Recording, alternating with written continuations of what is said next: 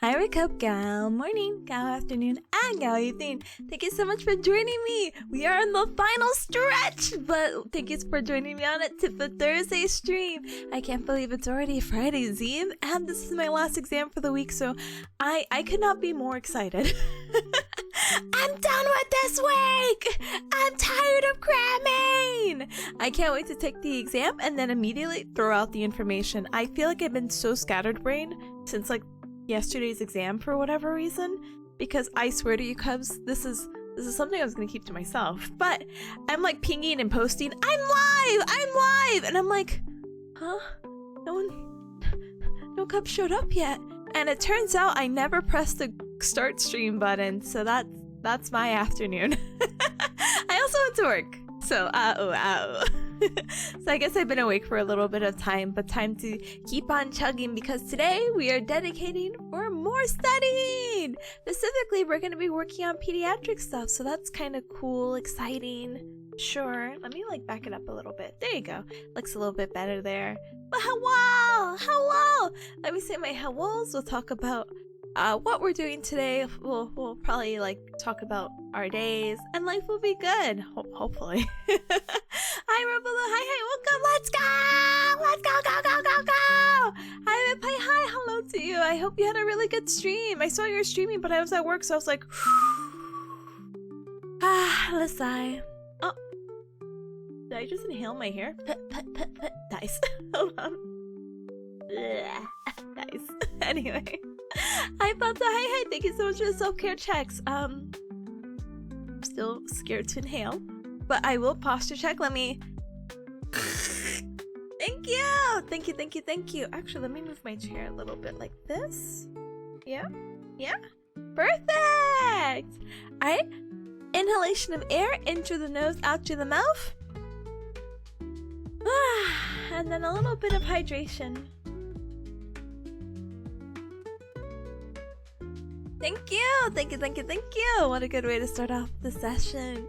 Hi, welcome. Good afternoon to you. Welcome. Good afternoon to you. Happy 1:16 in the afternoon, Cubs. Cubs are like, it's 7 p.m. at my time. Happy 1:16 somewhere. From Bearcat Mountain! But welcome on in. Virgos, hi, welcome on in. Thank you for peeking on in. Thank you for lurking. You know, the lurk reminds me that, I was on Ryan's stream, and if you Cubs don't know Ryan, you're living under a rock. These are the two people. If you don't know Ryan or Rip at this point, you're living under a rock. But, they both start with R too? What? Oh, anyway, I had that realization, and Ryan was doing some art yesterday, and I decided to hop in because I'm like, hey, I'm available and free. Let's chit chat and yap. And she was working on lurking emotes, so look forward to future Ryan emotes. Hopefully, if the affiliate process goes super duper fast, I don't know how fast it goes. It's been like 4 years for me. Sorry, Cubs. She can get it as early as maybe tomorrow, or maybe Friday. Or wait, tomorrow's Friday. Just dies. Friday! Yay! I don't know if she's gonna stream Saturday because I thought we were gonna hang out because I didn't have school, but I could also just hang out with her online, but I don't. We'll figure it out together. But yeah, just looking at the look emote just reminded me of that because we had a little segment where I'm like, yeah, the emote's really cute, and I'm glad that you put these details, but we gotta get the readability in there, brother. So we just played around with the zoomings. So it's all working out, all according to Kakaku. Hi, Zeke. Hi, welcome. Go. And hi, Gallo. Hi, welcome. Daily dose of Bearcat information, brother. I honestly think whatever we're learning today is some of probably the most interesting disorders you can think of. And honestly, it's kind of like, well, Tipa, I'm not a kid anymore. Well, yeah, but you have to understand that with some of these disorders and conditions, you know, some of these kids get to live to adulthood with these, so it's still important to note it, you know? And it's important to note if you want to work in pediatrics. Again, I'm still up in the air if I do want to work with kids or not. Again, no shame to them. I'm just like, huh? What's a child at this point? Back when I was a young cub, when my mama Bearcat would take me to Sunday church and I didn't want to listen to the lectures, I would volunteer my time to take care of the children, and I was like, wow, this is definitely a time. Thankfully, it's temporary. So we'll see. We'll see if that actually ends up being my specialty. For my clinical rotations, they might put me in a pediatrics, and of course this is not guaranteed, and this is something I kind of have to ask for more of, because not everyone has the same liking to kids. Some people actually have like a strong aversion to them, so probably not the best to put someone without asking, like, hey, would you be okay with this specialty? Thanks. Anyway, hi KJ, hi, welcome. And Gala, thank you so much for the 7 stream shake, I appreciate it. Welcome on in, welcome. Same time zone, gang. Let's go. EST. Huh? Robo says, wait, is she already affiliate? No. And even if she was, I wouldn't tell you until I get a founder's badge. No, but you could stop. Wait, throw the phone. Stop. Don't share this information. What? Yeah, you said. Gosh, hearing my own voice. Sorry. Oh, I guess you got approved. Gotta make a phone call really quick. Yeah. Hey, I'm gonna message her. Hey, gamer, did you know that you're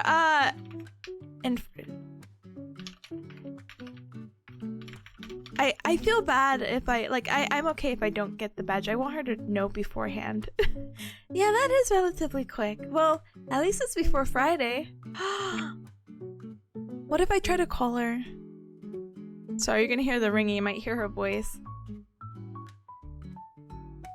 I just want her to know exactly.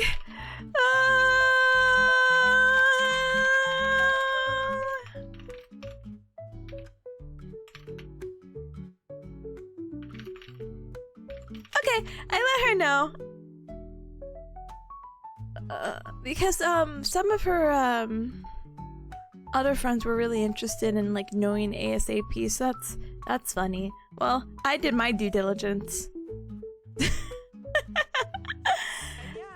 Oh my goodness, sorry. Anyway, who's faster than me? Was it Robo? When you said I could, it's because you did? Thank you. That vanish command is coming very in handy. Anyway. Oh, okay, that's fine. I'm gonna do the same. Shh, it's okay. Anyway, don't worry about it. We're gonna so happy. Abuse of power is not an abuse of power. Abuse of power is hiding it. I'm being very transparent of why we need to wait.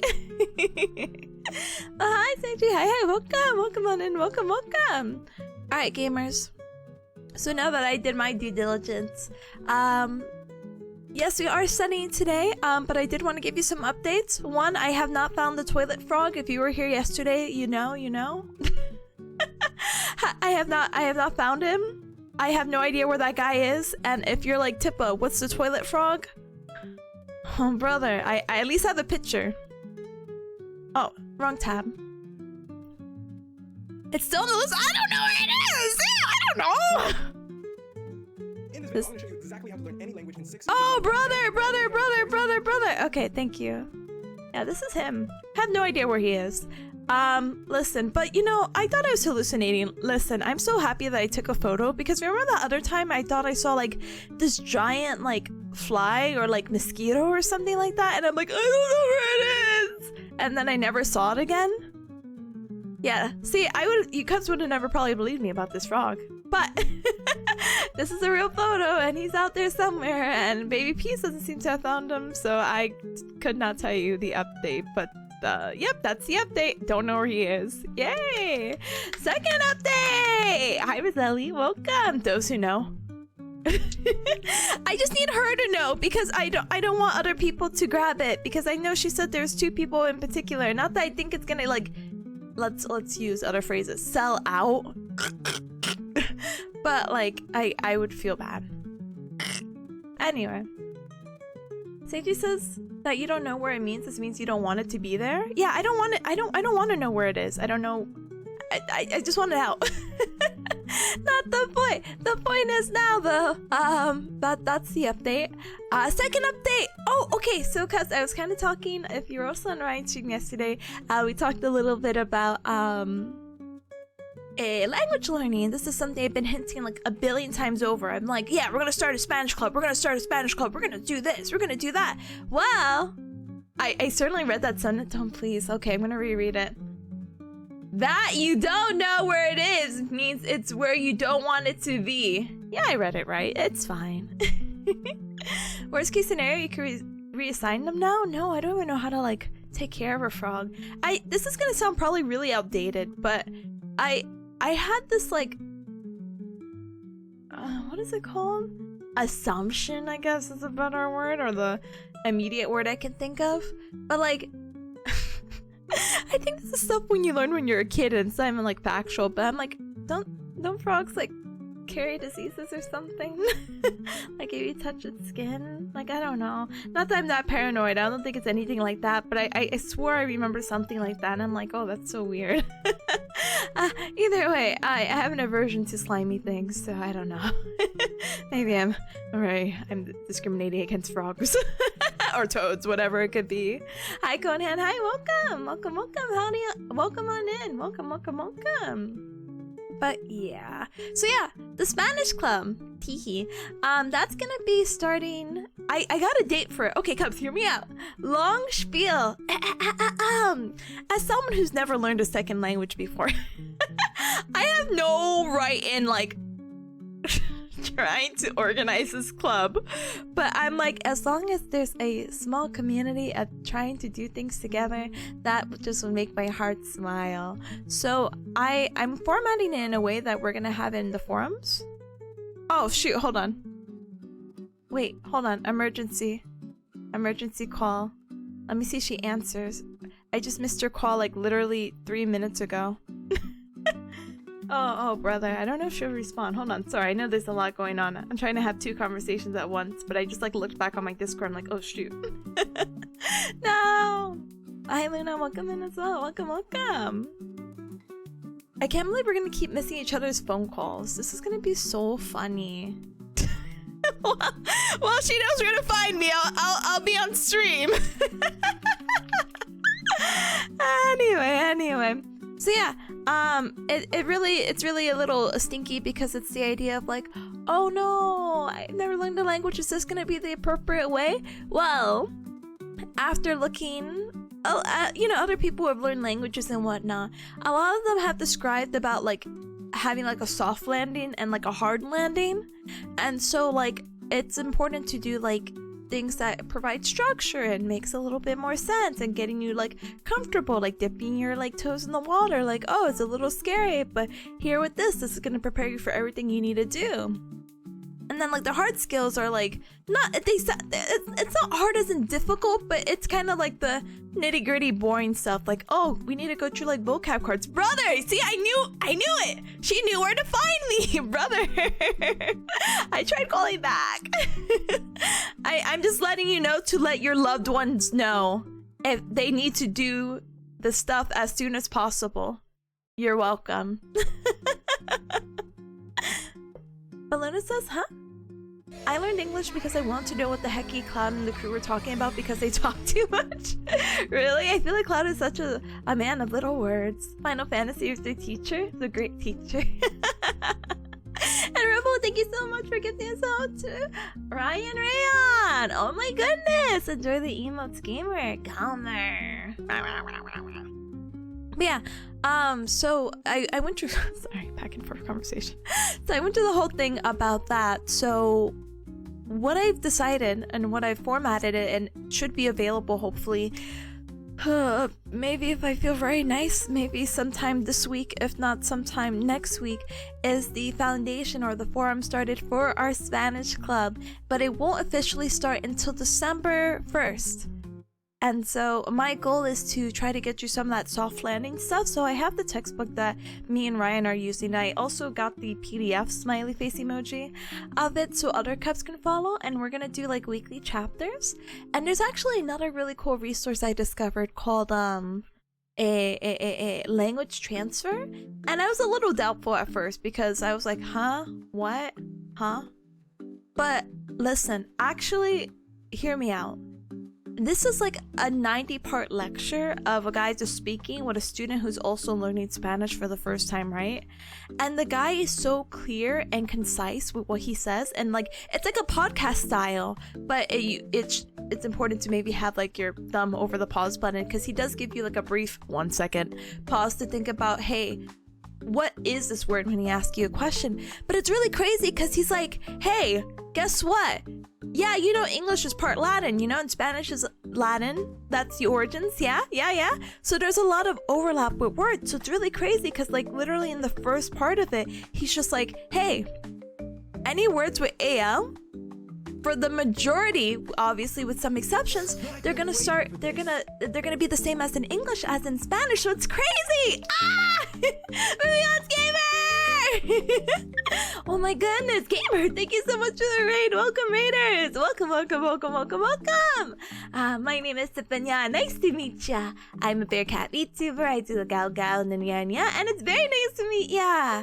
Gamer, I hope you had the wildest times in the wild west, in the outer wilds. Actually, I've never played the game, but I hope you had a ton of fun, Gamer. If you have to raid and run, absolutely no hecking worries. This goes for both you and your community. Just make sure to take care of yourself. Make sure to hydrate, stand up and stretch, and most importantly, it's kind of afternoon time. I know we live in different time zones, but definitely get yourself a little snack if you're getting hungry, okay? But welcome on in.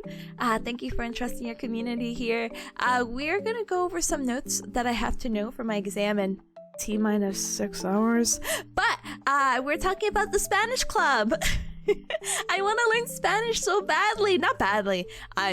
It's mandatory, and I guess it's also in my blood if we really want to get into it. But I want to learn Spanish, and so I'm trying to organize like a little small group. So teehee, haha, ho ho.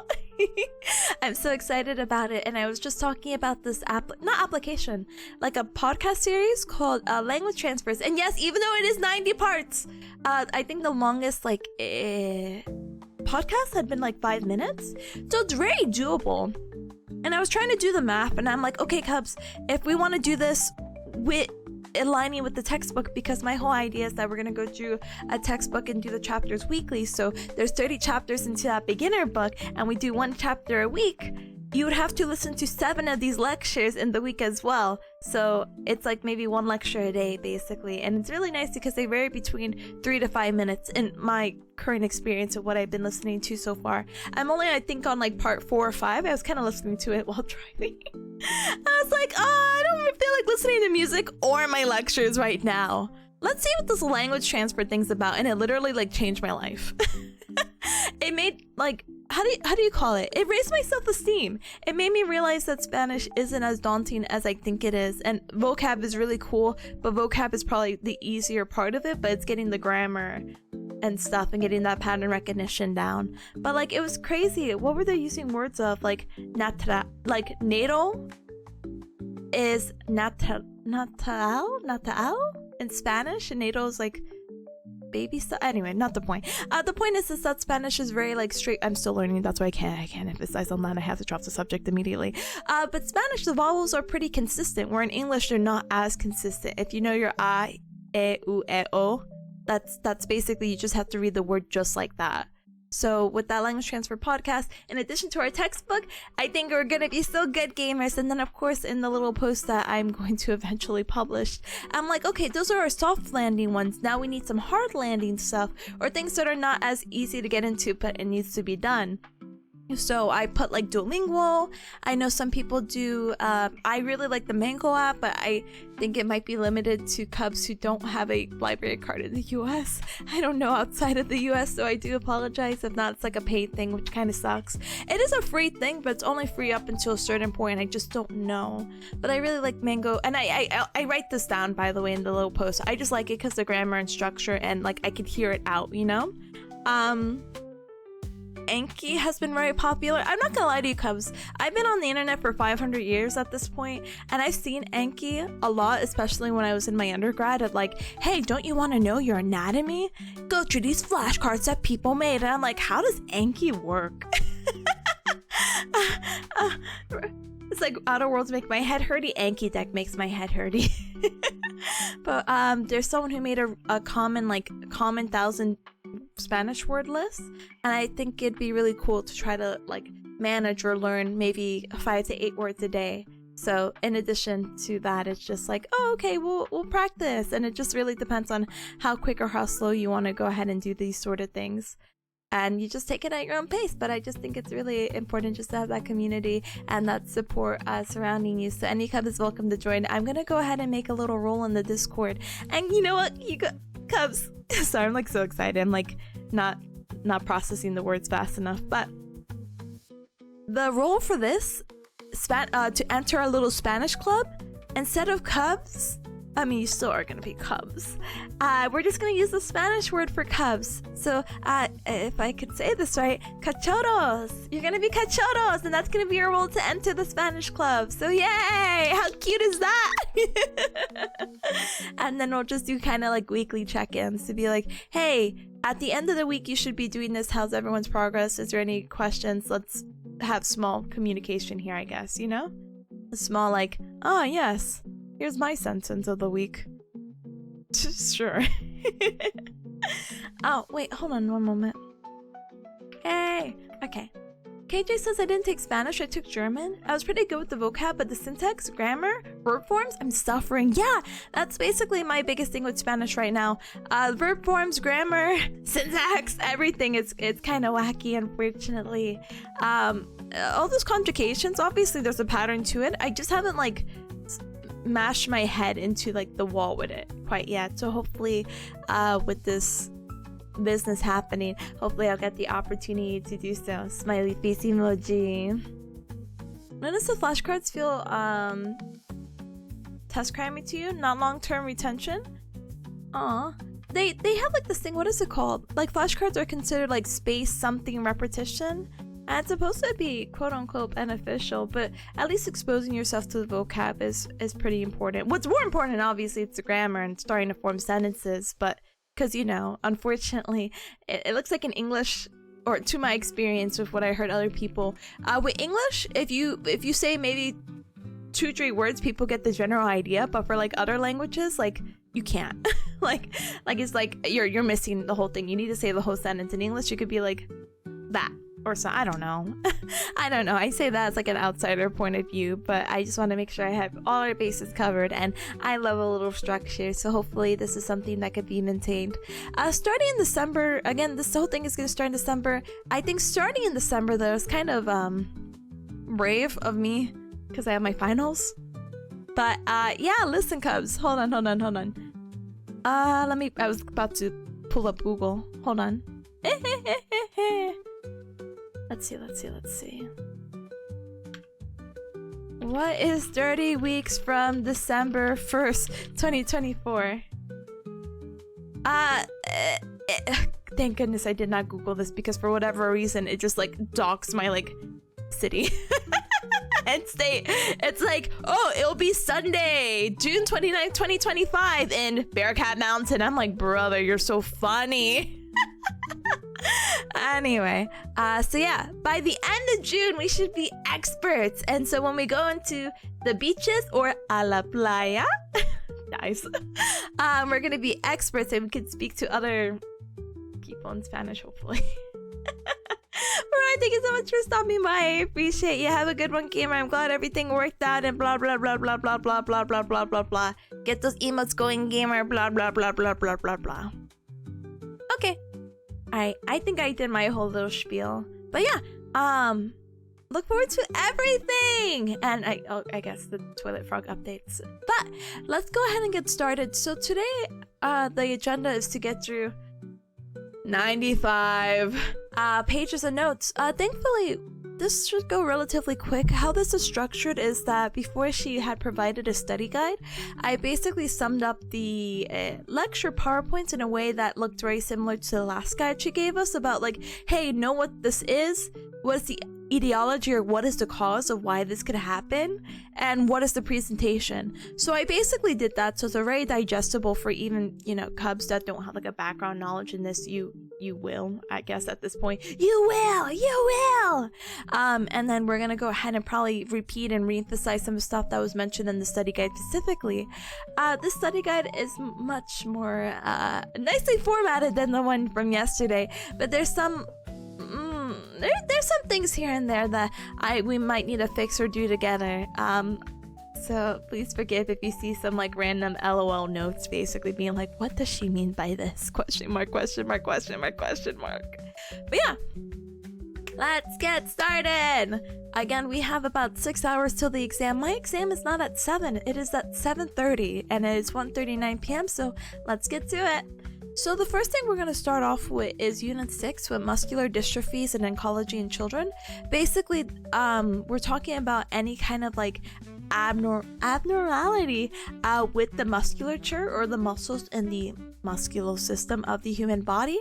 And oncology is the study of cancer in children. So let's start with muscular dystrophy, but we're going to talk about a specific branch. We're going to be talking about Duchenne's muscular dystrophy. This is also abbreviated as DMD. So if you ever hear me say DMD, it's just because I don't want to say the whole thing. I'll get tongue twisted. Blah, blah, blah. But yeah. So DMD is a very unique and unfortunately, I wouldn't say common, but it's one of the more common muscular dystrophies that's going to be occurring. Some fun facts right before I say the definition is that this is actually a disorder that affects males only, and we'll get into details of why this is. But this DMD is a severe progressive inherited disease that causes progressive muscle weakness and degeneration. So what does this mean? Progressive is that unfortunately it's not like once you get, how to explain it? You could be okay at one point, but the more time passes, you're not going to be okay. The disease is progressive, so it's actually going to get worse in nature. So if you're already experiencing weakness now, oh boy or oh buddy, it's not going to be looking too good in the future. A lot of these kids, unfortunately, and not to keep skipping around when I keep saying it's progressive, and we're going to talk about it, is that these kids are ambulating, they're walking, they're good, but at age, I think it's like 12 or something, they're most likely to be wheelchair bound because they just have that much weakness and degeneration that they're not able to support their body anymore to do ambulation. I'm going to go ahead and actually double check something for us, Cubs. MD. Let me see. I meant to have like a separate tab open for us so we could look at like what dystrophy looks like or DMD looks like for people, but it might be a little bit difficult. You might just have to use your imagination on this one, Chief. Alright, so DMD unfortunately is an inherited disease, and we'll talk about how it's inherited in just a moment with the etiology down below. This is not something that you can determine through like blood work or tests or etc. I know some people before they have a kid, and if they have the means, sure, 100%, is that they'll go to like a specialist who specializes in genetics, and they could be like, hey, your child most likely have this or that, and other things where you could test when the baby is still a baby in the womb. There's other things you could test to be like, oh, do they have XYZ? For example, you could see if the baby is missing, I believe, like a chromosome for like Down syndromes. In this situation, we're not able to detect Duchenne's muscular dystrophy that early. This kind of disorder is actually diagnosed around ages 3 to 7, and unfortunately it's just a gradual or insidious onset of weakness that's going to get worse over their lifetimes. As you would imagine, if I'm telling you that the kid it's very weak and they're most likely wheelchair bound, I think again around the age of 12, I'm sure the notes will correct me in a moment, most will live until their teenage years, but they don't have a long lifespan. They live until either they're teenagers, their 20s, or their 30s, and then most of the time the reason why they pass away is because of respiratory failure. And we'll talk about also why that is the case too. So now that we have a general idea, so why is this happening?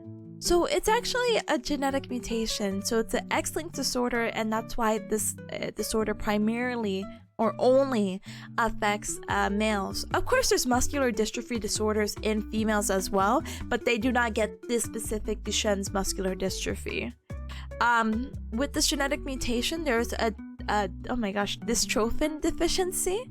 And so because there's an absence this dystrophin protein, you're not going to have that muscle fiber stability, hence the degeneration that you see. The fibers are going to break down and we're going to end up with this wacky pseudo hypertrophy, which we'll talk about in a moment. We talked about muscular degeneration because without dystrophin, muscle cells are prone to damage and progressive weakening. And cardiac and respiratory complications, again, really the main reason why most of these people in this population pass away is because when you get into the advanced stages of DMD, your heart is a muscle, mind you, and your heart muscles and everything around that, it's going to impact the heart and lung muscles, and that's going to lead to severe complications and normally just death. Before we scroll through completely, here's some signs and symptoms we can see and which we'll talk about in just a little bit as well. But the progressive weakness, a calf muscle hypertrophy, oh my gosh, sorry, I can't say words anymore, fatigue, they have toe walking, which is very interesting. It's exactly how it sounds. They just start walking on their toes, and as you can imagine, that's like fun for like a microsecond, but imagine the rest of your life. Not that great. They have difficulty climbing upstairs. They have frequent falls because again, they can't support themselves. The muscles are not supporting themselves.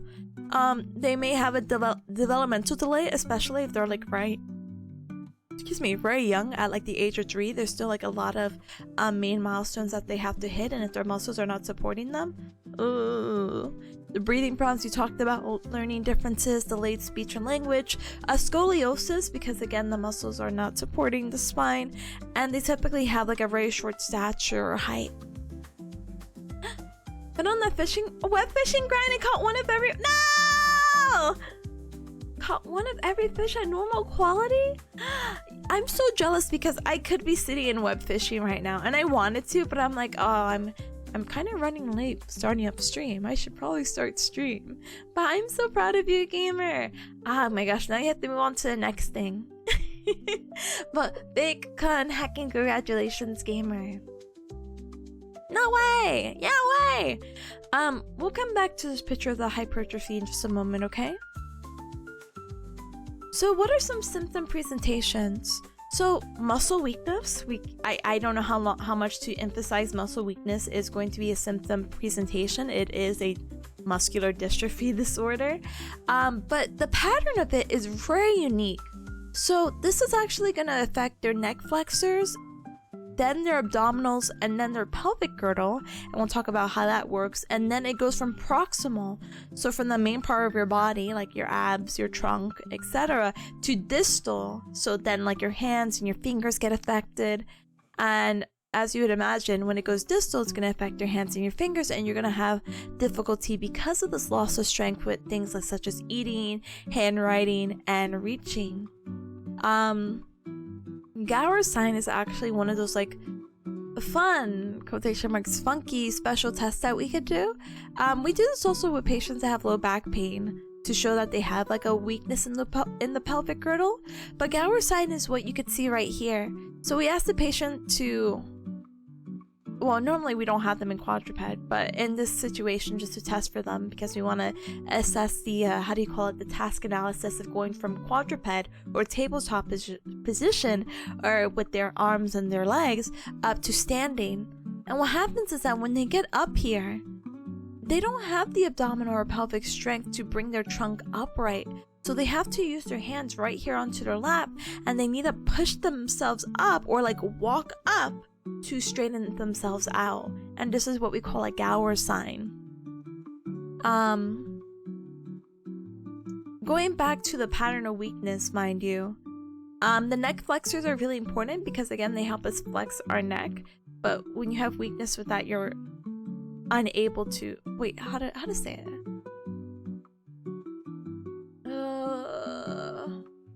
Because I guess you'd be stuck in, I feel like I've seen a lot of kids with DMD and their heads are kind of dropped like this, and it seems like they don't have the enough power in like their neck extensors to bring them back up. Sorry, probably lost my tracking doing that.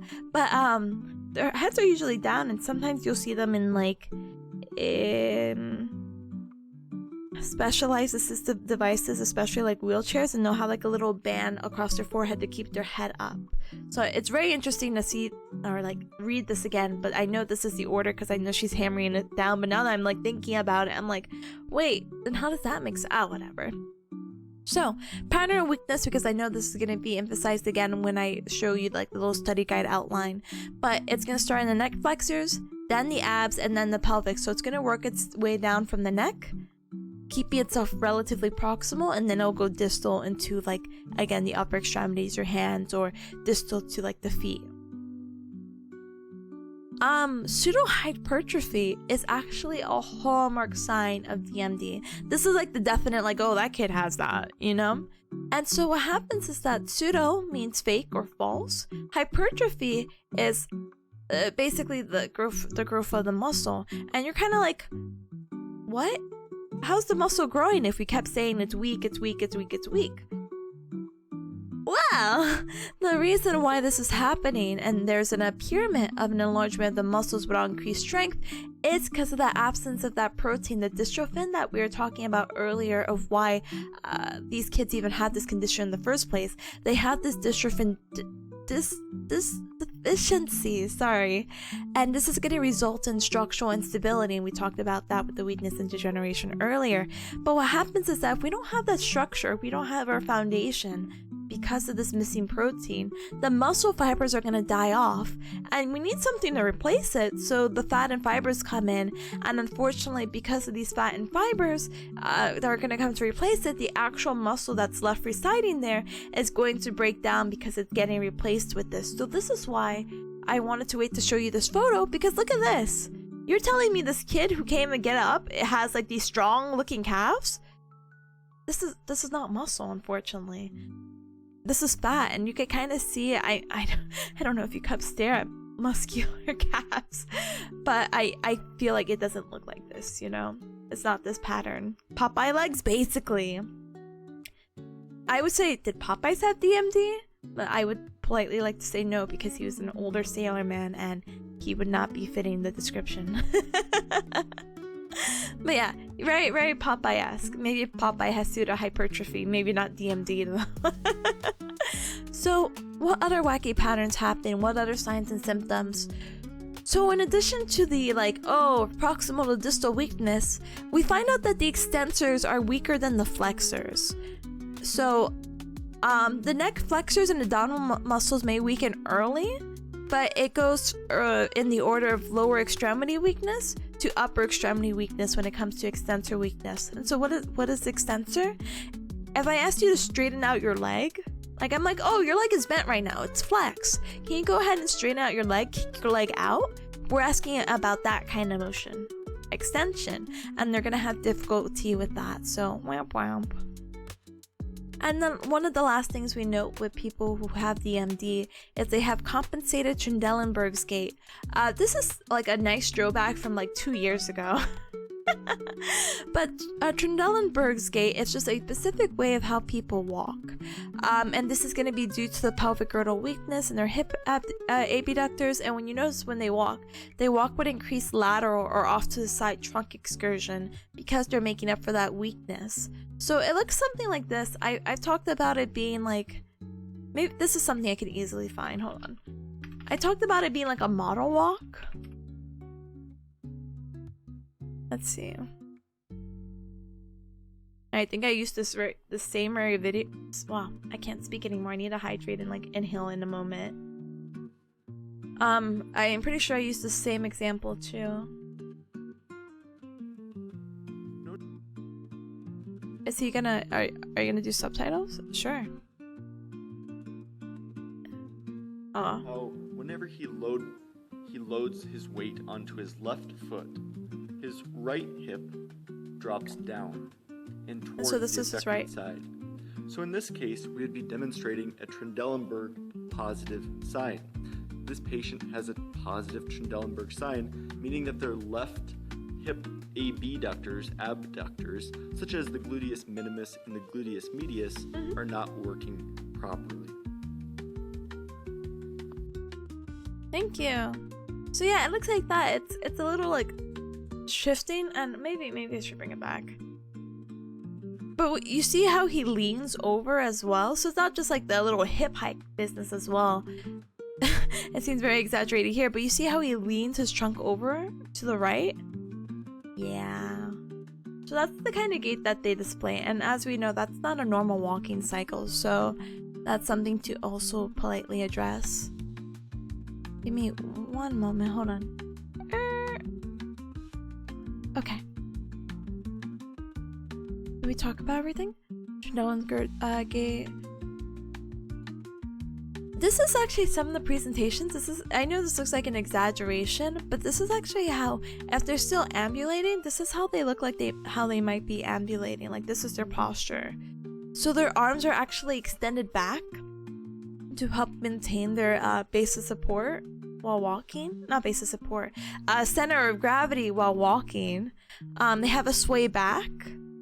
The weak butt muscles, so that's why we're gonna have that Trendelenburg's gait. The knee might be bent to take back weight.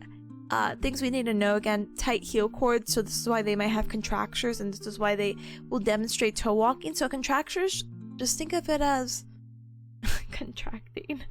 Think of it as that they're stuck in this position, and if you have tight or contracted, or in this case specifically this contracture of the heel cords, this is why they're going to end up on their toes, because that muscle is always going to be activated, stuck in that position.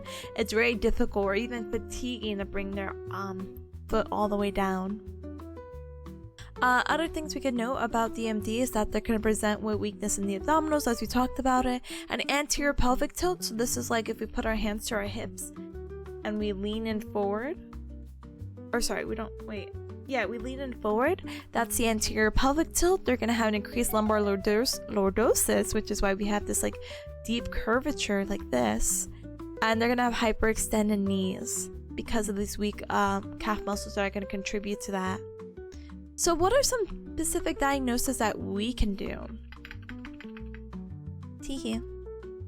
Really what we want to monitor is, because we know and understand that this condition's progressive and it's only going to get worse over time. So we're going to try to diagnose it. We, as rehab specialists, cannot diagnose it, but we can get a pretty good understanding to go ahead and refer to the primary care physician to officially diagnose it. But we will monitor the progression of the weakness. We will monitor the loss of motion that might be lost. And what we can do is a pulmonary functioning test, which we can use an incentive spirometer, and it looks something like this. And this is something where they go ahead and like inhale in, and we can monitor how well their lungs are doing. And again, remember, the lungs are important because this specific test is used to monitor progressive decline in respiratory muscle strength due to the weakness in the diaphragm and the intercostal muscles. Eventually, what's going to happen with people who have DMD is that it's going to lead to a decreased lung capacity and ineffective cough and poor ventilation, so they're not able to clear out what they need to. Some outcome measures, just to wrap it up really quick, is for the 6-minute walk test, so we could go ahead and see how they're doing endurance wise. But unfortunately, like I said, this disorder is progressive, so eventually they may lose the ability to ambulate. So this is not good later. It might be good earlier, where it's like, oh, they're so young, haha, let's do this. But later they may not even be able to conduct the test. And we have this one specific for DMD, which is the VIGNOS, Functional Rating Scale for Duchenne's Muscular Dystrophy. And it's basically a 10-point scale, and the higher you score, the worse you are. So it's a scale 1 through 10. 1 is that you're able to walk and climb stairs without assistance, while 10 is basically you're bedbound. This could be very useful because it's going to help predict treatment outcomes, and wherever they are, we want to try to keep them from going up a level. But yeah, lungs are important, can confirm. And hi Double, hi, welcome, howdy. Alright, let me fix this really quick. Ankle, knee flexors, hip flexors.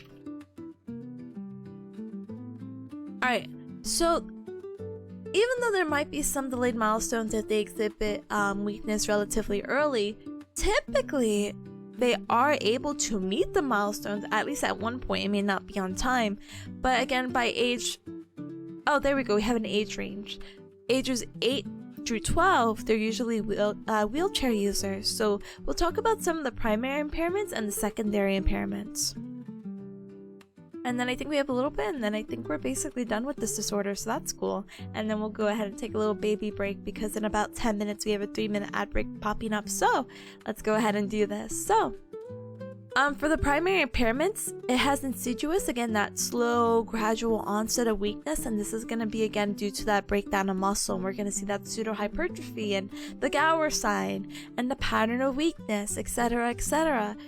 So this is our primary, but our secondary of this weakness is going to lead to XYZ. It's going to lead to contractures, and I just talked to you about that right now with the ankle flexors, and that's why they're stuck in that position of that toe walking, because they have that contracture. They're contracted and they're stuck there. And the pattern of how the contractures are going to happen is that it's going to affect their ankles first, then their knees, and then their hips. There is postural malalignment, as you saw in that drawing with the character and like a side view, and you saw his posture looked awful because he needed to maintain his center of gravity with his arms behind them, and he already had like this lordosis. Like, again, the alignment of that spine, it's a little funky. So with this postural malalignment, there might be possible scoliosis, and we talked about scoliosis more recently, I think, with the first pediatrics exam. And we have to understand with scoliosis, this is like a abnormal curvature of the spine. Yes, we have our normal lordosis, kyphosis curvatures, excessively not great, but having these are really good to, you know, help with weight bearing and loading, etc. Scoliosis, think of it instead of like a side view, we're looking at it from the back, and then like your spine randomly curves off to the left, something like that. That's no bueno. So basically DMD can lead to possible scoliosis because the muscles that are keeping you at bay, not saying like, oh, you have weak muscles, now scoliosis time, but it definitely helps if you don't have that, or definitely doesn't help if you don't have that muscular support around the spine. You can have osteopenia, which is actually a bone weakness due to weight bearing. I know this is crazy, but you know how they say use it or lose it? Weight bearing, as you could imagine, does make your bones stronger. So when these kids are losing their ability to weight bear, ability to ambulate, ability to do all these other wacky stuff that kids honestly should just be doing, they end up with this osteopenia, and then they're more prone to fractures, bone breakings, etc. In addition to secondary impairments, this can include decreased respiratory capacity, cardiac dysfunction, easy fatigability, obesity because they're not moving around as much, or a motor dysfunction, and impaired GI motility. GI motility is referring to the gastrointestinal motility. So I know this sounds kind of weird, but if you're not really moving around helps everything, right? But it really helps with your digestive system. This is a little off topic, and I do apologize. Anyway, before I get to that, yeah, not moving, it kind of sucks, and they say already sedentary people tend to have like issues with constipation, etc., etc. Movement is just important in general, but I had saw this I forget what it was exactly, but it was a pelvic PT, and they're like, are you having issues pooping? I was like, what? They're like, try these techniques. And they showed like 3, and I remember it being 3, but I don't remember it all. I think it was like you could do like squats over the toilet seat or something to help kind of get, you know, your belly going, your digestive system going. And one of the other funky ones she had showed was like doing like, you know, like SpongeBob, where it's like bringing it around town, like doing like these like circular motions with your trunk. That's also a good way to help your digestive system. So if I guess you're ever feeling constipated, just remember these wise words, okay? But oh my goodness, if I could find the video, I would share it with you cubs, because I'm like, oh, that's interesting. Anyway, as mentioned before, a lot of these kids who have DMD, the end of life is typically due to cardiac and respiratory muscles. For medications, we can actually treat them with corticosteroids. Obviously, it's kind of like we're injecting steroids into these kids. Well, yes, but corticosteroids does get its how do you call it? Using it very often is actually more risk than benefit. It's not as great. What was it? There was like 3 things. I don't remember. I know you're at risk for like obesity, which I know it's like, what? How does a steroid shot give me obesity? But just hear me out. You also end up messing up with the tendons. I can't say these words. I could write them out. Integrity? Yes, tendon integrity. You end up messing with that. And there's a 3rd one, and I can't remember what it is, but as soon as I find out, I'll let you cubs know. But corticosteroids are really important for those who have DMD, because this is actually a medical treatment that can actually help prolong their walking and standing for up to 3 years. So imagine you have a 12-year-old and you're like, okay, you're kind of teetering to the point of a wheelchair user. We're going to try these corticosteroids. Now they're 15, and now they don't have to use a wheelchair until they're 15. So keeping that up and keeping that ambulation and walking is just going to be better mentally, physically, emotionally, etc. As you would imagine, walking and standing for an additional 3 years is pretty beneficial. It can help improve some isometric muscle strength. Isometric is like when your muscles aren't contracting. They're contracting but not contracting. They're not elongating or shortening, but they are contracting. There you go. Sorry. They are. Please don't take out my PT school license. Please. And this is also going to help improve the pulmonary function. So again, heart-lung muscles are going to be going strong even for a little bit longer. Because of the corticosteroids and we're getting a little bit more movement, there's less of a chance for scoliosis, and then there's also less of a chance for osteopenia because we're starting to weight bear on those muscles. So really what you want to do overall for these kids is that you want to ensure active participation. You heard that they have this, okay, get them going. So we're going to keep them standing and walking and all these other things for as much as we can, but we will have to anticipate wheelchair users. Unfortunately, we're just not miracle workers. This condition is, even at the end game, it's just you're in a wheelchair. So we're going to make sure that they have what they need and other special accommodations to remain or have like a high quality of life for the remainder of their life, you know? A power chair can also be an option. I know I kept saying wheelchair, and I know a lot of people automatically assume like a manual wheelchair, which is completely fair and fine and valid, and that's what I normally default to. But they can also use a power chair, so it's like a motorized wheelchair where they can just like move around like with a little controller. And this is a really good option for them because they're still cognitively intact. They still have their brains, they still have their smarts, they're still able to communicate with you. It's just that their muscles are giving up. The muscles are weak, the muscles are degenerating. There's nothing there, but the brain is still there, so that's why power chair can be useful. For other interventions, it's just basically keeping them up with their functions so they're able to participate and play with their friends. Stretching, managing their equipment, considering their cardiac and pulmonary health, so both the heart and the lungs. Doing some aquatics because that's not a lot of weight bearing. It's not really exerting yourself too much with these aquatics, but really just make sure not to tire yourself out. Family education is going to be super duper important. Prolonging standing and ambulation, again, key part, and teaching compensations whenever we see fit to be like, okay, you're no longer able to do this anymore. All right, let's try this. So yeah, we have just a few minutes.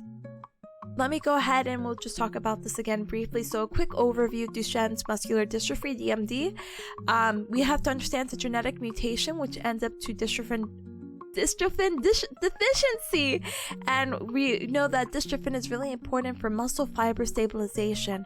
Without that, the muscle fibers break down and we get that degeneration. We also have to consider the cardio and respiratory effects of this. So what is the best practice? We just need to understand that the best practice is to keep them going and prolonging their standing and walking as much as we can. Interventions based on presentation. This is one of the highlighted reds. This is the one that I had to ask a question. I'm like, what do you mean by this? And basically it goes to the idea of knowing about their active participation, being ambulatory, or again up and walking and running and whatever, versus people who are non-ambulatory, such as people in wheelchairs, and kind of catering the interventions around that. Things we want to avoid is exertion, not like oh, well, exertion we can do, but overexertion is something we want to avoid. And we also want to avoid eccentric exercises. So this is like elongating the muscles, because what happens is that with the elongated muscles, you can end up damaging the muscles when this patient has DMD, and we don't want to worsen the condition by any means. But this is just the same thing we had talked about earlier. We'll talk about the muscle pattern involvement and all that good stuff in just a moment when we come back from our 3-minute ad break though. So yeah, thank you everyone for joining me today. Let's go ahead and take a short 3-minute ad break. Use this time to stand up and stretch, hydrate, and stand up and stretch, hydrate, and eat something super duper duper yummy, okay? Okay. I'll also be standing up and stretching, so you guys won't miss a thing. We'll do a little raffle and we'll be back to wrap up DMD, okay?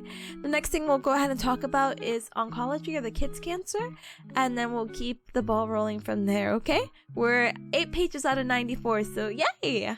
We're making good progress, but I'll see you guys in just a little bit. Bye! Da-dang! Gosh darn it, not the frog in the bathroom. Hold on.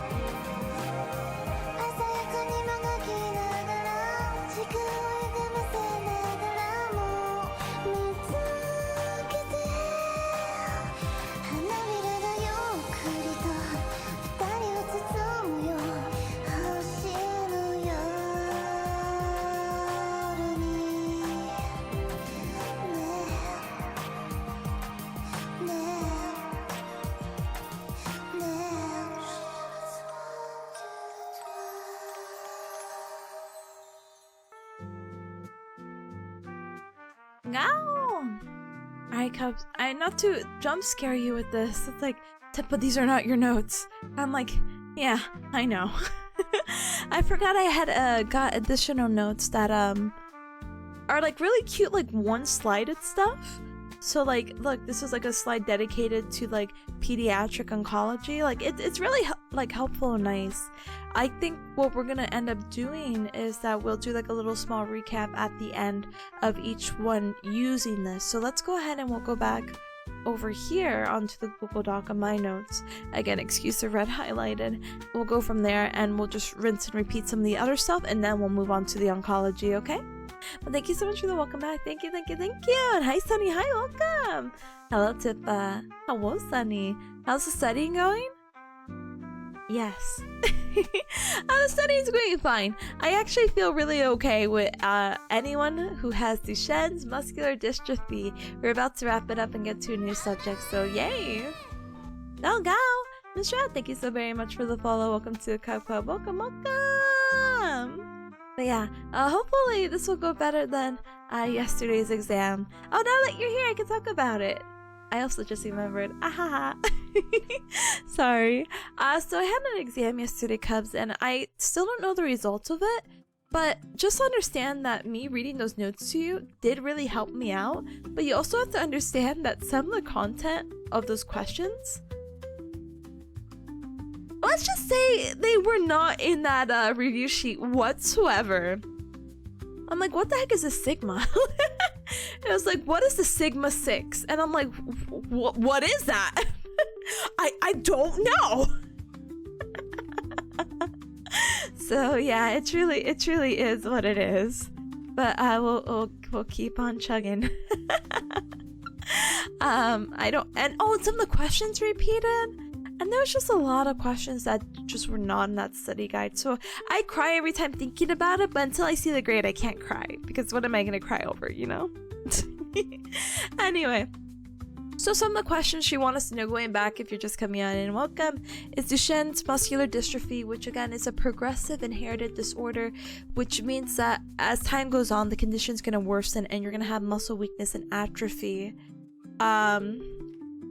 For the pattern of weakness, we know that it's going to be proximal then distal. So it's going to be affecting the neck. Because I was trying to ask her the order. Sorry. It's going to be the neck and the abdominals. And then it's going to go to the pelvic. So we got our proximal or trunk muscles, basically. And then it's going to go distal. And it's going to be lower extremity before upper extremity.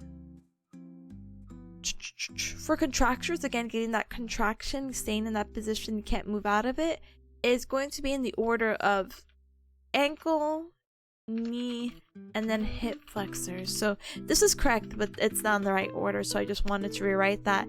And a testing specific to DMD, specifically, it's going to be the VIGNOS, a functional rating scale, where again, the higher your score, the worse you're off. That 10-point scale of 1 being that I'm cool, I could walk, I could climb without any assistance, and 10 being bedbound. So yeah, let's go ahead and see if we missed anything here.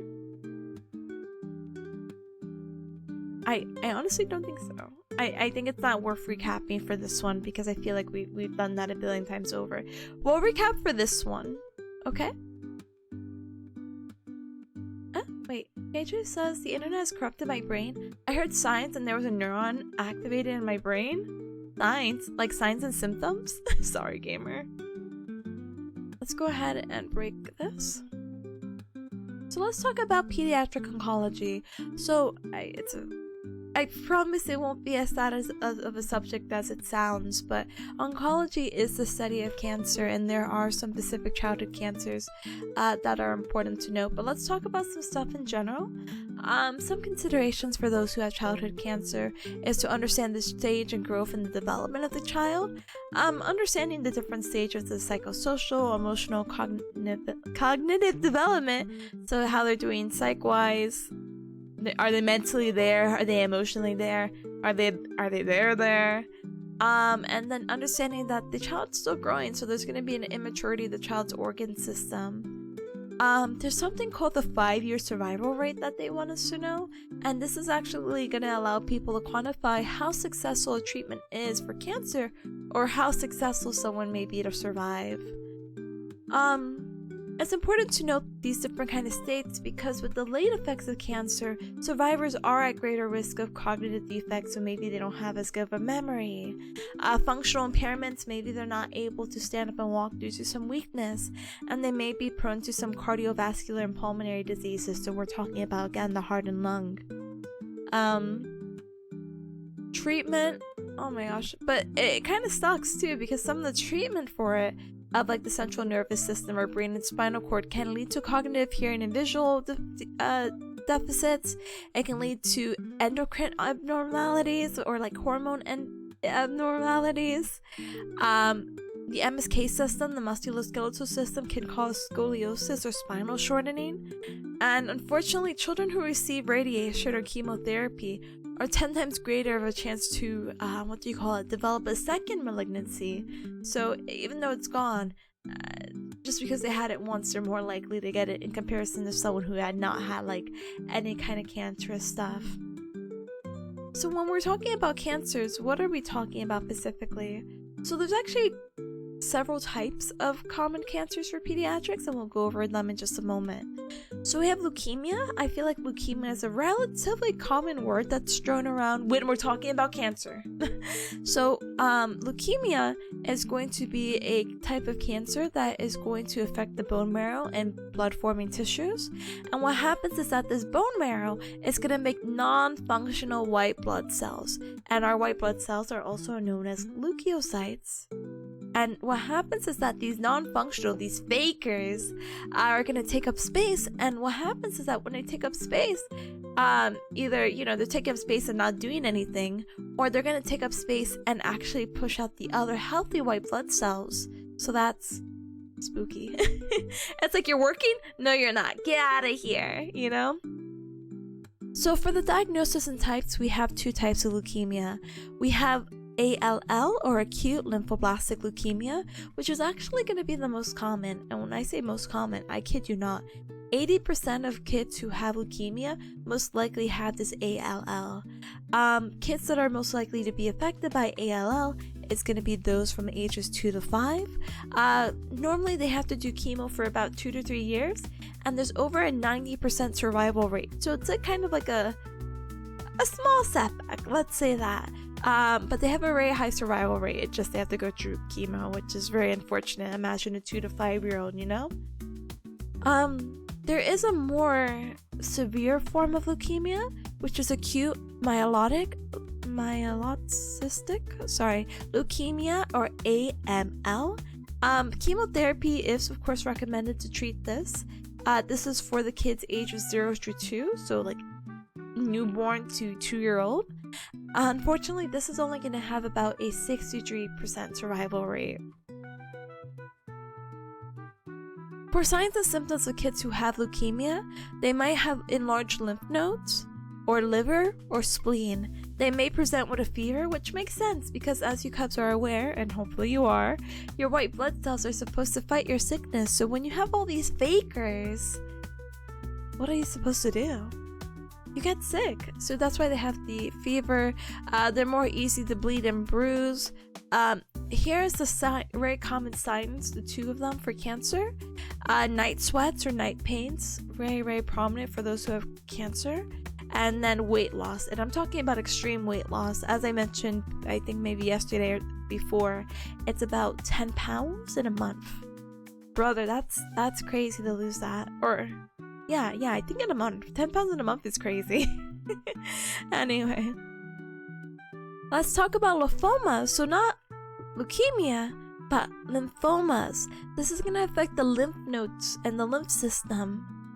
Oh my gosh, it's going to affect the lymphatic system, lymph nodes, and lymphocytes, and the immune system. And there's 2 types that we need to know, but not super detailed. Just know that there's Hodgkin's and non-Hodgkin's. And I'm like, But what does it mean? It just means that they have these particular cells called Reed-Sternberg cells, and Hodgkin's has it and non-Hodgkin's does not have it. Treatment for both of these is going to be with chemotherapy and radiation, and some signs and symptoms you'll see is that they'll have painless enlargement of the lymph nodes, night sweats, fatigue, fever and chills, weight loss, they're anorexic, or they have this thing called pruritus? Oh my goodness, I don't know how to say that, but it's a really fancy word just to say, ooh, they're itchy. Alright, we got about 2 more cancers, okay? So we have cancers of the soft tissue and bones, and when we talk about soft tissues, we're talking about muscle, fat, nerves, etc., in addition to the bone. Cancerous bones are weaker than normal, so they're very susceptible to fractures, and a fracture breaking your bone is no good. The bone pain is unfortunately worse at night and is often symptomatic for osteosarcomas, which is just bone, a type of cancer. Oh my goodness. If involved in sports and with night pain, it's most likely osteosarcomas. Like, we had to go ahead and classify it. So here it is right here. These are different types. There's also Ewing or Ewing, oh goodness, sarcomas. And basically, all in all, these are both treated the same with chemotherapy to shrink the tumor. Surgery can also go ahead and remove the tumor and using a limb sparing technique. Oh shoot, I'm sorry. Hold on. Let me double check. I'm pretty sure this is like amputation, but let me check. One moment.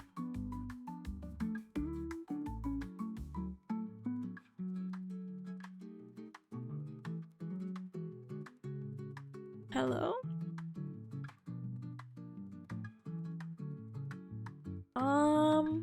Limb salvage surgery. Salvage surgery is surgery to repair and restore a limb that's critically diseased or injured. It's an attempt to save your limb when amputation will be an alternative.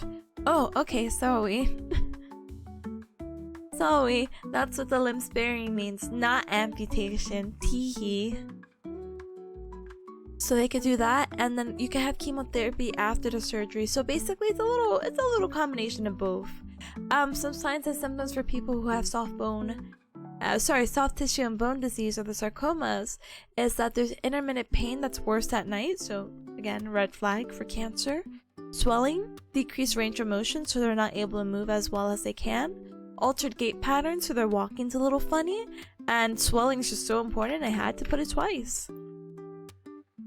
Alright, for our last cancer, we have brain and CNS system tumors. So CNS, again, is the brain and spinal cord. This is actually the second most common pediatric cancer, and this is actually third in adolescents. The tumors are actually named for what cells are affected. So the astrocytomas, medulloblastomas, and ependymomas. Sorry. What's gonna happen specifically is that there's a disorder called posterior fossa syndrome, which is a type of tumor, and these tumors are relatively common. They're located in the posterior fossa of the brain, hence the name, wink wonk, and they're near the cerebellum and brainstem. Now this is like a deep cut, but cerebellum is something we talked about in our neuromuscular, neuromuscular, because I have a neuroscience course in a neuromuscular. Neuromuscular, we know cerebellum deals with our kind of coordination. It's in the back of the brain, so as you can imagine, walking will get affected if there's something pushing on it. So this kind of syndrome is going to be presented with ataxia, so like a difficulty with walking, cranial nerve involvement, so also a deep cut to our other ones where we talk about the different 12 cranial nerves, and our cranial nerves can be like our optic nerve or our olfactory nerve, optic being the thing that allows us to see, olfactory being the one that allows us to have our sense of smell. These are just a few examples of cranial nerve involvement. There's going to be decreased cervical range of motion, so they're not able to move their head as much. Cerebral mutism is actually a hallmark sign of someone that has posterior fossa syndrome, and it's exactly what it sounds like. They just don't speak. In addition to this, headaches, drowsiness, irritability, hypotonia, so very low tone, hemiparesis, or paralysis of one side of the brain, and cognitive changes will also be present for those who have posterior fossa syndrome. Some signs and symptoms in general for people who have brain and central nervous system tumors is that they'll have headaches, vomiting, especially in the morning. And this is actually really sad because in the presentation, the voiceover portion, the person who was speaking was talking about how they had parents feeling like absolute dog doo-doo because they're like, yeah, my kid was vomiting, but I didn't really think anything of it. Like, yeah, they're sick, you know, maybe they ate something or whatever. You would never really ever make that dramatic jump and be like, oh my gosh, they're vomiting, it must be cancer. Unfortunately, it is a sign and symptom, so I guess just be wary, I suppose. Some vision deficit, speech and hearing changes, unsteady gait because again it's near that cerebellum, unusual sleepiness, and weakness is going to be present in those who have brain and CNS system tumors. So there's some other things we can quickly run through, and then we'll probably go through that little other study guide in just a little bit. But some medical management, as you know, it's important to understand the stages, stage 1 through 4, 4 being the worst. Surgery is very important. There's different types of surgeries, but knowing where the tumor is located and the difference and being able to identify cancerous and healthy tissues. If the child is going under some sort of radiation, we need to understand that there are acute and late side effects. So if someone's going through chemotherapy, they will be prone to nausea and vomiting, diarrhea, hair loss, inflammation of the mucus, fatigue, and skin changes, while the late effects are fibrosis and tissue injuries. We know that if they have late effects of fibrosis, that means it's going to be very, I don't know how to describe fibrosis. So I'm going to Google it. It's like tightness. Fibrosis is a replacement of functional tissue architect with excessive fibrosis connect the tissue, leading to a reduction in organ function and ultimately organ failure and death. Huh. I don't know how to say it. It's just like tight. It's like a scarring, thickening of the tissue, so it's really important to do some stretching. In addition to the radiation, specifically chemotherapy, it's really important to know that sometimes they get a type of chemotherapeutic agent called vincristine, and this is something that's very common, but unfortunately can lead to some really wacky side effects such as peripheral neuropathy, which is something maybe you've heard of, like if you have diabetes or you know someone with diabetes. So they basically have this numbness and tingling of the hands and or feet. I think they also like to say, at least in the diabetic population, of like the glove and stocking syndrome, where again this numbness and tingling, they're not able to feel. Also, this kind of thing also affects their cognitive or their brain or their thinking, and so sometimes people end up with what they call informally chemo brain. So they're like very foggy, being like, oh, what, huh? Understanding that if a child needs bone marrow or stem cell transplants, let's say maybe they have leukemia or something, we have to do a conditioning phase prior to that transplant, and once they get engrafted, it could take 28 to 35 days to get that set. And of course, because we're messing around with their bone marrow, their white blood cells, etc., they're more prone to getting sick. So we have to do a reverse isolation precaution where whoever comes in needs to be like decked out in, how do you say it, protective equipment such as gloves, gowns, masks, goggles, etc., because anything could get them sick. That's how weak their immune system is. One moment.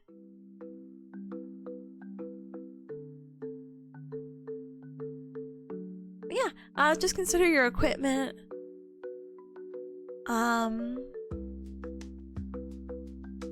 Understand for leukemia that there's bone pain, peripheral neuropathy. We want to encourage aerobic exercise and that they might be at risk of bone necrosis, so the bone wasting away. For lower extremity sarcoma, we want to gait train and avoid high impact and high torsion activities. Torsion is kind of like that twisting. And the brain tumor, we just want to watch out for posterior fossa syndrome, again with mutism being like the big thing. These are specific ways of how we could treat it, but all in all, it just kind of ends up being the physical limitations and what we should be addressing. So someone who has leukemia can have decreased ankle dorsiflexion strength and range of motion, so they're not able to bring their toes up to their nose. It's very difficult for them. As you would imagine, this can affect their gait, their mobility, their balance. They might have some postural control issues from that medication we were talking about earlier, peripheral neuropathy from that as well, and just decreased hip, knee, ankle range of motion from the cortical-induced like, how to explain it? If they have osteonecrosis, that bone weakening, you can also use corticosteroids to kind of prevent that. But again, if you're doing a lot of that, because it's been, wait, hold on. If you're getting the bone weakening for the corticosteroids because you're using it too much, smiley face emoji, that's the correction. So sorry, so sorry, so sorry. You can show with decreased hip, knee, and ankle range of motion. Just basically all the lower extremities are weak.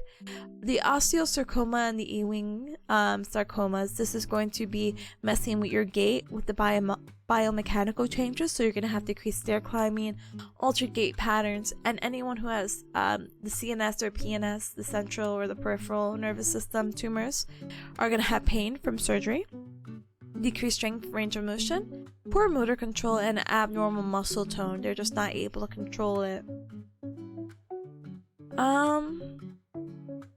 We can go ahead and skip that. Alright, so some things she wants us to know, and then we'll go over that slide, is understanding active chemo versus after chemo. And this is really just understanding the acute and late side effects that we talked about later, with acute being what you would imagine: fatigue, nausea, vomiting, loss of appetite, dizziness, etc. Well, the late effects again was that fibrosis, so that's why stretching is really important.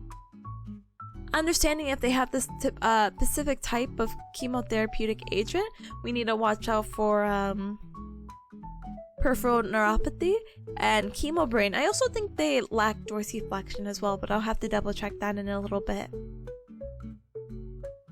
So for the lab values, this is actually really important to know. So for lab values, we need to know 3 when we're assessing if it's safe for a child to even go through an intervention, because if their lab values are not showing that they're good to go, oh brother, you're putting them at more at risk than at benefit with your therapy session. So it's important to know 3: your platelets, your white blood cells, and your red blood cells. So this is how I kind of remembered it. Not really, I used a video that was actually really neat with its mnemonics and whatnot. So for platelets, you want to think of like, fine china plates are expensive. How expensive? 20,000. It's like 20,000. Who would want to pay for that? But I'm like, no. They're fine china plates. You will want to pay for that, yeah? And so when we get that example of fine china plates, we can compare it to platelets, and we want to make sure that we understand what is a normal range. What I've been doing is memorizing the first number and going from there. So if any number is lower than the minimum, it's a no-go. So let's say the platelets are 20,000. That's our normal. That's our okay to go. But if it's less than that, 18, 19, 1,000, something like that, you're gonna do no aerobic exercise. It is not safe to do anything that's gonna raise that heart rate. They're not gonna get the platelets or anything in that system. They're not gonna get that circulating immediately. It's not safe. For light, you could do about 20 to 50k. That's okay. And then over 50k, you can actually ask them resistance training, so you can get some weights in there, etc. But for now, just know fine china plates are about 20,000. Anything less?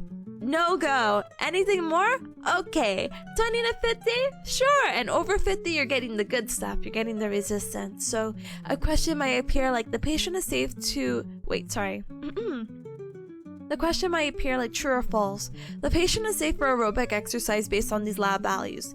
Platelets 15,000. No, we know it's less than 20,000. And because we know it's less than 20,000, this is going to be false. Now let's move on to white blood cell count. For white blood cell count, it's wanna buy a car? So it's WBC. Wanna buy car? Well, yeah, I wanna buy a car, but I wanna buy a used car. And so it's like, oh, what do used cars go for? 5k. So that's the number we're going to be memorizing here for the white blood cells. So again, I'm memorizing the minimum number. So if it is below 5K and a fever is present, we're not doing this. Remember, white blood cells are supposed to fight infection. So if we're having a low white blood cell count and we're having a fever, brother, we are not working out. We are sick.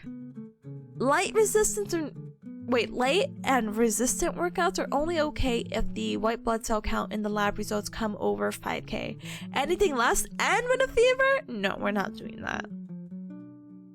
And unfortunately, RBCs or red blood cells, I don't really have a cool mnemonic. I'm sorry, like maybe if I turn the 8 around, I'll be like, ooh, infinite red blood cells. Ooh, if I divide them, they look like the platelets I see in the cartoons. Or, excuse me, not the platelets, the red blood cells. Wow, just like insert, I don't know, Cells at Work. Actually, I never really watched Cells at Work, so you have to forgive me with that one. But yeah, this is that. We talked about the chemotypes and the side effects.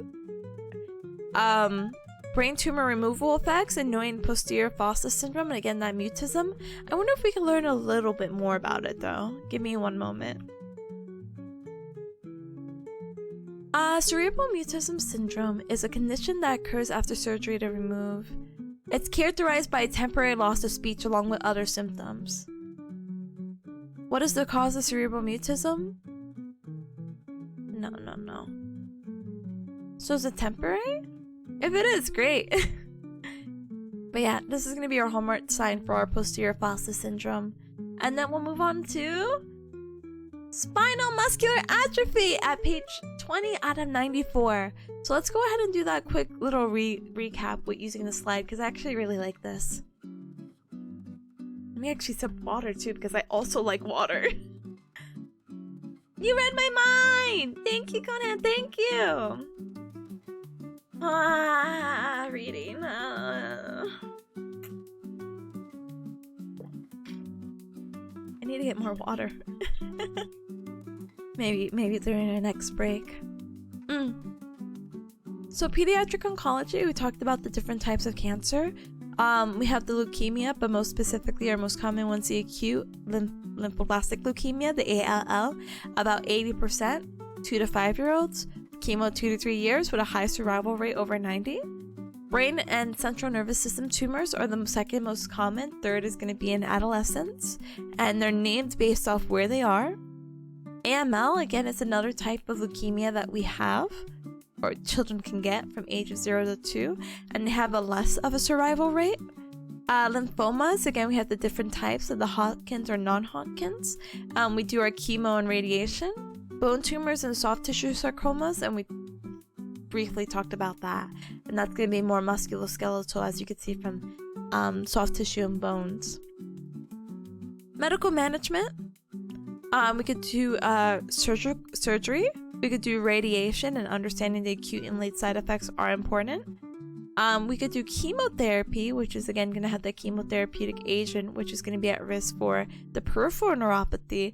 Late effects for chemotherapy is going to be pulmonary, cardiac, endocrine, reproductive dysfunction, osteoporosis, and neurocognitive and neurosensitive loss. So radiation, fibrosis.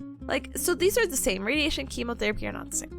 But they're the same acute side effect wise, but it looks like late side effects, it's much different, and understanding the differentiation between the two are going to be important.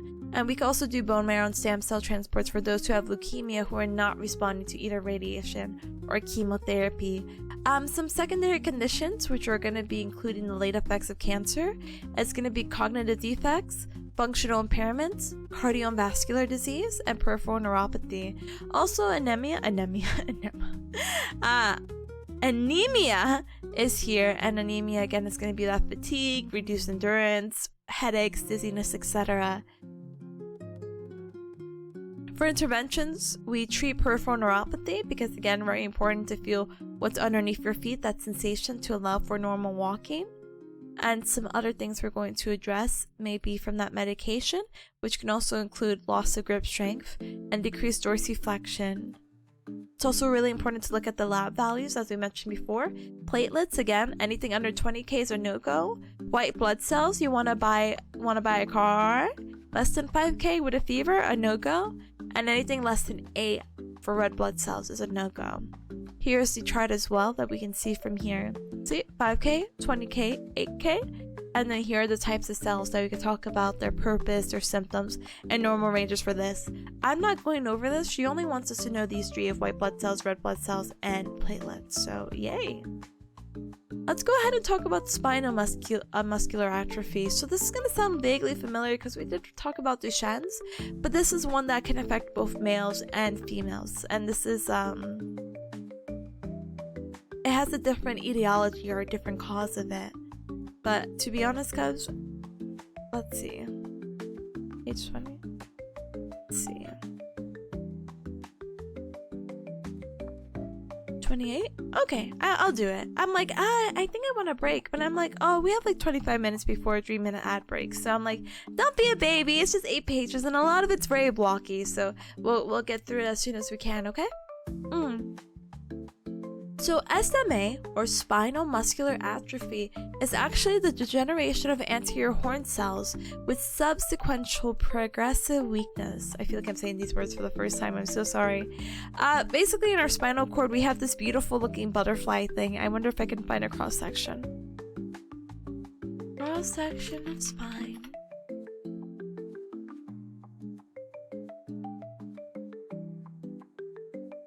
So this is a cross-section of our spinal cord. Whoa, Suzuki!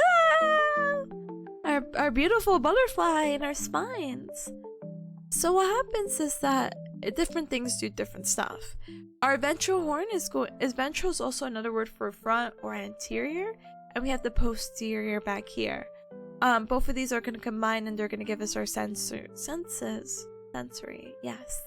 Ventral horn, or the anterior horns as mentioned here, is that there's a degeneration of it. And if there's a degeneration of these, our ventral anterior horns, we actually end up with motor weakness, which is why we have this muscular dystrophy. If we lost something back here, then this would be more sensory, but because it's anterior horns, it's going to be motor related. So that's going to be the definition of what SMA is. There's different ways you can go ahead and assess it, and really SMA kind of sucks. It really sucks, but it's the second most common group of fatal recessive diseases after cystic fibrosis. So similar to DMD that we talked about earlier, this is an inherited disease, but it's a recessive inherited disease. You have to be like unlucky and get like inherited both like double recessive genes basically to get this disorder. And you can live with this disorder, but it depends on what type you have, and we'll talk about that in a moment. So what is the cause? Why is this a genetic mutation? Why am I inheriting this, etc., etc.?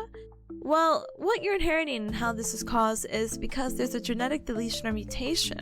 There's a deletion or mutation in the specific thing called SMN1 gene. SMN1 gene stands for survival of motor neuron 1. I kid you not. This one is number 1 because it is crucial for the survival of motor neurons, and if you have a decrease or anything like that, you're not going to be able to move as well. As we talked about, it is inherited, and of course with this lack of protein, it's going to lead to muscle weakness and atrophy, so basically your muscles are going to be wasting away. So what does this look like? So this is really interesting because the symptom presentation for SMA is going to be symmetrical weakness. This is going to follow a very similar pattern to both the Duchenne's muscular dystrophy, where it's going to be working its way proximal, so we have like the neck, trunk, pelvis, and then it's going to go more distal.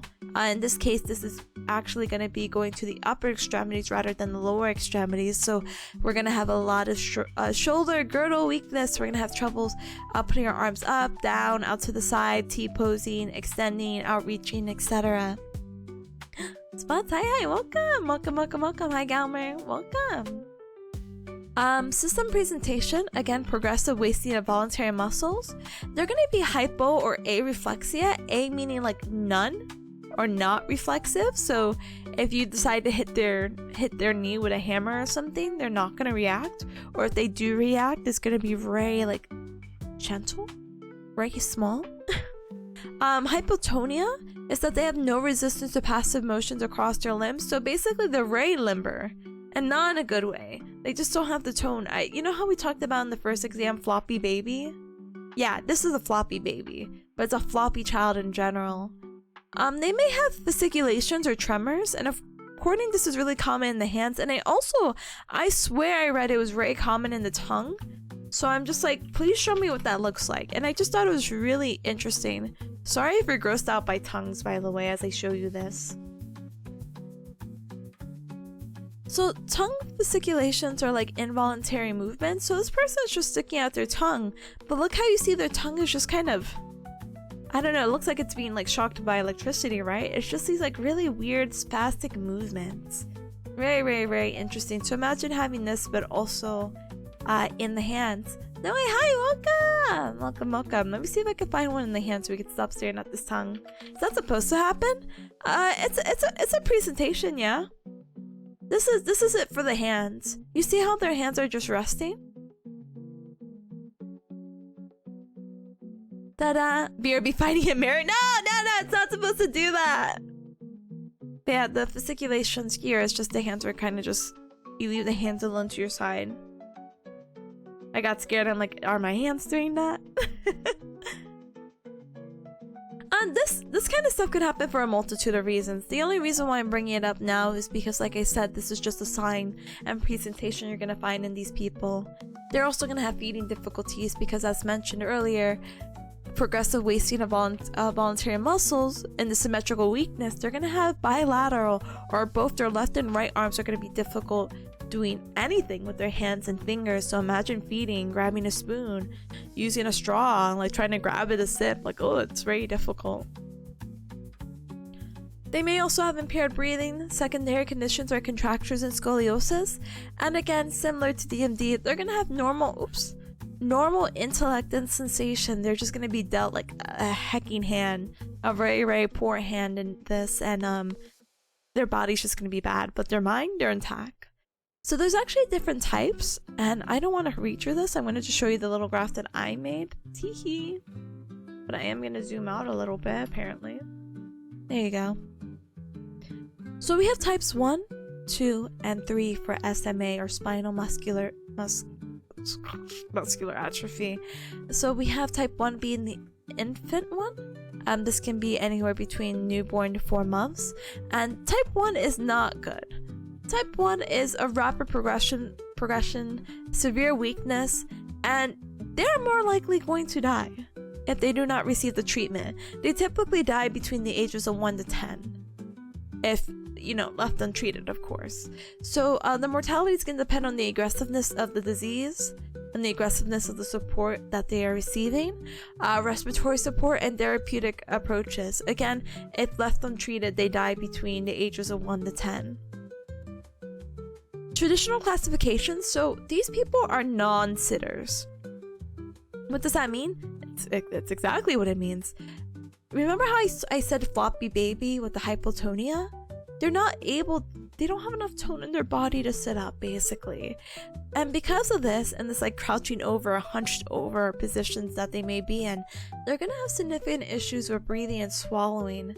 They're not able to sit without assistance, and those oh, here you go, muscle fasciculations of the tongue are common. So that tongue and the like spazzing out that we saw, that's very common in this type 1. What we could do as PTs is, again, promote range of motion, stretching, positioning, respiratory care, and work on developmental activities such as, support with sitting, like focusing on these milestones and focusing on head control. We can also potentially provide an AD, which is an assistive device to help them sit up. Are there tongue stretches? Maybe? I don't know. Listen, when I was a kid, and I'm still young at heart as a forever 17-year-old. But when I was in elementary school, I love telling this story. I thought it was so cool that people could use their tongue to lick their nose. And I was like, I'm gonna do that. So all I did, I think, like daily was like, ah. That's all I would do. I would be like, ah. I'm like, that's stretching the tongue, right? And so eventually I was able to do it. I can use my tongue to touch my nose. Of course it's not going to pick up here. But just believe I can do it, okay? Anyway. Oh, Spud says, Ray unrelated, but I brought a blanket poncho from Barnes & Nobles and this thing is so heckin' comfy. That sounds so comfy. I've seen these blanket ponchos. Okay, Cubs, hear me out. Back in my day. No, I went to Target a while back, maybe a month ago. I don't go to Target very frequently, but there's this really cute bear poncho and I really wanted it, but I couldn't justify it. It's supposed to be like used for kids. I'm not saying that I'm short by any means. I'm very average 5'4" bearcat height, okay? But I was like, when am I gonna use this? But it's gonna get colder, and I just think it'd be so comfy. But I couldn't justify the money. I was like, but hear me out. That's not me being like, give me $20. But that's me being like, oh, I actually have like a few throw blankets. So hear me out again. So when I had moved out of my previous roommate place, heck that guy. What happened is I decided what I wanted and what I believed to be like a really comfy place or a comfy home, and I just thought it'd be really cute like to invest in like these really cheap like throw blankets basically, because I'm like, well, what if I have guests and what if I get cold? And me and Ryan like to hang out on the sofa and watch stuff, so we'll have our own little blanket and we'll just watch and like snack on stuff, and I just think that's like the absolute definition of coziness. So I'm kind of like, I already have small blankets. I already had this. I'm just kidding. I'm just mad because it's a bear, and I might be a little biased as a bearcat myself of like bear related things, but it's really cute. I'll have to check if they have it, and then I have to like contemplate my life again if I really do want it. But it's gonna get colder and it could be very cozy too. I can pull off a lane. Oh, which by the way, speaking of Lane, I saw someone selling merchandise of Lane and Alice, and I kid you not, in the forever 17 years I've been alive, I've never seen Alice anywhere. Not even in fan-made merchandise. And ever since I watched the series, I'm like, oh wow, I'm so glad I watched it because I would have no idea who that girl is. Anyway. KJ says, Rip, I can't do cool stuff with my tongue. I had a tongue tie. Wait, you had a tongue tie until you were 14? No! Well, at least it's been resolved. The inner child happiness justifies it? I know. Cozy is so cozy. And yeah, I've never seen Lane merch in general in Artist Alley. Lucky. No, this was online. But I won't lie to you. Isn't Lane supposed to be having like a comeback soon? Not like a comeback, but like, I mean, they've been putting newer stuff out, but I feel like there's something happening, and so it might inspire more artists to do Lane stuff. So listen, if I find a Lane merch, I'm sending it your way. The dentist cut it with a laser. It was kind of cool. That is cool. We got laser technology. Pew pew pew pew pew. I feel like we were just talking about tongue ties. Why? Not like right now, but before. I don't remember. What I do remember is we're gonna get through these childhood onset stuff and juvenile onset, and then we could go ahead and take a little baby break, because I'm a baby. Do you know, here, is it better to show a picture? Hold on. Oh, this is scary. Hold on. Hold on. Sir.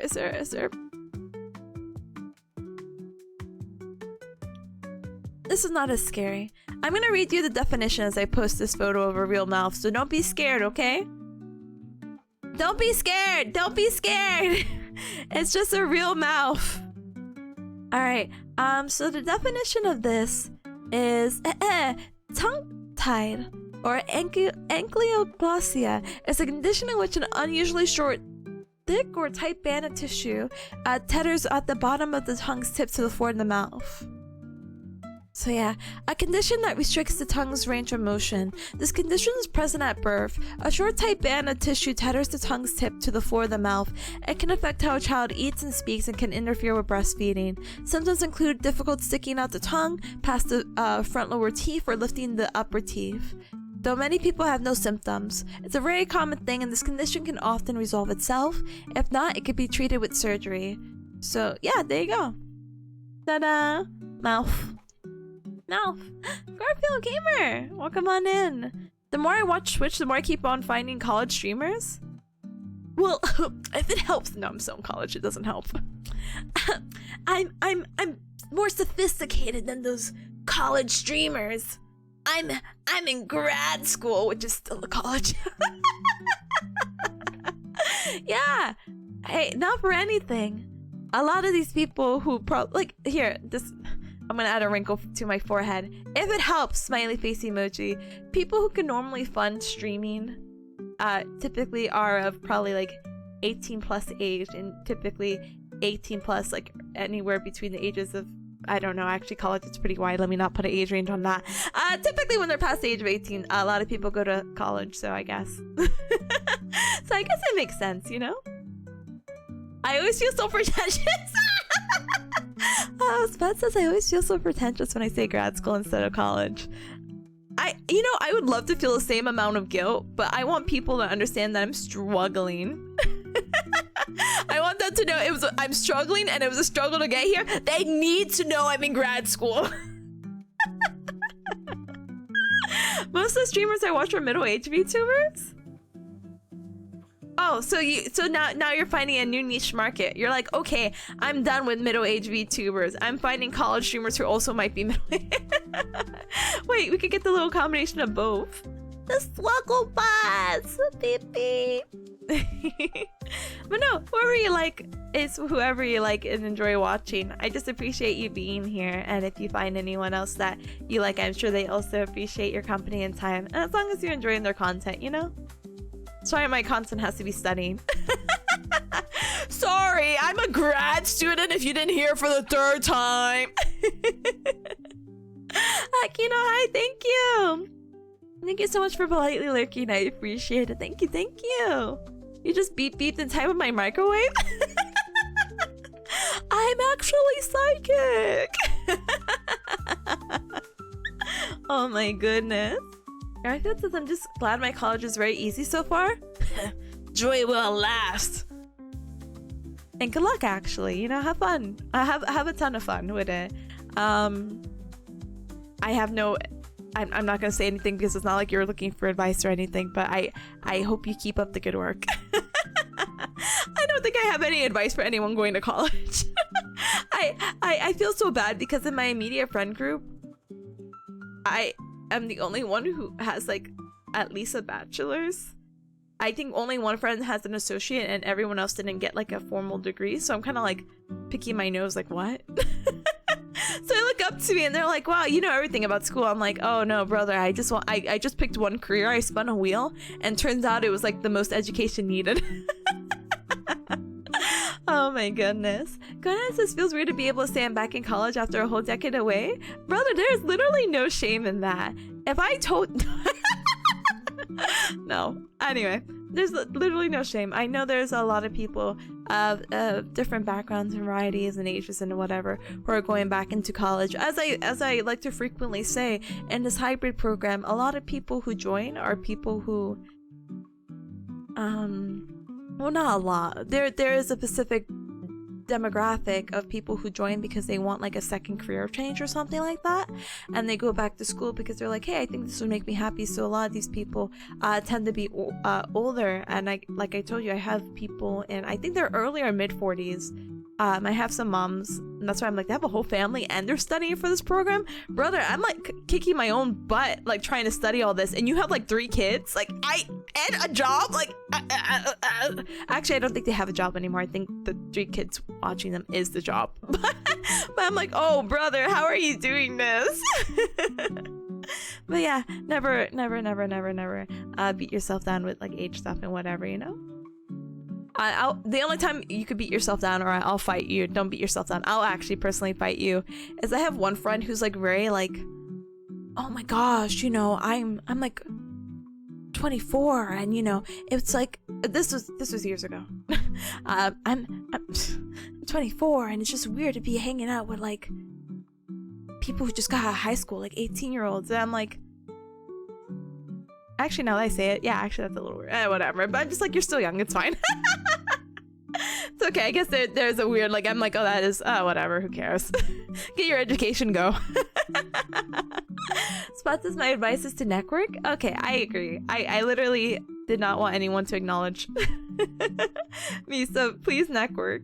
It's incredible how many doors are open with the people you know. It is. I can't attest to that, unfortunately. But definitely do go ahead and don't be a little hacker. Enjoy your college experience. Garfield says no one in my family has student loans since only my mom, me, and my third sister are only in college. Not gonna count my eldest sister because she's a couple of states away. Brother, that counts. If your older sister's in college, she counts. But yeah. Conan says, honestly, being in a trade program now has helped me a lot. I struggle with papers, so more hands-on stuff helps me learn. Conan, not to dox your career. I'm just curious. Can you tell me? Or you don't have to. You actually don't have to. What are you studying? You don't have to tell me that. But I'm curious.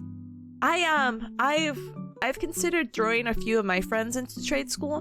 Not as like a, sorry, you suck at college. But I'm like, I think learning a trade is so cool. I think I know it sounds silly.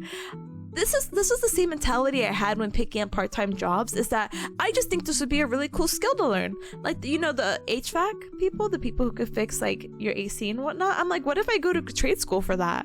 And then I learn how to fix AC, so then I never have to call anyone to fix my AC. You know, like I think that would be so cool. Other trade schools, I'm like, cosmetology, like, brother, sign me up. I would love to be able to do nails. I actually don't even do my own nails like that. Okay, I would love to do hair. Actually, I really care about doing other people's hair. But you know, it'd be a cool skill to have. Oh my goodness. Garfield says she graduated and I haven't met her less than 20 times due to family complications, or more than. Oh, I'm sorry, gamer. She counts. College graduate fits in my book. Spud says learning a trade is way cool. You can honestly make a ton of money doing it. Yeah, and you know, some people who do a lot of stuff on the side. My mom is so funny. She knows, she's all in that pontincha, or however you say it in Spanish, and she's just able to network and meet a bunch of people, and there's a lot of people who are into trades and whatnot, and she's able to just call them and be like, hey, can you just do this for me? And a lot of these people tend to do it like on the side and get this extra income that goes directly into their pocket. So I'm very happy for them. Make your money, honey. KJ says, I'm still trying to figure out myself here. I love science, but I don't think it fits me career-wise. It depends. I feel like, I kid you not, I feel like science is such an expansive career. It really just depends on what you want to focus on. That is a self-discovery journey, unfortunately. But I think you could still make it a career into science. It just depends on what. I would love to, maybe in another life I would be a career counselor. I'm like, okay, let's go through some like very typical science career jobs, and let's see some of the skills that you have by doing these funny personality tests, and let's see what would fit your personality a little bit more. Wow, cool, exciting. Wow, you're an introvert? Here, maybe you're more at this job. You're an extrovert? Maybe more at this job. Yay! But yeah. Spud says I had to fix my own AC a couple of times, and if it was anything more than a basic troubleshoot replace, I'd be still out of my depth. Same. Big props to anyone who does it. Huge props. Garfield says if I wanted to do nails, I would ask to join the family business. Your family owns like 6 to 7 nail salons? That's so crazy. That's so fun to be like, yeah, there's a family business. I think that's so cool. If you want to do nails, you can impress, I don't know, the ladies, or you can impress the guys too. I think hand maintenance and nail care is important for everyone. It would be like a cool party trick. Conan says, I'm getting a certification in automation, robotics, and general maintenance, so I'll be well on my way to associates. I'm so proud! Those are very, very good. Very good. And it sounds like a lot of fun. And it sounds like they align with your interests and how applicable they'll be into your future career. And that you'll have many job opportunities waiting for you. So I'm very excited for you. Go kick butt. But yeah. KJ says, understandable for science. Definitely favors specialties, but my ADHD does not. Oh, okay. More personality tests your way. We're gonna find you something. I think you made a promise. Yeah, we just gotta sit down and like throw a list and be like, how about this? How about that? Maybe this. Maybe something that's flexible, you know? Like, you know, with my career, it is the same thing generally, but I could specialize in different fields. Like, I'm still a rehab specialist, but I can practice with people who have neurological conditions, people who have strokes. I could specialize in hands. I could specialize in pediatrics. I could specialize in sports. And there's no like major, like funny haha certification that I need for it. I could just go. The only thing, you know, jobs may or may not hire me for is that I might just need that prior experience, whether that's like a shadowing opportunity or like I don't know what else you would say it, but yeah, it's very flexible in that way. So I'm sure there would be like a similar career in the science field, you know? But yeah, you got the dexterity of a chimp. Doing nails is hard. Brother, practice makes perfect. But obviously, I'm not gonna force you down that rabbit hole if you're not interested. I just think it's like very cool to be like, oh wow, that's neat. I you know, huge respects. Again, I don't normally do my nails. I did my nails as a treat myself day. Before that, don't ask me. It probably had been like when I was a child. The last time I went to a nail salon because my mama bearcat likes doing her nails. But I went to one recently just to get my nails colored and done for the Breaking Dimensions, the Hollow Live concert. And I was like, oh my gosh, I'm gonna color a flower color and blah, blah, blah, blah. Yeah, mad respects. And then I checked my nail color or my paint immediately on my thumb, and I was like, I paid $20 for what? But it's fine. It's okay. It's whatever. It's okay. It's fine. It's fine. It's fine. Anyway. Kun says that they started learning ladder logic and PLCs, which you like a lot, so you might decide to do that as a career. I'm not familiar with either of those concepts, but I'm familiar with making that as your career, so I'm looking super duper duper forward to hearing your progress. Can't wait to hear you graduate. That's so exciting. Your associates, oh, it's gonna go by so fast. But yeah. Huh? Science communicates a very important job that's in dire need of help. Oh, look at that. Cubs helping Cubs. Let's go! Alright. Oh, heck. Oh, heck. Cubs, in about a minute. A 3-minute ad break will play, and as much as I would love to snooze it, I think we should just get it out of the way because we're still what? Page 23 out of 95. Boo! Bow! Bow! We're gonna go ahead and continue and try to make as much progress as we can with the study guide. Again, I know 95. What is it again? 95 pages is kind of daunting, but I'm sure we'll get through it. But we need to get through it within the next 3 hours, hopefully. Smiley face emoji. And you know what, gamers? If somehow I feel the headpads in spirit, thank you. Wait, I have to make sure I didn't accidentally turn off my headpads. Let me look. What if I don't even have headpads here? Uh-oh, no, I do. They're just not working. Anyway, yeah, so we'll make as much progress as we can when we come back. So use this time to stand up and stretch, hydrate, and eat something super duper duper yummy. I will be back, and I'm gonna go pet baby Peas, who's being a loner right now. That hacker. So I'll see you guys in a little bit, okay? Okay, and we'll come back to S-N-A. But for now, we B-R-B.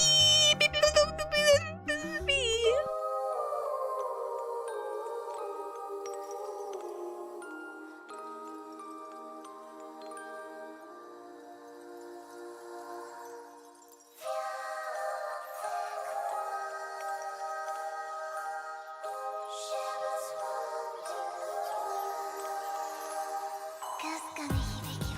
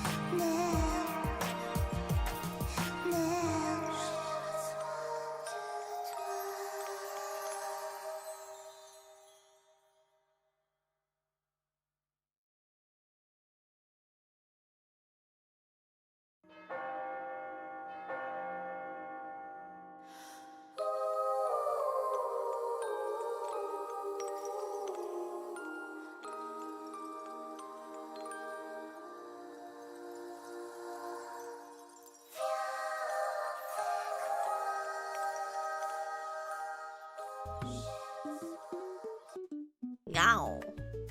That's how peace sounds. Meow. I'm like, baby, why are you meowing? Meow. I'm like, what? Anyway, thank you, Erica, for your patience. Thank you so much for your patience with the 3, maybe 4-minute break. We just need to get that 3-minute ad break out of the way. I know we're yapping about careers, and you know what? I will never judge. I wish we could keep yapping about it, but I haven't examined 4 hours, and we're only like, what is the math? Like roughly 1/4 of the way there. So we'll go ahead and politely make our way downtown. So we were talking about a condition called SMA, spinal muscular atrophy, and this is going to affect the anterior horns of the spinal cord, which is affecting motion. So what happens is that this inherited condition is also progressive, so they end up with muscle weakness and they end up with different stages. So we talked about stage 1, and we could define them as non-sitters. So let's talk about stage 2, the sitters. Stage 2 is childhood onset, and it can go from anywhere between 6 to 12 months, and this is typically diagnosed before the 18-month mark. This is something that shows that there's an initial progression that becomes slow and steady with the weakness and deteriorations of the muscles, and this is going to lead to moderate to severe weakness. The difference between 1 and 2 again is that they're sitters, but there are delayed milestones. So some of the milestones that we talked about during the first exam, such as sitting unsupported, able to do extension of this, they're just not going to meet those in their timely goals, but they will, they may, it just might take a little bit. But thank you for the welcome back, gamers. Thank you. It's a variable course, but it's stable over a long period of variable but then it's stable. A variable course that's stable over a long period of time. Fatigue is very significant in this population, and you know what, even though they are defined as sitters, they actually could stand, but they have to stand with support. That's all they could do. They're not able to ambulate, they're not able to use their legs to walk on their own. They need to have support or bracing. So what's really going to be important is the highlighted that I'll read you We need to work on their range of motion and stretching, their sitting posture, getting those milestones in, maybe doing some aquatics, because again, if fatigue is very important, putting them in the water where not all their body weight is like crushing onto them will be pretty beneficial. By 12 to 18, we want to encourage standing. Standing, I believe. Never mind. I'm not gonna say it off the top of my head. Anyway, standing. 12 to 18 months. What's gonna be really important is maybe getting them a KFO to stand. So this is an orthotic piece that people use. Let me see. I got spooked out. I thought my phone was vibrating. I'm like, hello. Actually, my phone was vibrating. Hold on. Huh? Oh, okay. Never mind. I was like, ooh. So a KFO is a knee, ankle, foot orthosis. So let me go ahead and grab a picture of what this looks like.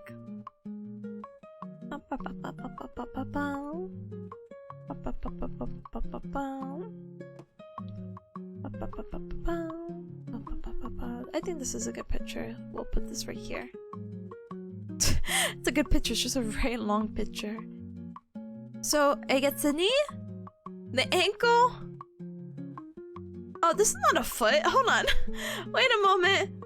Hold on. Sorry. Hold on. There you go. This is better. Here you go. Here you go. So, your knee, your ankle, and your foot orthosis. And this is going to help them mobilize a little bit and not have to like strenuate themselves a little bit and still be supported. It's going to help like with stabilization and improving their ability to walk or at least stand. It's going to help improve their mobility and posture overall, you know? And that can help build up like the strength and the muscle, etc. You're about to head the PT? Oh my goodness, that's me. Hi Tazo, hi, welcome. Hi gamer, I hope you had a fun time with the killer frequency. Yeah! I was like, what was the game? Yeah! I hope you had fun. But yeah, enjoy your session. Have fun. Say, hey, I know what a KFO is. Your PT. And they'll be like, what? Anyway. So yeah, for stage 2 for sitters, you want to support walking, mobility, respiratory care is still going to be a major thing with this population. And really what you want to do is help manage the scoliosis with corsets until about the ages 10 to 12. Because again, if their muscles are weak, they're not going to be able to support the spine, and scoliosis and malalignment can occur. So we got to be managing these corsets and keeping them in this for a long period of time, unfortunately. And then we'll move on to our next one and our last one. There's technically 4, but she only wants us to know 3. So we had the non-sitters, the sitters, and now we're going to move on to juvenile onsets, which are considered walkers. Yay! You gotta get your allergy shots, brother. Go. But yeah, juvenile onset can be between the ages of 1 to 10 and are typically diagnosed before the ages of 2. So in comparison to this one where it could be moderate to severe weakness on a gradual pace, this is also pretty gradual but much slower, very mild impairment. 50% of people are able to retain their ability to walk past age 12, and I know 50% is not good odds, but it's better than the prior odds. Yeah. They also have tongue vasculations in about 50%, so again, that tongue spazzing out, that And they have proximal lower extremity weakness and fatigue. Those two are going to be the most common impairments from them, so tiredness and lower leg weakness. So what can we do?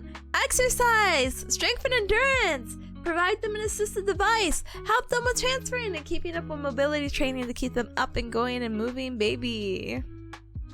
So these are just the same charts to say the same things, by the way. That was just into the other chart, so that's why I'm not worried. So we're gonna keep going, we're gonna keep going, we're gonna keep going, we're gonna keep going. And so here are the things she wants us to know from the outline. So how does it happen? What's the pathophysiology? What is the etiology? What is it caused by? It is involving the anterior horn of the spinal cord, but specifically is going to be affecting a gene called survival of motor neuron 1, or SMN1, and it could be deletion or mutation, and that's going to be no bueno because this is going to be important. This gene is important for the survival of the motor neurons. Without it, we're going to end up leading to degeneration, which is going to lead to muscle weakness and atrophy. The types? I'm actually pretty familiar with the types. sitter, non-sitter, sitter, walker, and then going from there. So I'm not really worried. Now we can talk about some spinal cord injuries, but before we do that, let's talk about this. So let's use the little summary thing again for SMA, spinal muscular atrophy. Autosomal cells. It is autosomal recessive, and there's no cure.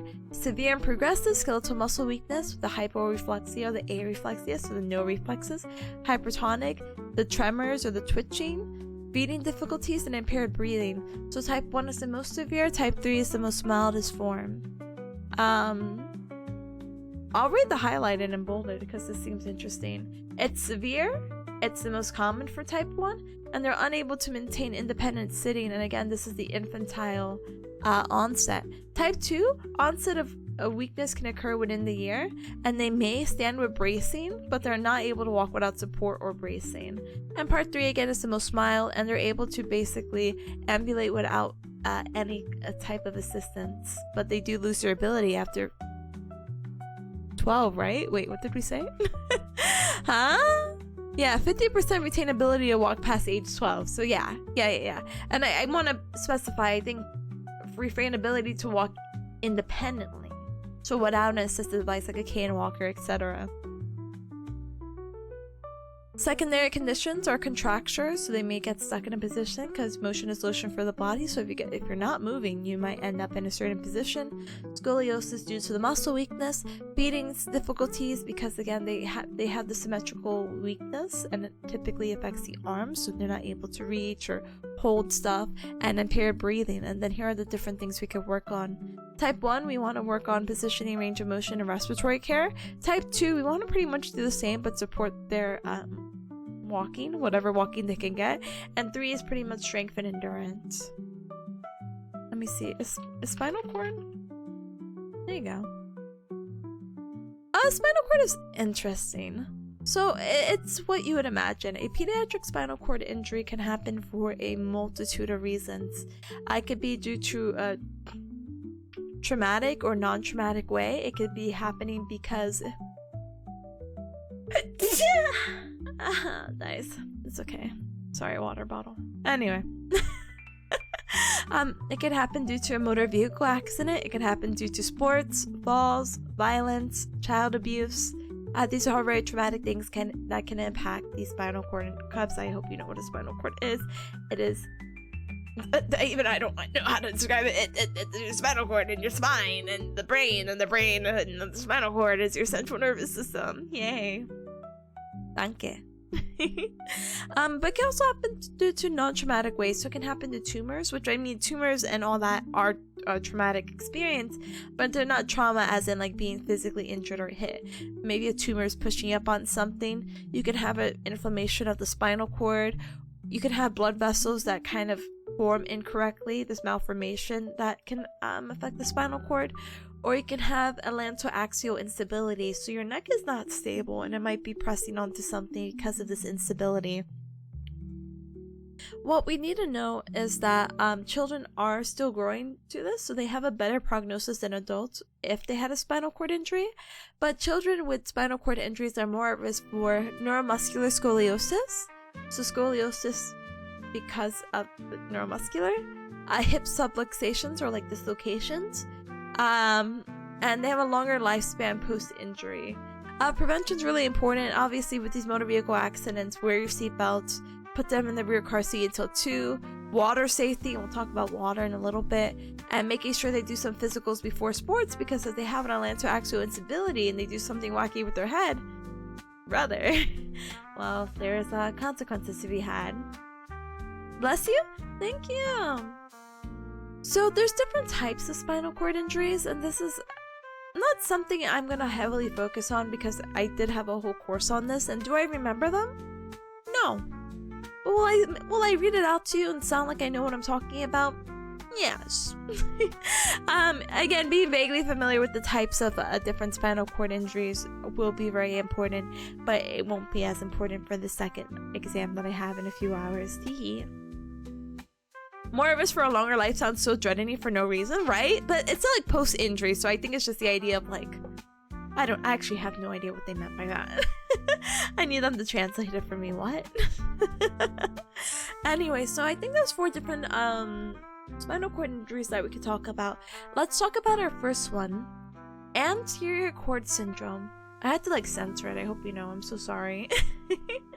But anterior cord syndrome is damage to the anterior spinal artery, anterior again being front.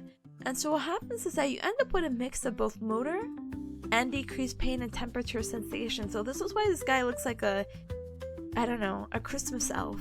It's because the red is supposed to indicate the motor paralysis and the green is supposed to be the decreased pain and temperature sensation. So this person's not able to tell the difference between hot and cold if there's like maybe like an ice cube placed on him or her or them. And decreased pain is that we do a test like where we prick someone with like a needle. And if they're unable to feel it, then that's also like a sign of like, ooh, okay, what's happening with your body? As you see, this kind of affects their neck down. So they have a really, really, really poor prognosis of returning to functional, what is the word? They're just unable to return to normal function. There's a lot of functional limitations with them. Not that this is cool by any means, but there is a mnemonic called MALT, which is supposed to describe what anterior cord syndrome is, and it's a motor, anterior, loss of temperature, and sensory. And that's how we can combine it and be like, oh, MALT, motor, anterior, loss of temp, and whatever. There could be a hemorrhage in the center part of the cervical spinal cord, which doesn't have a picture, but they have flaccid, weak upper extremities, but they have really strong legs. So that's pretty interesting. I guess it makes sense. It's affecting their central part, and then the rest of the body is pretty okay. I thought I was gonna say what? No feng shui here. For the posterior cord lesion, this is actually really rare. But what happens is that you still have your motor function, but you lose all your proprioception or like vibration and position loss. So if I asked you to close your eyes and like move your arm or raise your arm up into space, I'd be like, hey, where's your arm?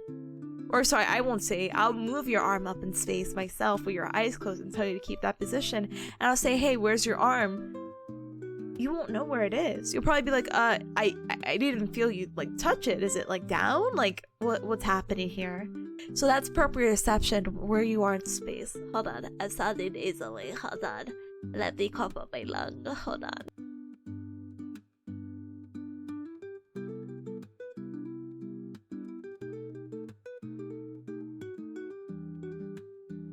Okay. Be back in an hour? I will unfortunately still be here reading my notes. Wah. But yeah, no. Let's have a good one. Good luck with your allergy stuff. I hope you feel better. Or stay better. But yeah. So that's your posterior cord lesion. So basically you lose your sense in space and you don't feel vibration anymore. Another cool mnemonic you can use is PPV, which is posterior position and vibration. Sure. We gotta do whatever we need to learn, right?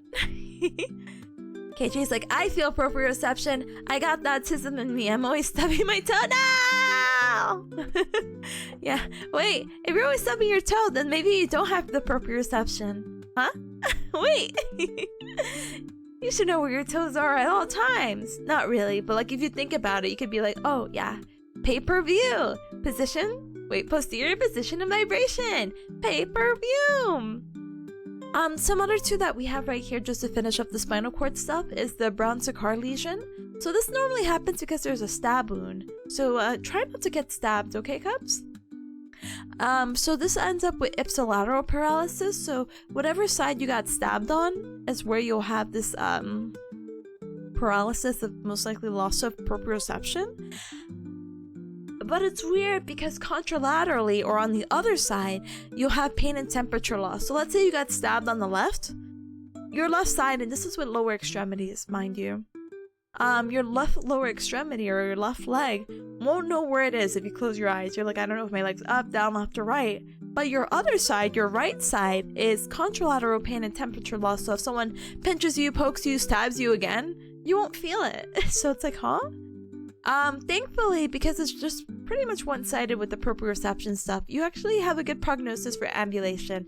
You'll be able to walk again, and you have bowel and bladder control, so that's really cool. That's just like a really common theme when you have like a back injury or whatnot, because we'll talk about quad equina syndrome in just a moment. Noted, try not to get stabbed. Yeah, exactly. Don't do it. Don't do it.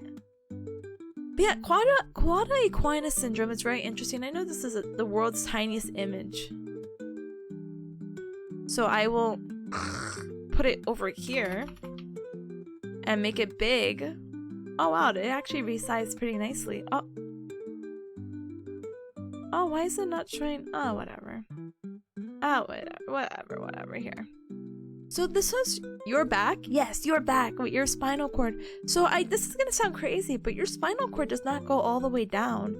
It ends, I think they say, around like L2 or lumbar level 2. If you put your hand on your hips, normally you end up at L5 or L4. What does this all mean? Hold on, let me back it up. So you know how you have a spine, right? And you have all these bony prominences and those bony processes that stick out on people's backs. Sometimes you'd be like, oh, I can see your spine, haha. Well, we have different segments, right? And for the lumbar or the low back, we have 5 vertebrae, correct? And what happens is, as I mentioned, your spinal cord doesn't go all the way down your back. It ends around L2 because you only have 5 vertebrae, so L5 is referring to lumbar vertebra 2.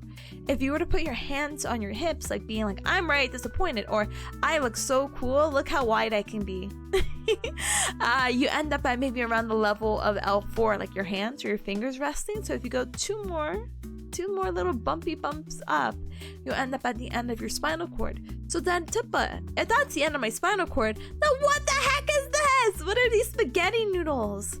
Well, cubs, these spaghetti noodles are called the quada equina, or the horsetail, and these are still your nerves. But what happens is that some people may have a really low back injury like this, and if this affects this is actually going to affect your bladder and bowel movement. So this is always like really scary because you just never know when you're going to pee yourself, basically. So just be careful. Yes. That's why it's really important when someone has back pain. It's like, hey, do you have any bladder or bowel issues? And if they say yes, they might not have, like, you know, typical low back problem. They might have quad equina syndrome, and that requires more urgent care than like what we can offer rehab wise. So really, one of the more important things that we need to know about spinal cord syndrome is autonomic dysreflexia. I wonder if there's like a fun video we can watch. It's not a fun thing. Let's see.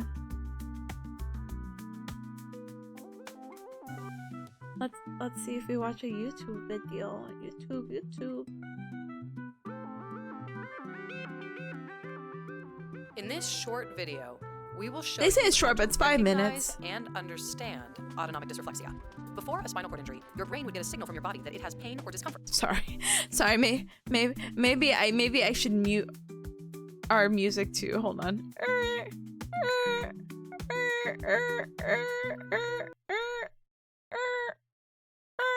And maybe I should also explain what autonomic dysreflexia is.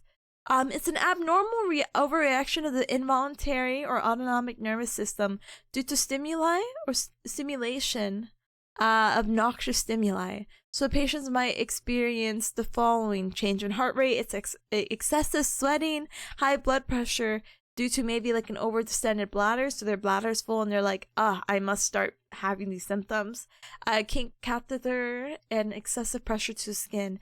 And this can actually be treated by elevating the head of bed, so getting their head up, removing compressing stockings and abnormal binder. Oh my gosh, I can't read. Please, I'm so sorry. Abdominal binder. It's important to loosen clothes, bowel bladder management, and then their medications. All right, back to this thing where I will not do 2x speed. I'll do 1.25. Recognize and understand autonomic dysreflexia. Let's understand Before a it. spinal cord injury, your brain would get a signal from your body that it has pain or discomfort. That After a hurts. spinal cord injury, this autonomic reaction may be blocked at the level of your injury, and the body can no longer send these messages to the brain. During AD, the discomfort below your injury turns on autonomic nerves that trigger your blood And this is vessels to typically squeeze at tight, the level forcing your T6, blood pressure to rise. thoracic. vertebra 6. If your blood pressure is between 20 and 40 points higher than normal, then you may be experiencing autonomic dysreflexia. Your brain senses this and sends signals back through your body, trying to lower your blood pressure. At the same time, your brain sends a signal to your heart, telling it to slow down. Your brain will send messages to the blood vessels in your face, neck, and upper chest. This can make you look flushed or blotchy.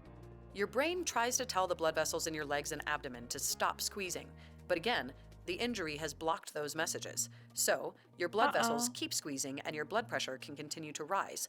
If this is not stopped, it can lead to seizure, stroke, and even death. How do you know if you are experiencing autonomic dysreflexia? Some common symptoms are High blood pressure, a severe headache, sweating above the level of your spinal cord injury, blotchy skin, a slow the heart redness rate, I was talking the about, feeling yeah. of worry. Often, a severe headache is a person's first sign that they have AD. Bladder problems are the #1 cause of AD, and it may be caused by something as simple as a kinked or clogged catheter There you go. tube. Look at that. It may be that your urine bag is full. Ask your nurse about other things related to your bladder that could cause AD. However, if your catheter is blocked, change it immediately. Bowel issues may also cause autonomic dysreflexia. Constipation, hard stools, and impaction can all cause AD. If AD occurs during your bowel program, there are lubricants with numbing medications that may help. Talk to your doctor about this. Anything that could cause you pain or discomfort below your injury can cause autonomic dysreflexia. That includes bed sores, skin irritations, scrapes, bruises, even an ingrown toenail can cause AD. Be aware of how your clothes fit. Keep them from bunching up. Smooth out bed sheets, and keep things like your wallet, phone, or other hard objects from putting pressure on your skin. I know that sounds dumb, but like bunch up clothes can actually For some, trigger AD. sexual activity can lead to autonomic dysreflexia. Oh, that sucks. Some I'm sorry. medications, herbal remedies, Imagine. and recreational drugs can also increase your risk for AD. It is important that you know what to do if you suspect you are experiencing AD. All right. Thank you First, so much. sit upright. Raise your head up and lower your Upright, legs. yep. This will help lower your blood pressure. That's how we Next, elevate the head of loosen bed. any clothes or items around your body that may be tight or constrictive. Because they might This be doing the includes pressure. abdominal binders, bras, belts, shoes, socks, and stockings. Finally, find the problem that's causing the issue. Start by checking your catheter. Remove any kinks, or if your bag is full, drain it. If you experience AD during a bowel program and you're using digital stimulation, stop immediately and do not resume until your blood pressure is normal. Yeah. You may have to perform a rectal exam and clear any stool in the rectum. Thoroughly check your skin for any bruises, sores, or scrapes that may be causing your blood pressure to rise. Take your blood pressure. If it's 20 to 40 points higher than your normal blood pressure, you may be experiencing autonomic dysreflexia. If you're not able to find the cause of your AD, seek medical treatment. You may need to call 911 if you're not able to correct the situation and bring your blood pressure down to normal. Dysreflexia. If you seek medical help, make sure to bring your AD wallet card with you. Many physicians are not familiar with AD, and your AD wallet card will be a valuable resource. All right, are we good? Autonomic dysreflexia is a serious condition Here you and go. can be life-threatening. Here's the conclusion. However, if you recognize the symptoms and take corrective steps quickly, you will likely be able to control and correct it. Yay! Thank you, Craig. I appreciate it. Let me go ahead and put back our music. Alright, let me go here. Let me go there. Yeah, so that's autonomic dysreflexia. So if in T6 or above, so pretty much in the middle, this can happen. And it's, again, just a weird abnormal overreaction due to some kind of noxious or like annoying stimulus. And it could really be like as simple as my clothes are bunched up.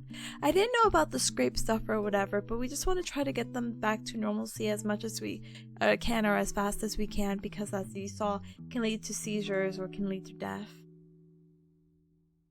We don't need to know about the classifications of the spine. I won't humor it. I'm not humoring it. I'm not humoring this either. I'm not humoring that. I'm not humoring that. We'll go ahead and do the little recap right here, though, and so we can go ahead and move over to spina bifida. Okay? Oh, sorry. Oh, okay. So, spinal cord injury, as we have just discussed, can be due to traumatic and non-traumatic ways. To clarify, the post-lifespan or the post-injury thing. It says that children with spinal cord injury have longer lifespans post-injury compared to adults with spinal cord injury. So there you go. Here's the percentages. So 55% of people are tetraplegic, and which is the tetra meaning 4. Oh gosh, please let that be 4. Please, in my brain. Part of me is like 3, and I'm like, oh, what? It's just because it starts with a T? Yeah, tetra's 4, and it's also known as quadriplegia. I've never said these words before out loud, apparently. Quadriplegic. Again, it's a cause of having the, paralysis in all 4 limbs.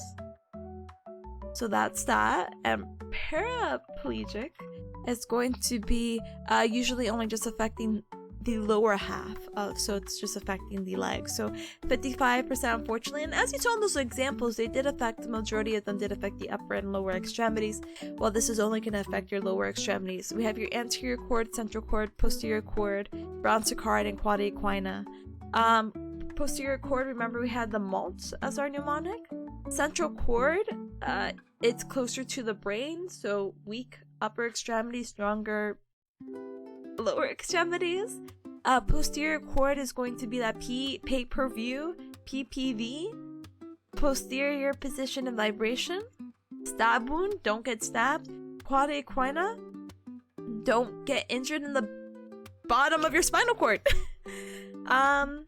We won't talk about diagnosis because we don't diagnose.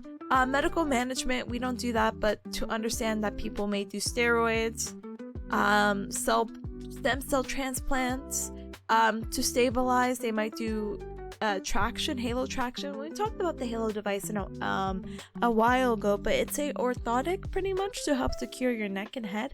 This is the one where they have the screws in the head, which is spooky.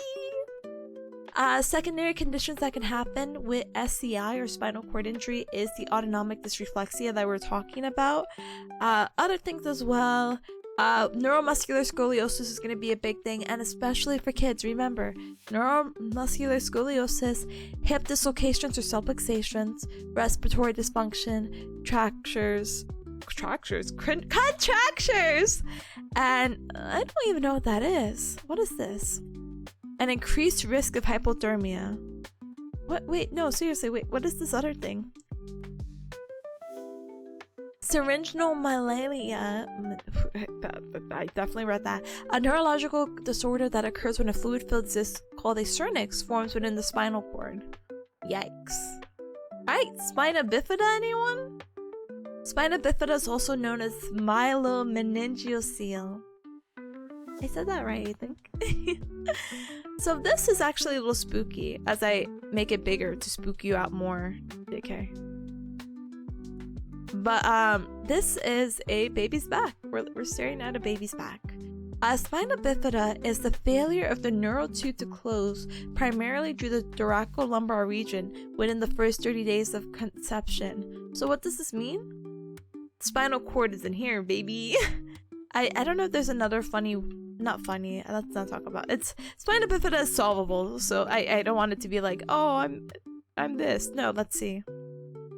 I wonder if there's another way to explain it.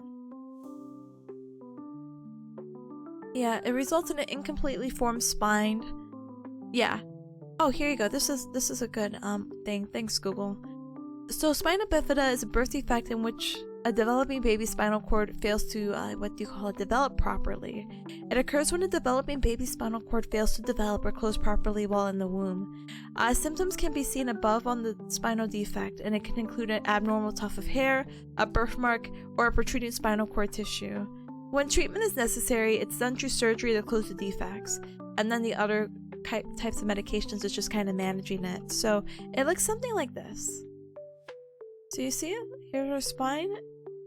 Here's maybe the quada equina, and it's just here, and it's just a bubble. It's so nice, but it's not life-threatening, but there could be some wacky complications, and we're gonna just talk about that and some detail right now. Okay. So what happened is that the causes can be genetic predisposition, so it could just be genetic. Too little maternal. Oh my gosh. maternal folic acid. And why this happens is because sometimes the mother doesn't know that that they're pregnant, so they're not taking the appropriate nutritions. Like, I'm sure maybe you guys have heard about folic acid before. They're not taking folic acid and supplements to make sure that this baby's spinal cord closes. Oh, when the cable shell breaks and the wires poke out? Yeah, basically that's what we're staring at, the wires poking out. But yeah, also maternal use of valproic acid, and this medication can be used for seizures disorders or for mental illness. But basically, if the mom's using this, they're also putting their child at risk for having spina bifida. I lose my voice one moment.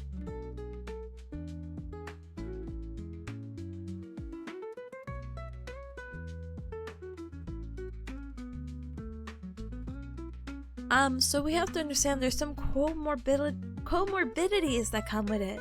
So we might have pressure sores, which don't Google a pressure sore. Just think about that you were forced to sit on your chair for like days on end. What happens is that your skin breaks down, and then there's like different stages of it. So pressure sores can happen because poor baby just wants to lay on their back, and there's just this one little bump that's just getting all this pressure, so they could get that. Cognitive defects can happen, obesity because maybe they're not able to move, osteoporosis or weakening of bone, and hydrocephalus is probably the biggest number one comorbidity that we're going to talk about in detail.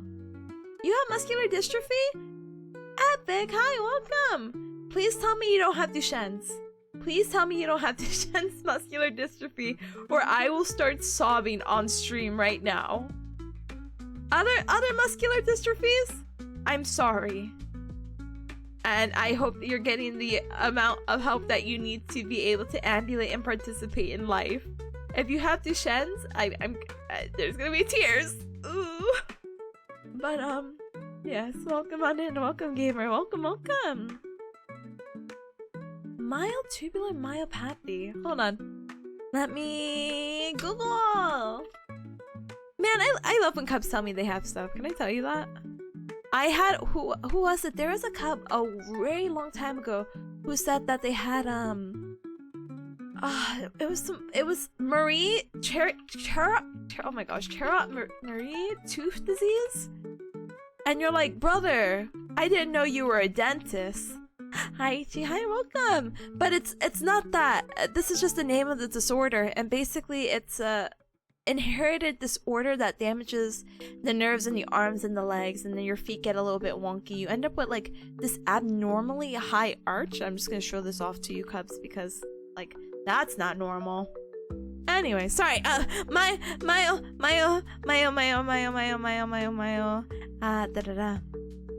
Mild tubular myopathy. MTM is a rare genetic disease that causes muscle weakness that's characterized by the appearance of immature muscle cells in muscle biopsies. Symptoms is muscle weakness and decreased muscle tone, hypertonic, which is usually present at birth. Other symptoms include difficult feeding, breathing, weakness in the muscles that control eye movements, and absent reflexes. Mutation in the MTM1 gene. So this is actually similar to what we were talking about, the spinal muscular atrophy disorder, that there's a mutation in a chromosome because it's another genetic or inherited disease. It's exclusive in males, but can affect females. No, almost exclusively in males, and female carriers are usually asymptomatic.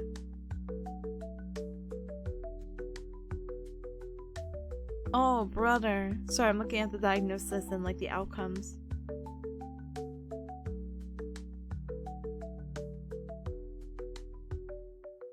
I hope you're receiving appropriate respiratory care. But thank you, gamer, for letting me know. I actually haven't heard about this, but I will keep this tab open because I am nosy. I am curious, and I am also nosy, and I'm also losing my voice. Nice. Well, come on in. Let me get rid of this foot picture before anyone's like, huh? But yeah. KJ says I need to take a drawing break. My cat has set himself on the sketchbook? Wait, if the cat has set himself up on this sketchbook, then you can't draw because it'd be really rude to move it from under them, you know? Yeah, I'm losing my voice. I will hydrate. Ah! My pals, hi, welcome. Me when I stub my whole foot. Welcome. Let me give both you and Ichi a shout out really quick as I chug some water, because gosh darn it.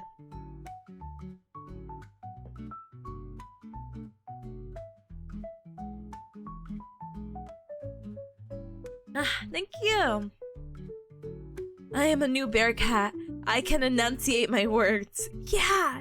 Yeah! Anyway. So, spina bifida can actually be tested prenatally and postnatally. And so you could do things such as using aminosentience, which is to look for a certain protein. When you find it through ultrasound, you're able to do fetal surgical repair, which is actually a crazy thing to think about, saying like, hey, this baby's developing in the mother's womb. Yeah, do surgery. What? You can do that? And you can apparently do it at around the 20 to 25 week gestation mark. Keep in mind, a full-term baby is 37 weeks, and this is like, yeah, around 20 to 25, surgery. But yeah, and you can also just do a C-section for delivery. This just avoids more damage, you know? For postnatal testing, you could just do an MRI and you could assess the amount of damage this, what do you call it?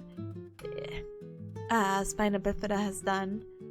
We have two different types of spina bifida. We have spina bifida occulta, and occulta is kind of like, you know, occult. No, but, or the occult. Ooh, ghosts and scary things. But occult in this case is to mean like hidden. So, spina bifida occulta, they look normal. They don't have this giant bubble back. So they're asymptomatic and you wouldn't really know it until you see it in an x-ray. Maybe they had like a tuft of hair. I kid you not, they got just a chunk of hair on their back. Or some hyperpigmentation, so like a different color, you know? They may have tethered cord, which is something we'll talk about a little bit later. They also have UTI problems, which are recurrent. But there's no neuromotor, or sensory problems. It's just, hey, they might have this, or this, and they might have a tuft of hair. And then we have our other one in just a moment, you know? Getting two bodies deep like Inception? Yeah, that's spooky. Smoker no longer? I'm not. I'm healed. Ah! Dun dun dun. That's what we're gonna be watching tonight. I heard this episode's supposed to be sad or something, so I'm ready to also cry. Maybe I'm just in the mood for crying or something, but I'm like, oh, I'm excited. We'll watch it after the exam. Hopefully I just speed run through my exam. Hopefully. Yeah, we have lipomeningeal, which is a fatty mass in the lumbar sacral region. This can lead to bowel and bladder dysfunction, and then it can end up with the lower foot or leg disorders due to the tethered cord. Again, we're gonna talk about tethered cord in just a moment. But yeah, what are people with spina bifida at risk for? Sunsetting eyes! Ta-da! Line boom. No, I'm just kidding. But let me go ahead and go back. So, children with spina bifida are at risk for like 3 separate things. We have hydrocephalus, which is a comorbidity that we wrote in caps because it's just really that important. And it's the overproduction of CSF. CSF being spinal cerebral or cerebral spinal fluid, which is the fluid that lubricates our brain. It's in there, yeah, whatever. And what happens is that if there's an overproduction, the ventricles in our brain are going to be enlarged, and this is going to end up decreasing the tissue. So it's kind of like increasing the storage tank in our brain. But the bigger the storage tank, the less, you know, tissues there are, so less brain, and that could be pretty spooky. The obstruction of CSF can lead to Chiari malformation, which we'll talk about in a little bit. Some signs and symptoms is sunsetting eyes, so their eyes just look down. It's kind of what they do. And they have a bulging anterior fontanelle, so their forehead, chunky. Yeah, like you look at it from the side. Let's see if we can find a picture. I'm not making fun of any baby's forehead, but like, oh my goodness. Oh my goodness. Oh god. Okay. Gosh. The hydrocephalus part, not the rest. Yeah. Wait, do you have spina bifida as a kid? Just be like, hey mom, did I have this? Please let me know. It's not as dramatic as I thought, by the way. But that is bulging. See how there's like a little like shelf? You just noticed the cursor? Thank you, gamer! It's me. I had it on my shop and then I closed up shop and I'm like, I need to put this somewhere where Cubs can actually access. And then I said, yes. And then I forgot about it. Oh my goodness. Yeah. Thank you though. But yeah, so hydrocephalus, 80% of these like cases require immediate surgical repair within days after birth, and typically this can be done through like a VP or a VA shunt. Signs and symptoms of shunt malformation in case the surgery doesn't work is vomiting, redness along the shunt site, sun-setting eyes, headaches, being lethargic, irritability, and nystagmus. Oh, it got better before you had to have surgery? Oh, look at you! Tee. Now let's talk about... Hold on. I have to like put this down. I don't want it to keep breaking. So, also people with spina bifida are also at risk for Arnold-Chiari malformations or Chiari-2 malformations. This is really interesting because this is structural defects where the cerebellum, like I was telling you earlier, responsible for our movement coordination, this little lump in the back right here, the cerebellum and brainstem are displaced through the foramen magnum, which is a hole, a giant hole, as you could tell by the Latin. Hole, big. Foramen magnum. And it's going to disrupt the cerebrospinal fluid flow, and it's going to cause neurological symptoms. So this is a normal brain, correct? Now look at this extension of the cerebellum and the brainstem. This is not supposed to be going this way. Unfortunately, the only way to diagnose this is through an MRI, and you just have to do some surgery and hope for the best. But unfortunately, again, like I said, the obstructions of cerebrospinal fluid is this malformation. This malformation is happening because these two structures, the brainstem and cerebrum, are getting stuck in a hole, basically, and it's blocking the fluids, and it's going to lead to neurological symptoms. As for tethered cord syndrome, the word that we kept throwing around, actually, it's when the spinal cord adheres to the side of the inclusion. I wonder if there's a picture.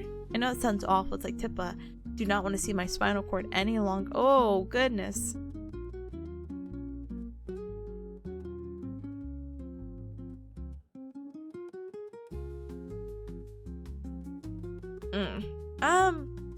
Is there not like, is there a decent photo? You know what, we'll just read it. Just imagine tethered cord, okay? So the spinal cord is going to adhere to the site of like the spina bifida, and that's going to cause it to stretch and lead to pain, weakness, and loss of function as the person grows. This stretching may lead to scoliosis, because then you're going to have that neuromuscular scoliosis, gait issues, bowel or bladder disorders or dysfunction, deep tendon reflex might be absent, so if we hit your knee, you're not going to kick out, increased tone, so your hypertonia, you're very stiff, decreased strength and sensation, and back and lower extremity pain. So what are some symptom presentations of spina bifida? So there's actually a lot. So motor wise, we're going to have decreased strength and function below the level of the lesion. Sensory, you're going to lack sensation below the level. So basically, everything above the level, good, dandy, fine, both motor and sensory. Everything below, not so good. You'll have some other things, hold on. Cubs, give me 1 moment. Peace is meowing, and it's like 11 more minutes for a 3-minute ad break. Give me 1 moment. So sorry, hold on, wait 1 moment. I think she's stuck. That's why I'm like, hold on.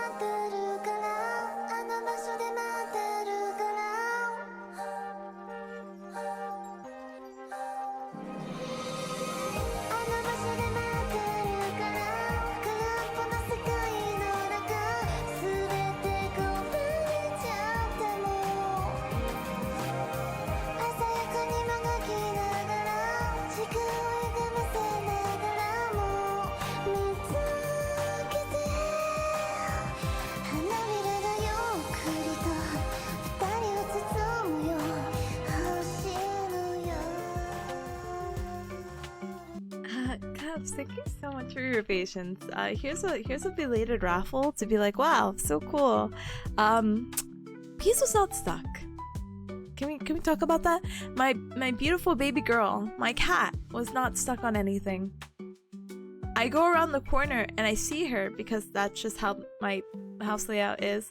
And I'm just so confused because I'm like, you're not stuck on anything. What happened, baby Peas? There's a lizard in my house. I'm tired! I'm tired of these reptiles in my house! Ah, what's happening? What? And so I'm like looking at it and I'm like, is that a dead lizard?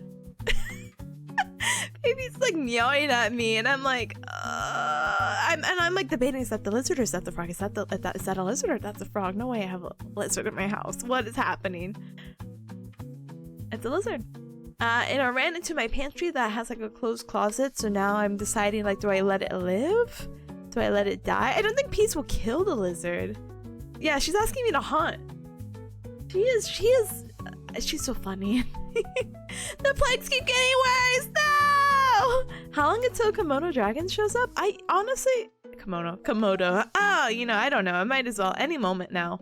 As soon as anything that appears bigger than, like, I don't know, that frog or that, like, lizard, I will start, like, crying on the spot. I'm not good with those, you know, and I honestly thought that, I'm like, I don't think Peace kills anything, but in case she does, hey, I think this lizard that she's hunting might be dead, and so I was about to, like, grab, like, my broom, and of course, you know me. Hold on, do I have a Miss Paint open? This is... So for me, personally, you know how you have like a dustpan? Sure. Sure. like a dustpan, right? Yeah. Anyway, I have a dustpan.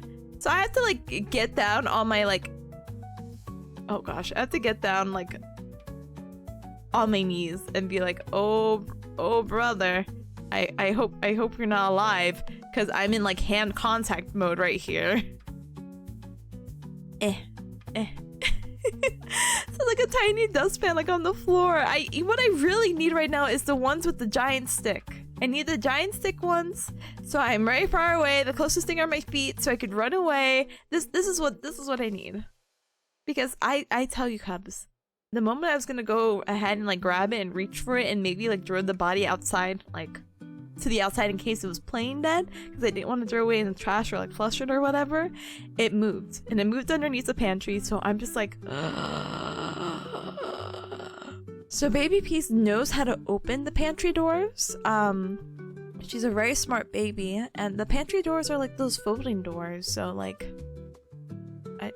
She just needs to put her paw underneath the door and it will open and she will have access to that beautiful lizard. I hope the test goes well. Thank you so much. Go ahead, please have a good one. Thank you so much for being here. I appreciate it. I will politely smash the exam. Have a good one. Thank you. But yeah, she can easily open the stupid thing. She just needs to like do this, and then that poor lizard, whatever it looks like, can, you know, how does a lizard look like? Oh, whatever. She can get the lizard. And you know what? I have nothing against lizards. I think they're fine. It's whatever. But again, if I have to be within like hand's reach of a lizard, I'm freaking out. I'm losing it. I cannot do it. I have no idea what my mama bearcat has instilled in me to have these fears of things that are much smaller than me, but I'm scared. But it's whatever. It truly is. My smaller cat was fixated on something in the kitchen and it was just a young centipede. No way. No thank you. You know what this means, Tippa? You need to let Ryan's people go. Brother, what people? What people? And it's just her people. Does he have a name for her people? Who am I gonna let go?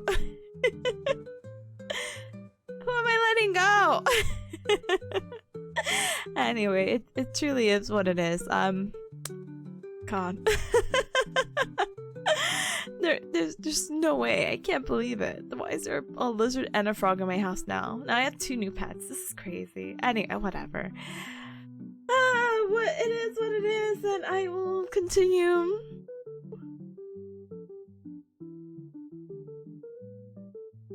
Sorry, I will continue with the lecture. Sorry, I'm like pause. Inhalation of air. Here's hoping it doesn't escalate any further? Yeah. Oh, danke. But let's go ahead and get set up with our motor, sensory, musculoskeletal issues. So if you're coming on in, welcome. We're talking about spina bifida. So it's a condition where your spine doesn't close correctly when you're being formed in the womb, and so a bunch of wacky issues can happen. So we talked about motor, we talked about sensory, musculoskeletal we didn't talk about, which is the hip. Hello. The hip subluxation and dislocation, so you're more prone to that.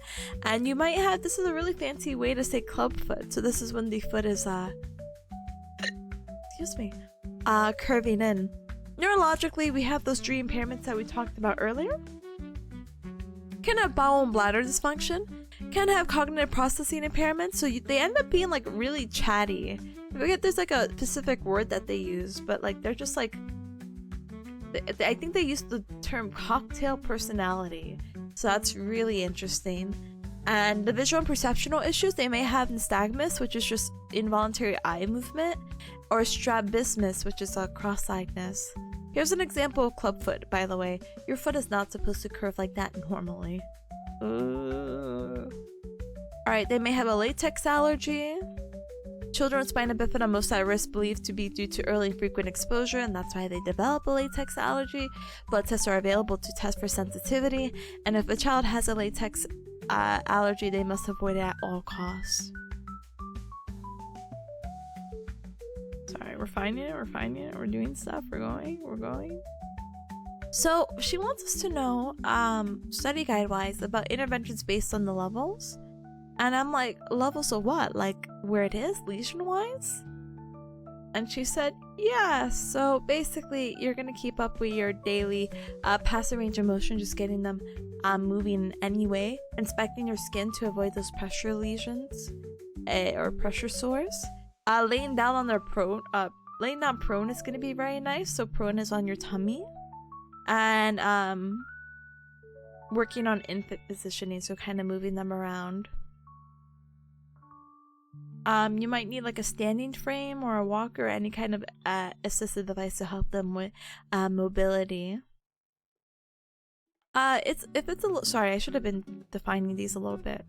For thoracic lesions, that's what you would do. Yeah.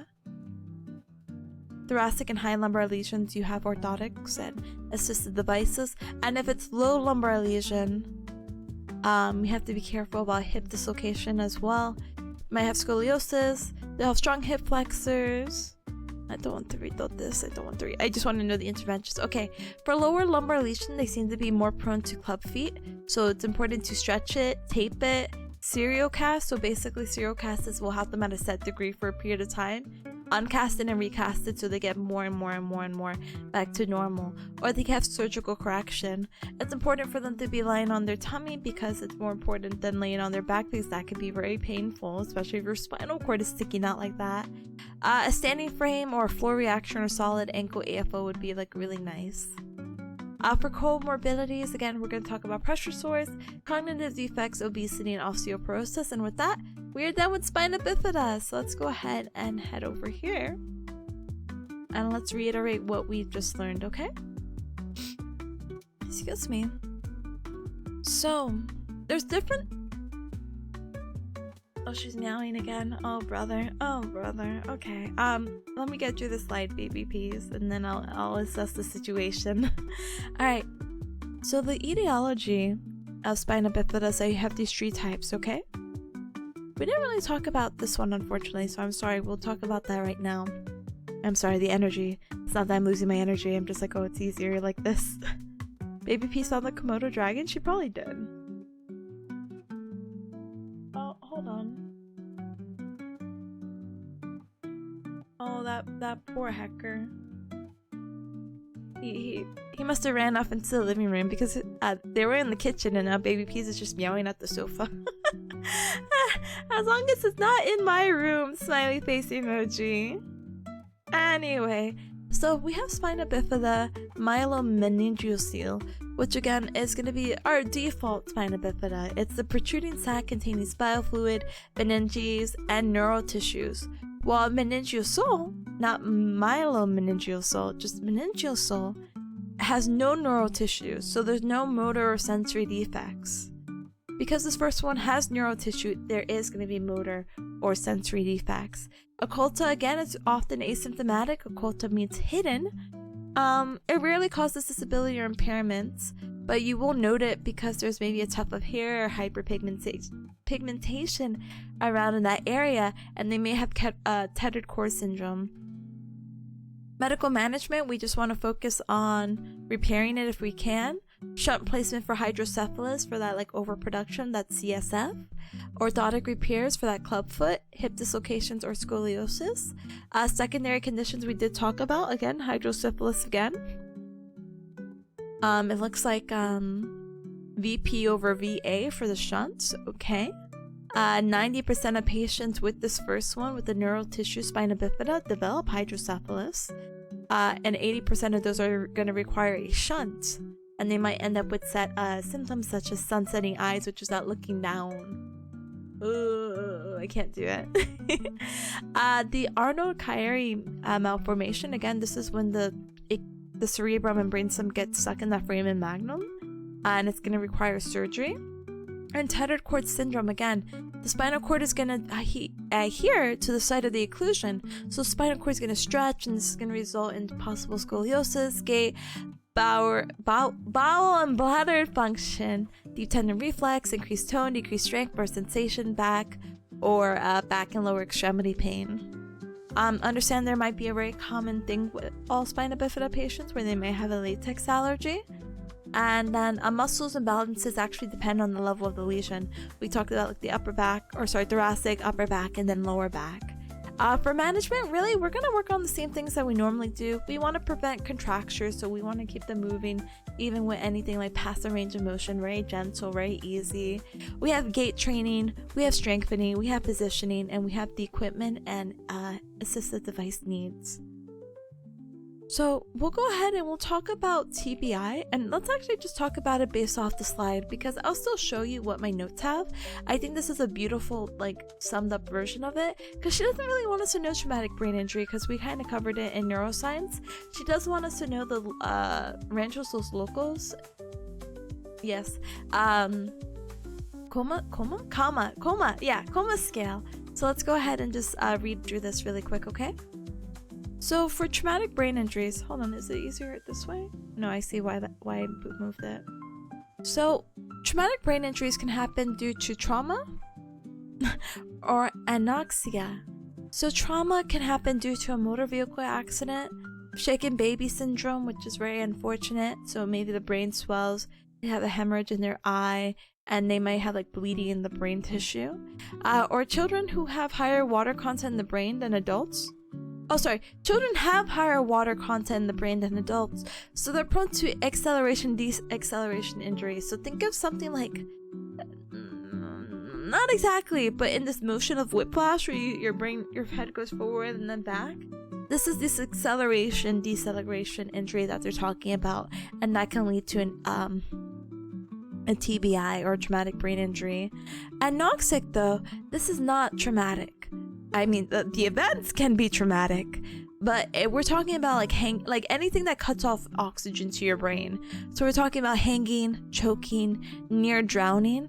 And when we talk about near drowning, we're referring to pretty much this thing called dry drowning or laryngeal spasms. And this is when the patient almost drowned but survives more than 24 hours of the event. This is a really common cause of brain injury. You would never think about it. Imagine a near drowning. It's like, yep, you got brain damage. Like, what? It's very difficult to make that correlation if you're not familiar with the anatomy, but it's like really crazy to think about, right? Like, oh wow, I'm never letting my child near the water. But only a small amount, 33% of this time, will result in neurological damage. But we also have non-traumatic versions. We have stroke, brain tumor, and infections, okay? For the prognosis, it looks like it's a worse prognosis if there's a long duration of post-traumatic amnesia, especially if it lasts for more than 3 months. But Epic, thank you so much for being here. Please enjoy your alert, gamer, okay?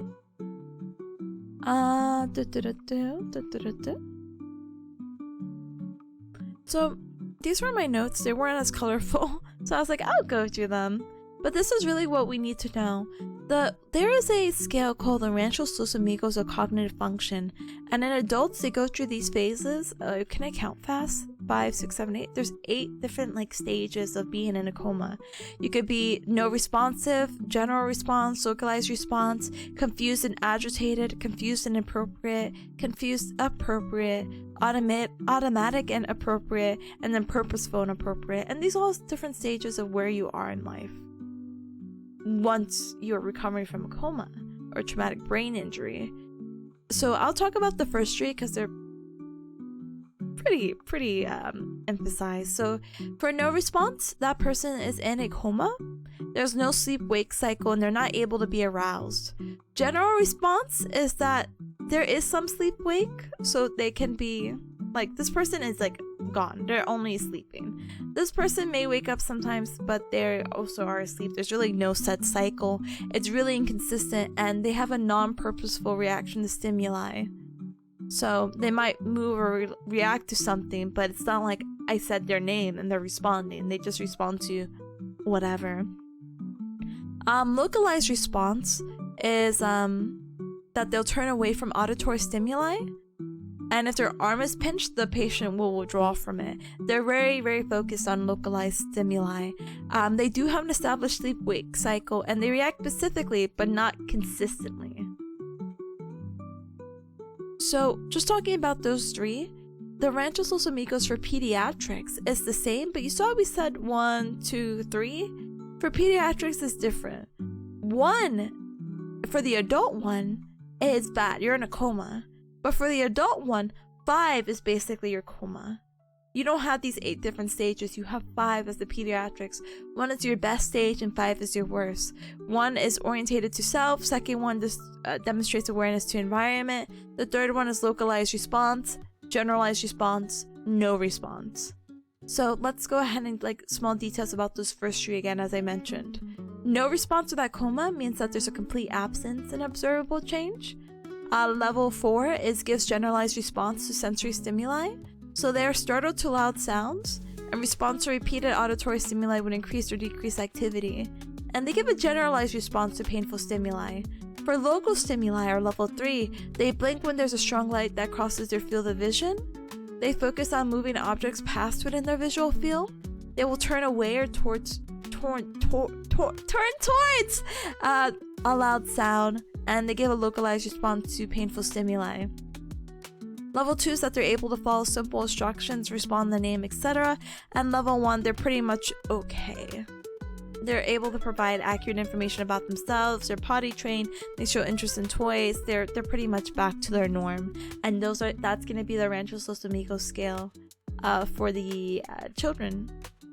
But yeah, Ranchos Los Amigos of cognitive function, or LOCF. Hee. So we'll go ahead and skip through these. Concussion, I think, is not something she wanted us to go over, so that's something we can skip. We'll probably move to intellectual disabilities, but we will do this. Is it not even in here? That's crazy. I have to make sure I'm spelling concussion right? Yeah, no. Okay. Intellect? Sorry. So, we'll go ahead and move on to our next few things. Guess what, Cubs? We're on page 62 out of 95, so we're actually zooming through these. Again, some of these were just copied PowerPoints, and recall that some of these things I were just redoing the lecture and reformatting it in a more digestible way. But some things she's like, you don't need to know. Not that you don't need to know it, but these were things, again, touched on other courses, so concussions and whatnot is one of those categories. So we're going to go ahead and move on to Unit 8. And this is going to be talking about intellectual disabilities, DCD, developmental coordination disorder, and Down syndrome. So for intellectual disabilities, this is actually just a limitation in both intellectual functioning and in adaptive behavior. So normally these people with intellectual disabilities will display an IQ of 70 to 75, when the normal is about 90 to 110. One moment. To be honest, not to be like, oh my goodness, I thought IQ tests were really interesting when I was a kid. I'm like, I want to know how to do an IQ test, and I will never know my IQ. But what happens to why these kids get these intellectual disabilities? It might be due to Down syndrome. It might be, which we'll talk about right after. It might be due to fetal alcohol syndrome. There's a Fragile X syndrome. And it could just be environmental. There could be severe psychosocial deprivation, or substance abuse that could be involved in this.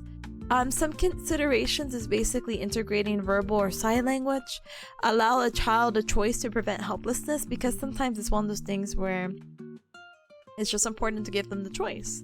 Like they may not, they know what they want. They may not just have the IQ for it. That's the idea of just like, I know better than you. No, it's just like, here, let's give you options, let's give you choices. You're still your own person, even with this condition, you know? And just understanding that these learned skills in like rehab clinics are cool and all, but we need to make sure that we're practicing and applying these skills outside of it. Touch grass, talk to friends, yeah, basically. Make sure you're doing schooling and keeping up with the good work, you know? Behavioral modifications, positive reinforcement such as rewarding, and then with food, stickers, toys, etc. Negative reinforcement, so you encourage behavior by removing unpleasant stimuli. So if you want them to focus, it's like, I'm taking away your iPad because I need you to do this, and that's going to encourage you to do this action now because you don't have your iPad distracting you. You could do punishment, like a corporal punishment, which is not recommended. You can't like hit a kid, like, but that is a punishment. And replace unwanted behaviors with socially acceptable behaviors.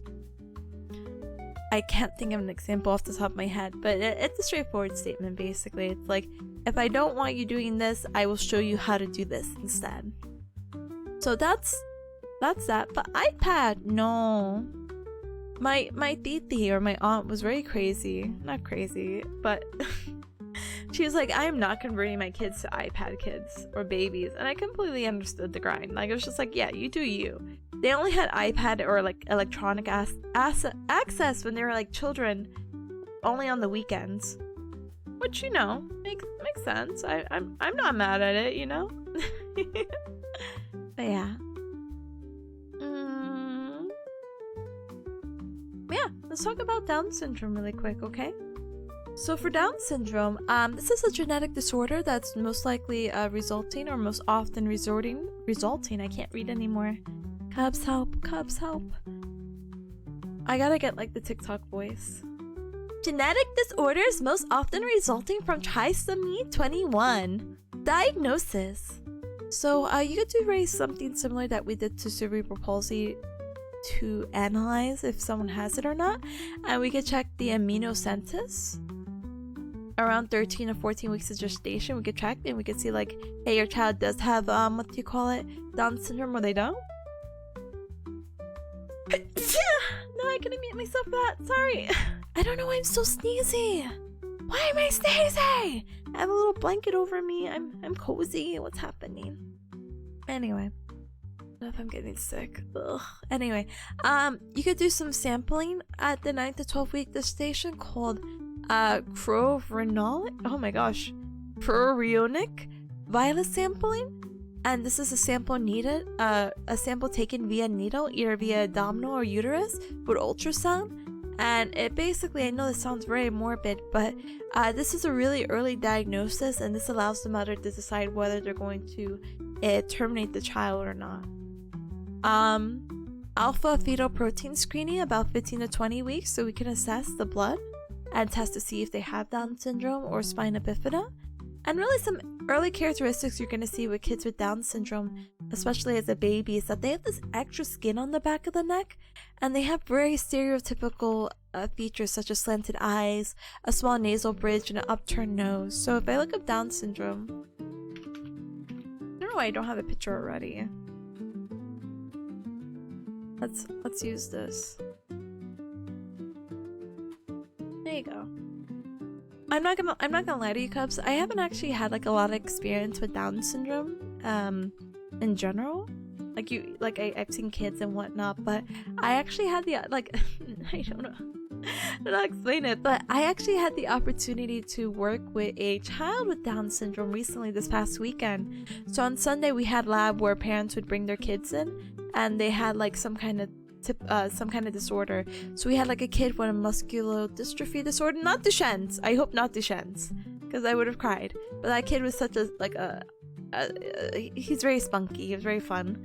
But we were put in different groups. But I was politely viewing. There was like a baby with torticollis. That's the one with the head kind of stuck in one direction. There was another kid with Down syndrome, and I had an older girl. I forget how old she is. I think she was 5, who had Down syndrome, and she was so funny. She really liked to play. Oh no! Oh no! I have that lab assignment due tomorrow. Oh no! Oh no! Oh no! Oh no! Oh no! I just remembered I have to write it down. I had to put it on my phone. Hold on. Oh, I'm so glad I remembered. We had a whole lab based off it, basically TLDR, and yes. Yes. Let me see. Let me set an alarm. I have an alarm for the dentist. I have an alarm. No. Alarm for tomorrow at like 10:30 a.m. Please do lab report, please, for everything that's good in the world. It's a relatively long lab report, but I felt so bad because I didn't do anything. I'm not gonna lie to you, Cubs. We were in a group of 5, and they're like, "Well, who's gonna do what?" And I'm like, "Oh," and everyone's like, "Oh," and then it happened, and then she gravitated towards me, and we're like, "Oh my god, you want to play? Do you like this? Oh my gosh, let's do this. You like bowling?" We just like started bowling, and just like playing with the kid while my other classmates are doing like interviews with the parents to get like information off them. And I have another one who's like watching her movements to assess like whether she's doing good or not. And my classmate's like, "You did so good." That's not to raise my self-esteem to say it. She's like, "I got so much information out of that." And I'm like, "Oh, I was just playing with the child." I kind of forgot, but it was to work on her squatting abilities. I asked her about like color, like recollection of like, "Oh, what is this color? Wait, what color was that again? What's your favorite color? All right, let's set this up. All done. You want to play another game?" Yeah, and she was so bossy. That baby was so bossy. We played Duck Duck Goose, and she's like, "You sit down now." I'm like, "What?" But I felt so, oh my gosh, this was the cutest moment. So when she was playing the bowling game, because we set up the pins and she got she knocked a good chunk of them, I said, "Oh my gosh, let's go!" And then she started mimicking me. I'm like, "Oh wait, don't say that." Don't say that. I mean, you can say it, but like, I feel like we're inserting gamer words, I was just very excited for you, okay? But yeah, that it was very fun. I have an interest in pediatric stairs, but like, I again could not tell you. I will be okay with playing, but any of the analysis I still need to work on, They will question where the kid got dyes from. It's like, what? My kid's been talking about death recently. All they say is like dyes. Where did I pick that up? They picked it up recently, like within the past few sessions. You know where that came from? No idea. Sorry. Anyway, Luna said I had a classmate with it when I was a kid. Not me being able to communicate and not understanding that it was not fun. Yeah, there's definitely a little bit of a gap, and I'm not gonna lie to you, the girl I was working with was like a superstar. Her parents keep her very involved and really active in a lot of things, and so like the only thing you could like, I would have never known she had Down syndrome if it wasn't for like the stereotypical face features, basically. But she was so cute. she was so fun, and she really liked playing in the ball pit, and she liked burying herself in the ball pit. She's so cute. If there's a picture, I won't show it, I guess, but she was very cute. Anyway, let me go ahead and keep scrolling. But yeah, for Down syndrome, there seems to be very common comorbidities, which means just common conditions along with it. So they might have GI tract troubles, they might have hyper or hypothyroidism, and thyroid is very important for hormones. So they might have leukemia, and we talked about that briefly with the cancer stuff. Excuse me. Oh my gosh, sorry. They have hearing impairments, they have visual impairments. Very sad, but they might start exhibiting Alzheimer's characteristics by the age of 35, and by the age of 50, about 50% of them will have Alzheimer's, or at least characteristics of it. Dementia. They'll have 50% will have dementia by age 50. They might have congenital cataracts, which is like that blinding in the eye. They may have heart defects, allantoaxial instability, diabetes mellitus, obesity, and a possible increased incidence of autism spectrum disorder. So, yes. Warble, hi, welcome. Here's some symptom presentation we'll talk about with kids with Down syndrome, and then we'll probably skip to the study guide outline, and then we'll refer back to that PowerPoint, and then we just have a little bit more to go, okay, Cups? So for system presentation, we're going to talk about intellectual disability, which can be moderate to severe, and we talked about that a little bit earlier. We just talked about the stereotypical facial features of the slanting eye, small nasal bridge, upturned nose, etc. Hypertonia, that girl was floppy. I kid you not. I don't know how to explain it, but like, she does, I don't know what she does, gymnastics or something? This kid was able to bring their leg all the way like back here. I'm like, what? How are you doing that? Brother, I can bring my leg like here. I can bring my leg right here. She was able to like grab it and bring it all the way up here. Like, she had no tone whatsoever. I hope these drawings help. But yeah, it was really crazy. Ligamentous laxity, oh yeah, 100%. Joint hypermobility, okay. Gross motor delays, so they don't meet milestones that quick. It is like a little bit of a slow process. I think by I think they're supposed to have independent sitting by like month 6 to 8 or something like that. And I don't think they get it until like 12 or 20. It's one of these like two numbers. I don't know, I'm like blanking, but just to let you know, it's like a long delay. I think walking is a huge thing as well. I think walking should start around the age of like 12 months, and they don't like actually do it until like 30. And that's almost like, you know, if you do the math, they're over 2 years old and before 3 years old. So that's a very long time to be like, yep, not walking. But they have decreased strength, fine motor delay, speech delay, and atypical movement patterns. So they have like a very weird way of like transferring from sitting to quadruped to sitting. So let's go ahead and we'll move on. Oh, look, see? Observations. Sometimes kids with kids with Down syndrome, they might have like an open mouth posture, and you might see like a little tongue thrust. So this is what they may also look like. But you also see the upturned nose, the slanted eyes, the etc. So things we need to know for Down syndrome is the precaution, comorbidities, recommended interventions, and gross motor curves. We'll look at that in just a moment. Let me see something. Okay, and then what's this? Okay. Alright, let's get to it.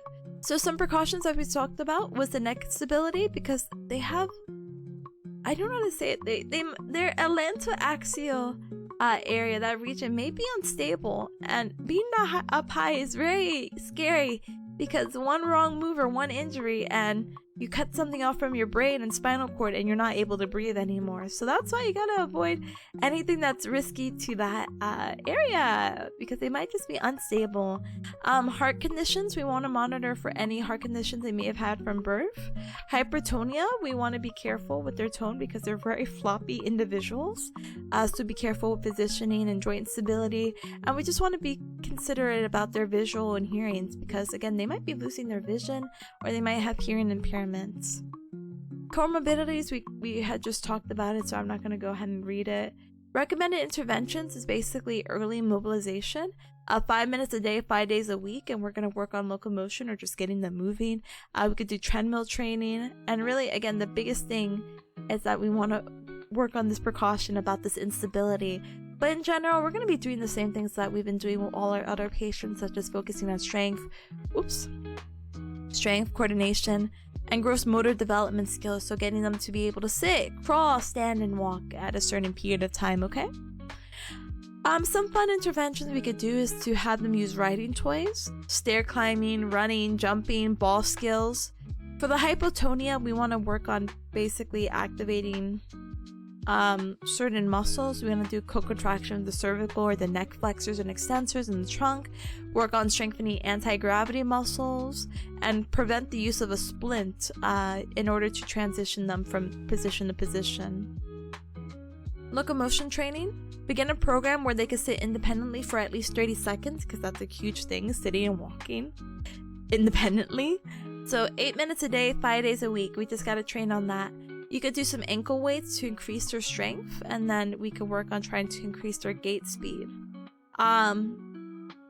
People who have done this locomotion training have walked about 2 to 3 months earlier in comparison to the people who did not. So that's, you know, spooky! And that's insane. That's an insane difference to be like, yeah, I walked 60 to 90 days. Activate anti-gravity thrusters. Okay, anyway. For physical activity, again, you just want to reduce sedentary behavior, and you want to prevent obesity, and just, again, promote general cardiovascular fitness. So get them into school, get them in the community programs. You could do bike riding, sports, aerobics, swimming, Special Olympics, and really, again, that weight bearing to avoid osteoporosis, okay? For Down syndrome, they may need an orthotic. They might have like really flat feet, like pes planus, flat feet, so they might need a shoe insert, or an SMO, which is like a supramalleolar orthosis or something like that. We'll talk about that in a little bit. The general plan pretty much is that they are enrolled in an early intervention plan when young, and they may have like PT services 1 to 2 times a week. Definitely do PT after cardiac repair, so maybe they needed to do some surgery after they were born to help fix one of their congenital heart defects, and we want to get them active and going afterwards. You might want to put them in a public preschool services with therapies at school, or you can also do... Yeah, no, this is the same thing. They just mix the age ranges. So starting as early from 3 to 5, you can have them do school therapy pretty much. And that school therapy can last between the ages 5 to 21. So yay, keeping them active and going. And so for Down syndrome, for some of the gross motor curves, there you go. Yeah. So delayed milestones. So they're sitting at like 9 to 12 months. Imagine like waiting a year for your baby to be like, oh, please sit. Crawling takes 12 to 18 when this is like crawling is like very early. Do I remember? No, but it's not 12 to 18 months. Walking again is supposed to be about a 12-month thing, and it takes them about 6 months later at the minimum to catch up. So there's definitely like I hate to say this, maybe like a 6-month delay on each one. That's not like a guaranteed number, but like looking at it vaguely, I'm like, yeah, yeah, actually. Slower development progression is often more gradual, but with early motor skills appearing later than typical peers, but continued improvement. Basically saying they might be slow, but they'll get it eventually. So yay, that was Down syndrome. So we'll go ahead and look at that. Oh, hold on. I feel like this is the same thing. I know it's the same notes, it's the same lectures, but I'm like, oh, I'll read it. Why not? And then we'll go ahead and get DCD done or out of the way. And I think after that, we don't really have that much. Oops. Let's see. Excuse me, 72? Is this a new thing? Yeah, there's only 4 pages for DCD, so we could get through that. And plus, most of it's slides, as you can tell, so teehee. Anyway, so Down syndrome, again, is a genetic disorder resulting from trisomy 21. It is an intellectual disability that could be moderate to severe, and they have the stereotypical facial features. They have hypertonia, ligamentum laxity, joint hypermobility, gross motor delay, decreased strength, fine motor delay, speech delay, atypical movement patterns. These are the different ways we could go ahead and diagnose it. Secondary conditions or comorbidities are going to be like the GI, the tummy issues. Hearing, visual impairments are going to be a big thing. Alzheimer's is just really shocking. Dementia by 50. Congenital cataracts, or the blinding. Like, I don't know. Yeah, right? Yeah. Like the blinding, or like the whiteness in the eye. Congenital heart defects. They might need surgery for that. Make sure they're active to avoid the obesity. Possible increased risk of autism. Allantoaxial instability. And it's important to screen someone who is more than the age of 2, or if they're doing any Special Olympics or horse riding. I didn't know how important it was to have like your neck stability while horse riding, but I guess the like up and down motion or something, you know? Like, oh, whoa, hold on, horsey. You might do something bad. Anyway, for PT management, again, is to make sure they're reaching their milestones or motor milestones, doing that locomotion training, maybe getting an orthotic, and just really encouraging activities. For hypotonia, again, we had described it, and just making sure we're doing what we can to make sure that we are strengthening those muscles and those movements. Alright, so let's move on to DCD, and we'll move on to my notes right here. So DCD stands for Developmental Coordination Disorder. Apparently this is also known as dyspraxia, but it's pretty much a lifetime neurodevelopment condition characterized by difficulties in motor coordination that are not due to medical or neurological conditions.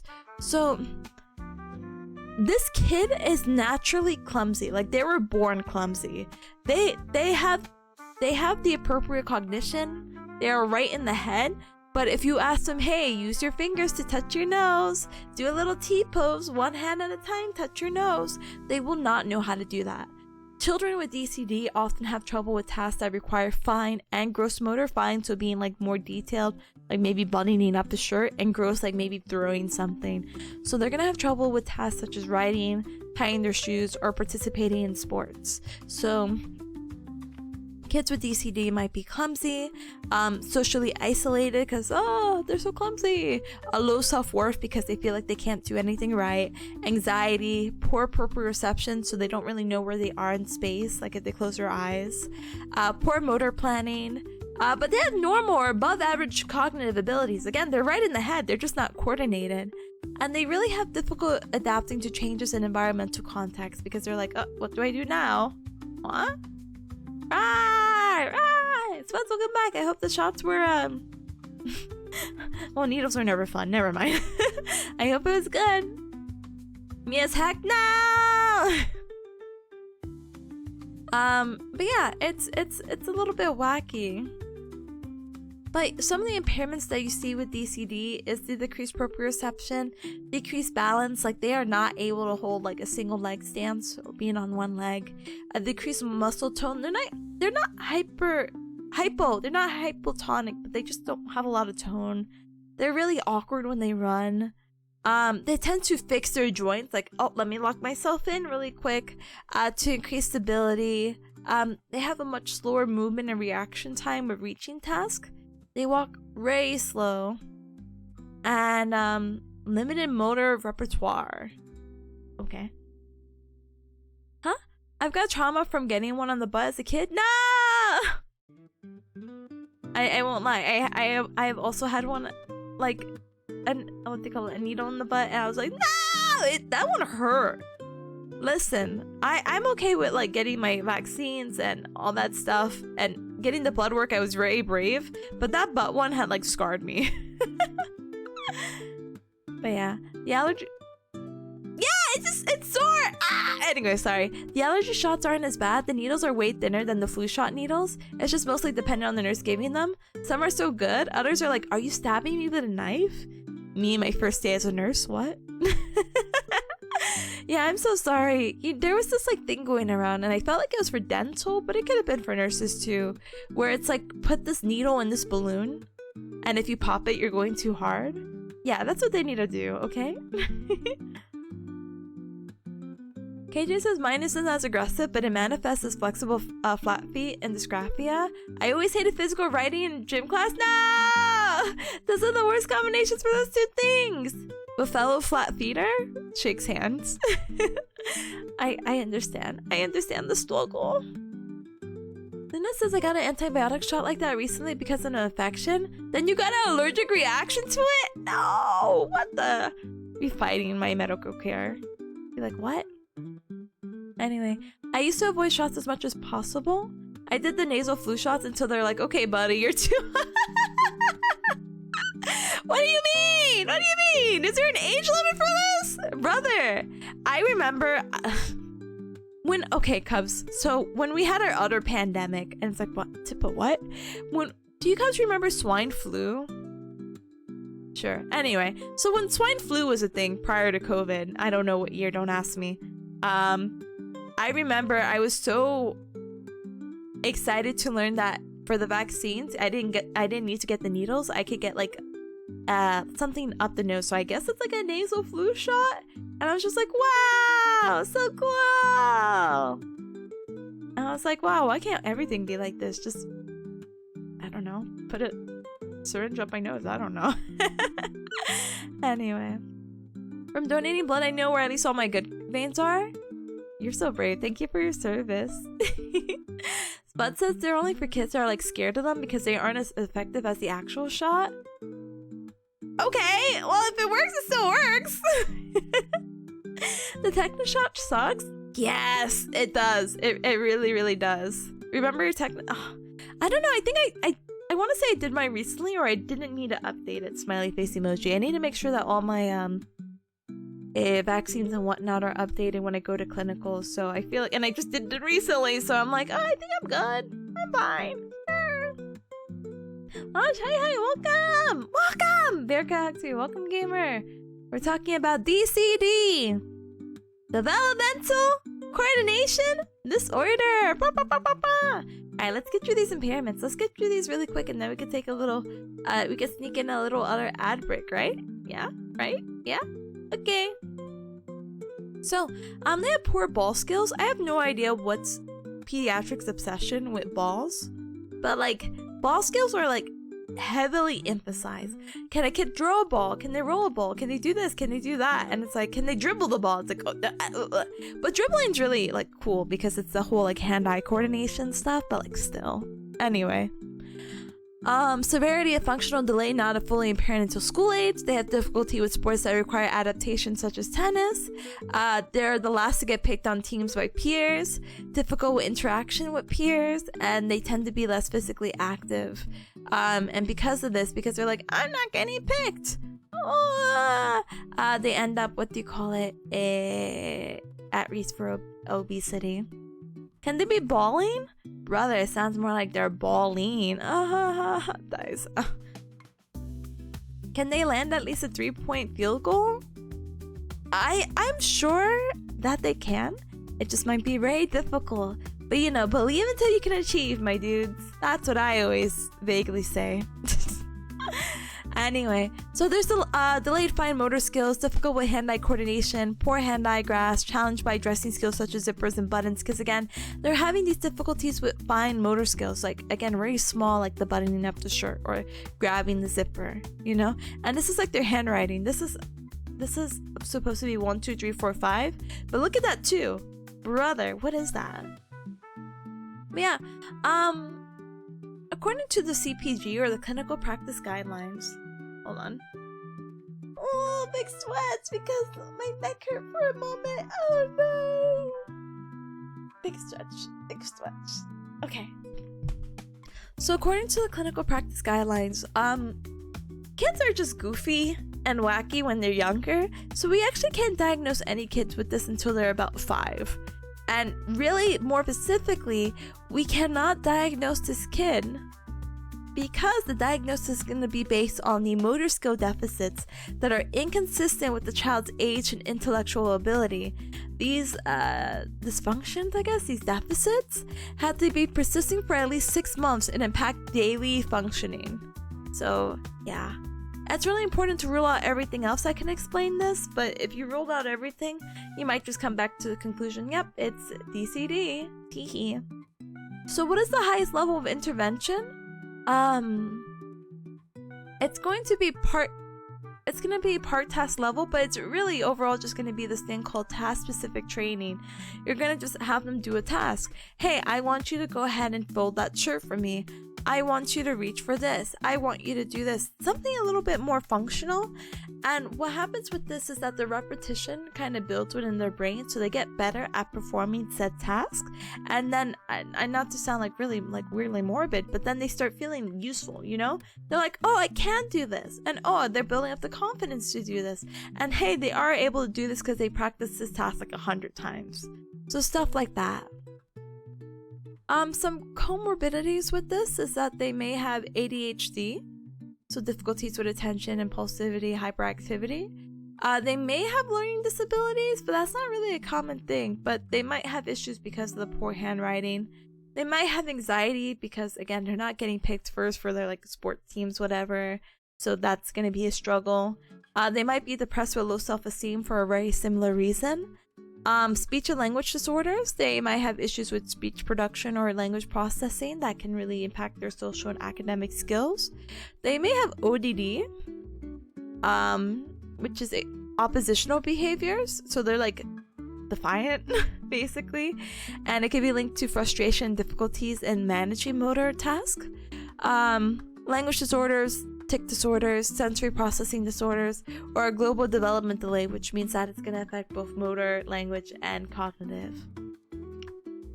Here again is the interventions. Task-specific interventions. So look, learning a specific task that's broken down to separate steps. And again, practicing and repetitioning in that's all going to be very beneficial for someone who has DCD. Promote repetition, problem solving, attention to task, and working memory. Motor learning is an important component of the treatment, and sensory and motor integration is an important component as well. We really want to focus on the kinesthetics of just having them do it. You know how we talk about different types of learner, whether you are a visual, auditory, kinesthetics, and kinesthetics are people who are like, I really like to write things down, I really like to be hands-on. This is what we really need for people who have DCD, okay? Biking, swimming, repetitive motor activities are really good. Repetitive motor activities such as basketball can be pretty cool because it's like, oh, hand-eye coordination, practicing that dribbling, da da da da da da da. So what's the plan for people who have CDC? So there's really no optimal frequency. Unfortunately, they may not really qualify for like any therapy at school because they're able to walk from class to class. So it's like, oh, you're okay, even if you're not proficient at the playground. But depending on how severe it is about their proficiency, if they're not proficient at the playground, maybe they can make an exception and be like, yeah, your kid needs therapy at school. Most likely how this treatment is going to occur is that it's a one time a week sort of thing for like physical therapy or occupational therapy. Keep up with the HEP or the home exercise program, and really just has self-paced community activities such as maybe karate, horseback riding and swimming, bike riding, etc. Aquatics is always a really good recommendation for these kids as well. Right? And now we're gonna move to cerebral palsy. Yay! But first, let's see, did we miss anything here? No, I feel like whatever we had just read is whatever we just saw here. So I'm kind of like, But we can read the etiology. I guess that's something we didn't really talk about. So DCD is unknown. We have no idea what causes it, but if we had to take a very educated guess, it's believed to be from the abnormalities in neurotransmitters or the receptor systems rather than like any damage to specific groups in the neurons in their brain. So it's not like brain damage, it's just like, hey, your brain may not be working this well, which is why you're going to end up with this clumsy, difficult to change in environmental context, poor motor control planning disorder. But hey, you have normal cognition, so that means a lot. Smiley face emoji. Again, you can't diagnose until 5+. Medical management, maybe you could take medication similar to those who have ADHD. Be careful of secondary conditions such as social isolation, obesity, anxiety, etc. And just make sure to promote task-specific interventions and promote that repetition. Okay? Okay. Let's get to cerebral palsy. Let me Google it. Alright, Google. Control F it. Ta-da! Ta-da! This one I'm debating. Do we read it or do we not read it? Yeah, we might read through my notes instead for this one, okay? But first, let's go ahead and take a little 3-minute ad break. It's just a few more minutes till our hourly, break time anyway. But this will allow me to check some water, check on baby peas, check on that lizard, I guess. And life will be good. Right now, we are on page 77 out of 96. Let me double check something really quick. Okay, and we have 3 more things we can talk about. We have cerebral palsy. We have hyper and hypotonia, and then we have orthotic stuff. So yeah, we have a lizard now too. It's something. Did it evolve? No, I feel like if it was supposed to evolve, I think lizards should evolve into frogs and not the other way around. That's my personal take though. I don't know anything about evolution. I only know Pokemon evolution. So, sorry. Oh shoot, speaking of that. Oh my gosh, why is everything reminding me of stuff today? What was I saying?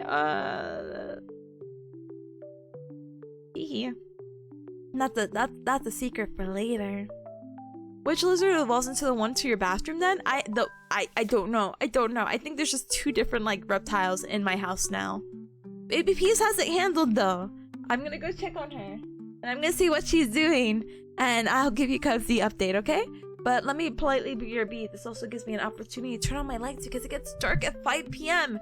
Why does it get dark at 5 p.m.? Why does it get dark at 5 p.m.? Ah! Chia! Chia! I'm just gonna keep screaming Chia. Chia! Hi, gamer. Hi, gamer. Hi, raiders. Welcome on in. Welcome. My name is Tipanya. Nice to meet ya!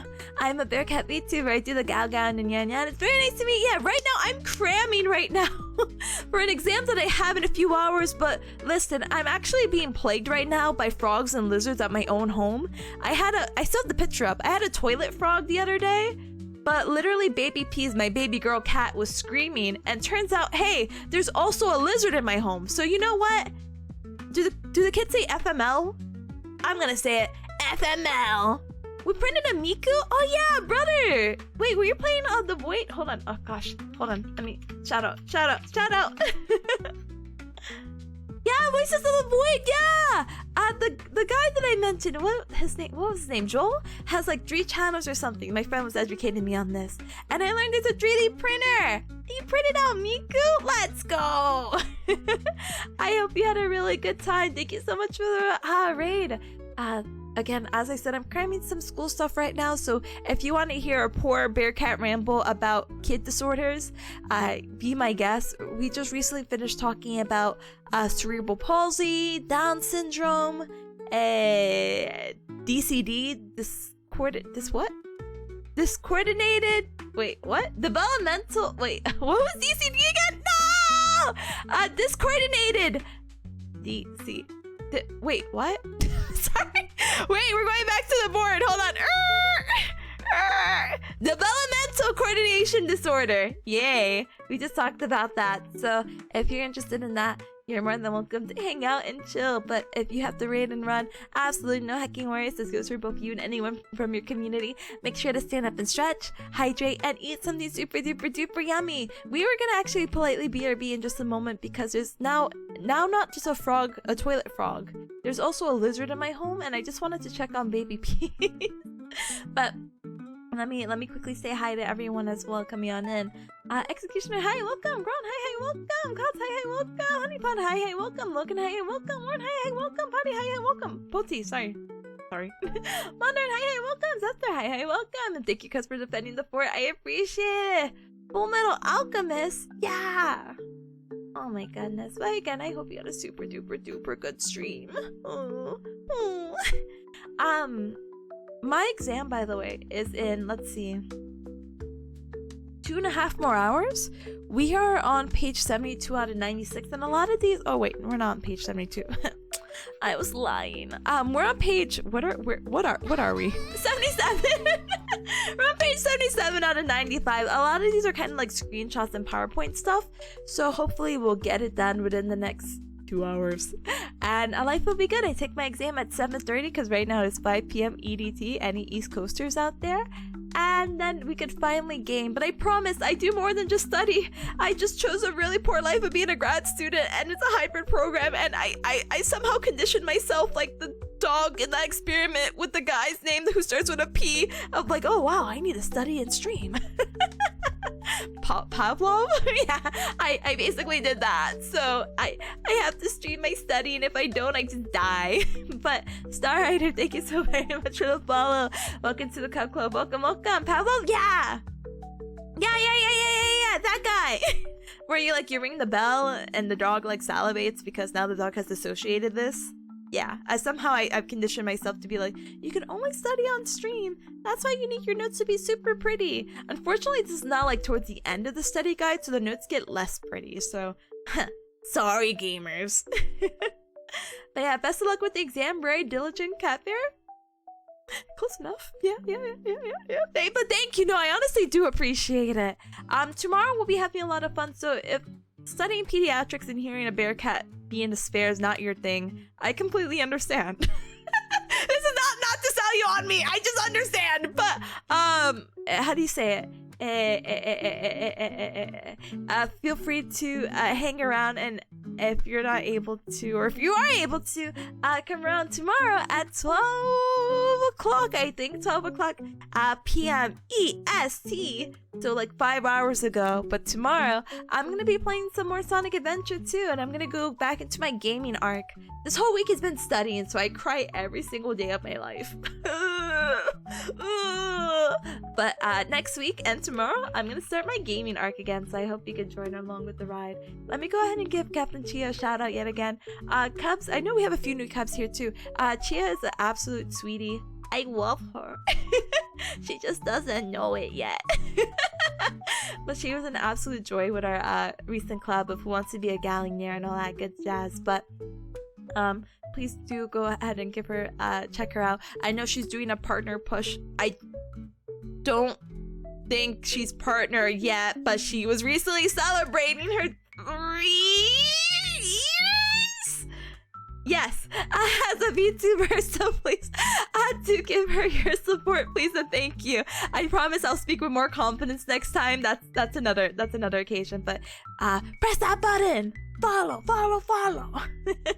She's actually super sweetie and is pushing for partner and did recently celebrate the 3 years. So yeah, we love a VTuber on the grind, and we also love hamster VTubers.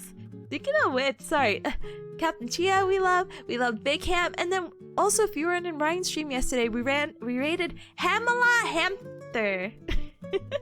So we might have a thing for hamster VTubers. Full marks on the Chia lore so far? Let's go! Let the full marks also carry on my exam in the next 2.5 hours. Let's go! How's Ryan's affiliation going? I don't know if I'm allowed to tell you, but I'm sure she will let you know tomorrow. Smiley face emoji. And maybe everything will go through tomorrow. Smiley face emoji. Smiley face emoji. Smiley face emoji. But yeah. Let's go ahead, Cubs, and I know I'm so sorry for the raiders that just came on in. Let me politely BRB. Like I said, there's a toilet frog and there's a random lizard going around my house. I just need to go check on my cat.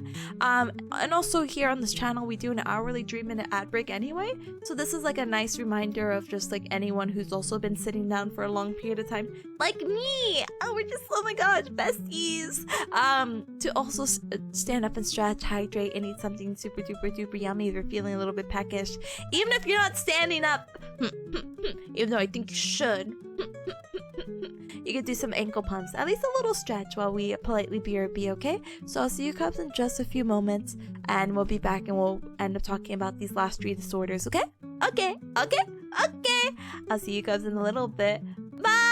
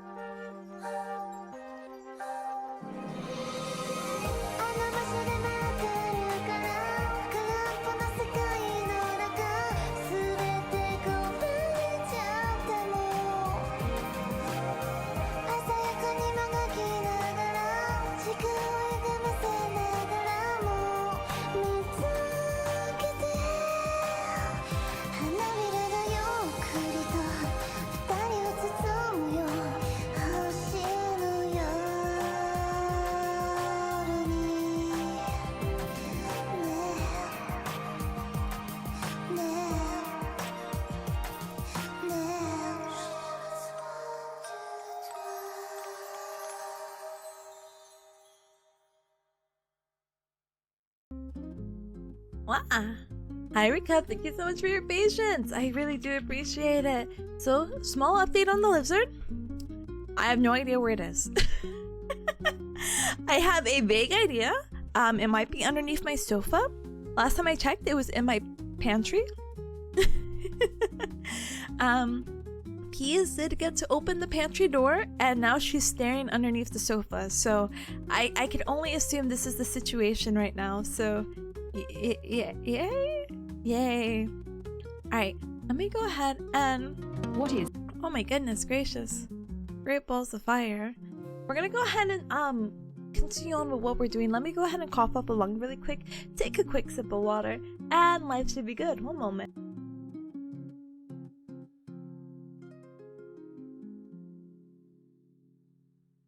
It's changing locations rapidly? Brother, it really is. I'm like horrified. What could possibly spawn next? I'm so scared. I want nothing else to spawn. I'm only one bearcat and I'm scared. But it's okay. It's truly whatever. Anyway, so the next disorder we're going to be talking about, other than this developmental coordination disorder, is going to be cerebral palsy. I feel like cerebral palsy is also a very common disorder that you may see, especially for kids, you know? So cerebral palsy is going to describe, let me see, do I have my mouse? Yeah. Describe a group of permanent disorders of the developmental of movement and posture causing activity.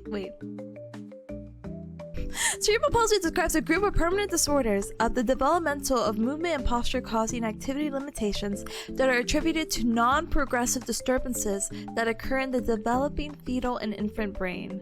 The motor disorders of cerebral palsy are often accompanied by disturbances of sensation, perception, cognition, communication, behavior, by epilepsy, and by secondary muscular problems. So earlier we talked about Duchenne's muscular dystrophy, or DMD, where that was a progressive disorder. Progressive meaning that this disorder is going to get worse and worse.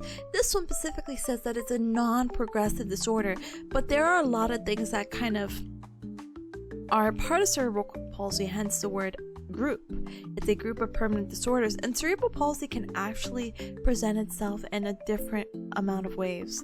I was trying to see if I could pull up a video to see if maybe we could look up what cerebral palsy looks like, and we still might be able to, so let me go ahead and pull that up really quick for us, okay?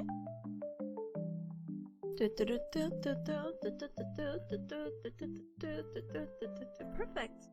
So cerebral palsy, YouTube doko. There you go. So cerebral palsy can be classified in different ways. Sometimes they classify it about what body parts are affected. So we have the quadriplegic or bilateral, where all four limbs are affected, the upper and lower extremities, the arms and the legs. We have or bilateral diplegia or bilateral, where only two of them are affected, and normally again this is going to be the lower legs. Or we have hemiplegia or unilateral, which means that it only affects one side of the body, so it's only one arm and one leg. So what do you call it? Let's go back really quick. They had showed a baby earlier, and what happens is that cerebral palsy is not really identifiable until like a little bit later in age. It's not like you look at a baby and it's like, oh, this. But there are some indicators that they're gonna go through about the baby being hypotonic, so they're like floppy. And again, I cannot keep telling you the example of like holding the baby in prone and just on the palm of your hand, and their like limbs are just flopped. But yeah, they're unable to hold their own head, they have stiff muscles, and they display like really unusual postures. I think they had just showed, yeah. Let's see. So this is how cerebral palsy can work. What do you call it? Cerebral palsy can look.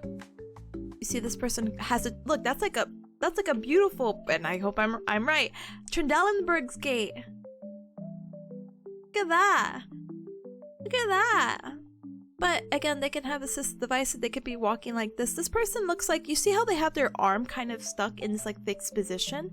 It looks like they have the one-sided one. This is a very similar like position you also see with people who have strokes, where if one side gets affected, the left arm kind of stays up to their side, and then your left leg is a little bit stiff as well. So you see how it's kind of like staying in that position. Our goals as like rehab specialists is to try to get them out of that position and get them back to like some kind of normalcy. But it's really interesting to see that, like, you know, it's like, oh no. It's always sad to see like a kid being injured or sick with something you expect like a much older individual to have, but I think they shouldn't be sick in general. Apparently, yeah. So it's very similar to stroke. That's what I was surprised about too. But a little bit of movement disorder. You see how like stiff she is, and the hand is bundled into a fist. She's not able to like extend her fingers. And the thing with CP, as I had mentioned before, is that, yeah, of course we're talking about pediatric disorders, but then these kids grow with this. So then that was a much older individual with these type of things. Kids with CP are not smooth. They have these ataxia. Well, they have different types. This is... You see how she... Oh no, don't fall. Don't fall. They're trying to... Oh, get in the hoops, get in the hoops. Oh. There's different things that can affect in their bodies. And this is what they're talking about. And hopefully we get to talk about it in a little bit of detail. So this is probably going to be rinse and repeat in just a little bit. But they have spastic, which is like the most common form where the muscles are going to be like stiff and tight. So again, like the girl who can unbundle her hand from a fist. Dyskinetic is just involuntary movement. Ataxia is that shaky movement. That's what that girl that we just saw has. And there's a mixed type that may have like a combination of both. So let's see. Is this it? Will your child walk and talk? Okay, and then we're going to talk about the GMFC in just a little bit. So yay! Let's go ahead and continue. So one of the main things she wants us to know is this GMFCS, Gross Motor Classification Scale. And so this is going to be designed as a method of classifying the severity of cerebral palsy in kids from ages 0 to 18 based on their age. Oh go! Lucky Flea, thank you so very much for the follow. Welcome to the Cub Club. Welcome, welcome, welcome. So level 1's gonna be the most functional, and level 5 is gonna be the most involved. We're gonna have pictures, so it's not gonna be like, just know this. We're gonna see it in just a little bit. But why we have this classification scale is because it's gonna help us dedicate our treatment, as well as also allow us to predict the child's outcome. Maximum mobility is generally between the ages 9 to 12, by the way. So when you're assessing, it's like, can the kid improve? Once they hit 9 to 12, maybe not necessarily mobile wise. You know, they should have hit all their milestones for like normal, like walking, sitting independently, etc. So let's use this. So these are some fun, wacky pictures, and if I need to scroll up, I will. Maybe I will. Maybe I'll keep it right here. But I want you to read it too if you need to.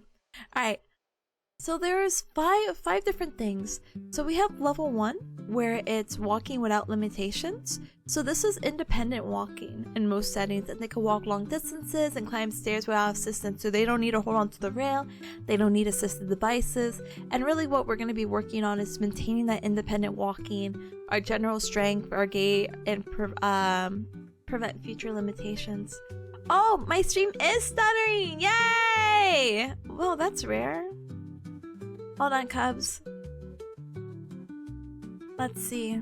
How can I fix this? I will close out tabs.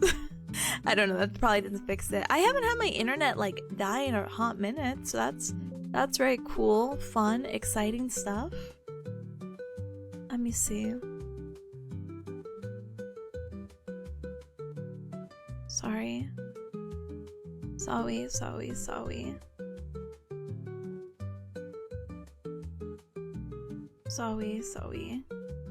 And no more YouTube. Okay. Well, it only looks like it's getting worse from closing those tabs. Sorry, gamers.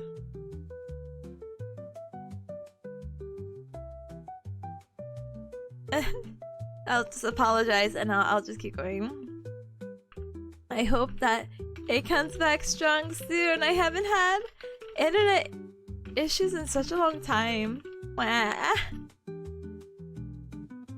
Alright, so for the GMFCS again, so this is walking without limitation. And then again, it only progresses from here and for the worse. So we have stage 2, which is walking with limitations. So they can walk in most settings, but they might need a handrail or assistance for the stairs, and they may have some difficulty with uneven terrain. So think of like going from a sidewalk, cement, to, how do you say, like grass, which is pretty uneven. We want to go ahead and pretty much keep doing the same thing about strengthening gait training, etc. Level 3 is when they start walking with a handheld mobility device. So they might use a cane or walker, and they might use like a wheelchair for longer distances. They're definitely going to walk with an aid, so we're going to help them like double check about learning, how do you say it, walking with a wheelchair or walking with the aid, and teaching them like proper ambulation skills.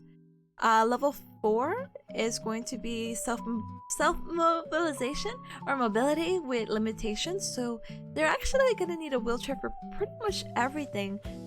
They may be able to walk very short distances, like let's say maybe from their room to the bathroom. But other than that, wheelchair is definitely necessary. And then level 5 is that they cannot get out this wheelchair. Severe limitations. I've seen some kids with like their head droop, like they need to keep their head supported. They primarily use a wheelchair for all mobility, and they're unable to walk or sit independently, which is very spooky. They need this assisted support, which is why you see these with like a belt or a gate to kind of just keep them upright instead of like slumped, you know? Some predictors. Sorry, what was it? Functional predictors. Yeah, so this is actually just based off a slide we have in the PowerPoint. And so some of the stuff that we talked about or saw in the video earlier is actually going to be discussed right here. So, predictors. Children with hemiplegia, or ataxia are most likely able to walk. So the hemi being half, so this is the cerebral palsy that's going to affect the one arm and one leg. If they have one good side and one not so good side, they're still going to be most likely able to walk. The ataxia, they're able to walk, but they're kind of a little juddery, kind of like my OBS right now. Children with dyskinesia or bilateral CP is least likely to walk. So dyskinesia is that kind of like involuntary movement. Their brain is not collaborating or coordinating with their body. And then the bilateral CP is less likely to walk. They should be able to sit independently by 24 months. That's like the best predictor. It's a little bit late to be sitting independently, but if they can sit by 24 months, they have a better prognosis. So about 2 years. There's going to be a decline in ambulation, and that may occur as a child. It's not, again, anything as severe as DMD. It's just there might be a slight decline. And really, we want to focus on those developmental curves and those scales that we mentioned earlier. But hi, Aura, hi, welcome. Alright, gamers. There's some other stuff I would love to talk about CP, but I'm also like, if my stream doesn't like heck up, if it doesn't fix itself in a little bit, we might have to. Oh, I see, it's choppy. I'm even looking. That's crazy. Wow, I'm actually so behind. Wow. I'm looking at it on stream. Oh no! Alright, Cubs. We may need to cut the stream. I'm looking in IRL time and it's very behind. Oh brother. Alright. I can study off, so I'm not mad.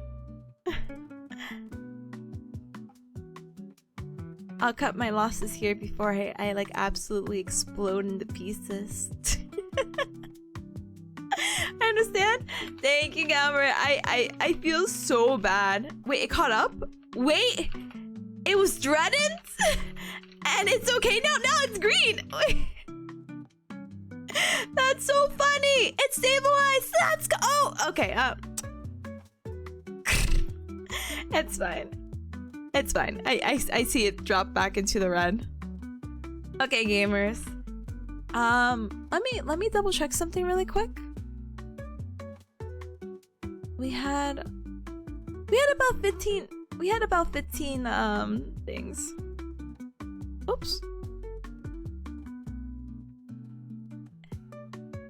It's okay, gamers. No, you're so good, Aura.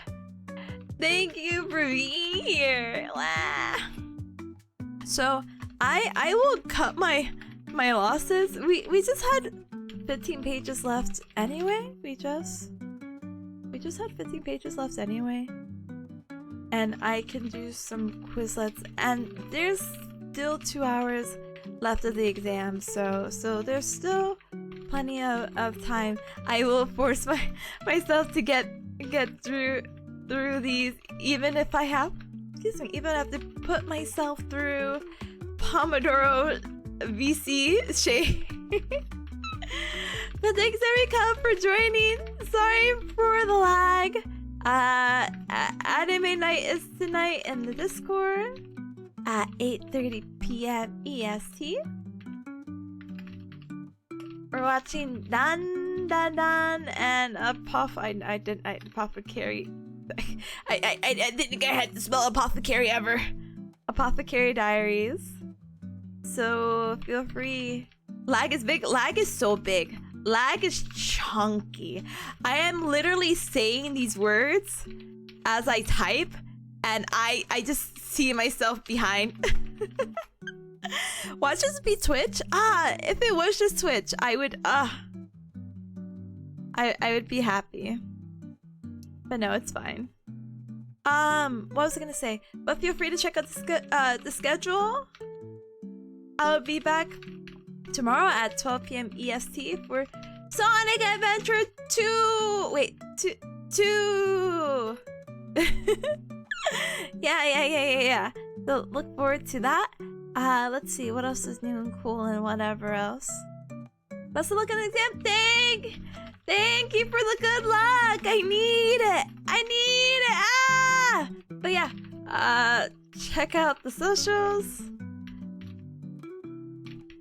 Here, take this raid message. Receive it, thanks. I don't know how to spell receiving, apparently. Receiving it, thanks. Alright, raid message. This? Oh, we have raid message this. If it's, I see it stabilized. I'm about to sue. I'm about to sue. Go, Nikolai! Thank you so very much for the follow. Welcome to the Cup Club. Welcome. You definitely don't need it, but good luck. No, I need it. I need it. I need all the luck. I'm tired, but I cannot wait to like stop studying. Good luck on your exam. Thank you. I do appreciate it. I look, listen, as soon as I get the results from like either one of these exams, I can feel peace in my heart. Right now, no peace. But yeah, thank you. Okay, so we grabbed the raid message. All right. Okay. But yeah, sorry, it went back to the red, so I am definitely gonna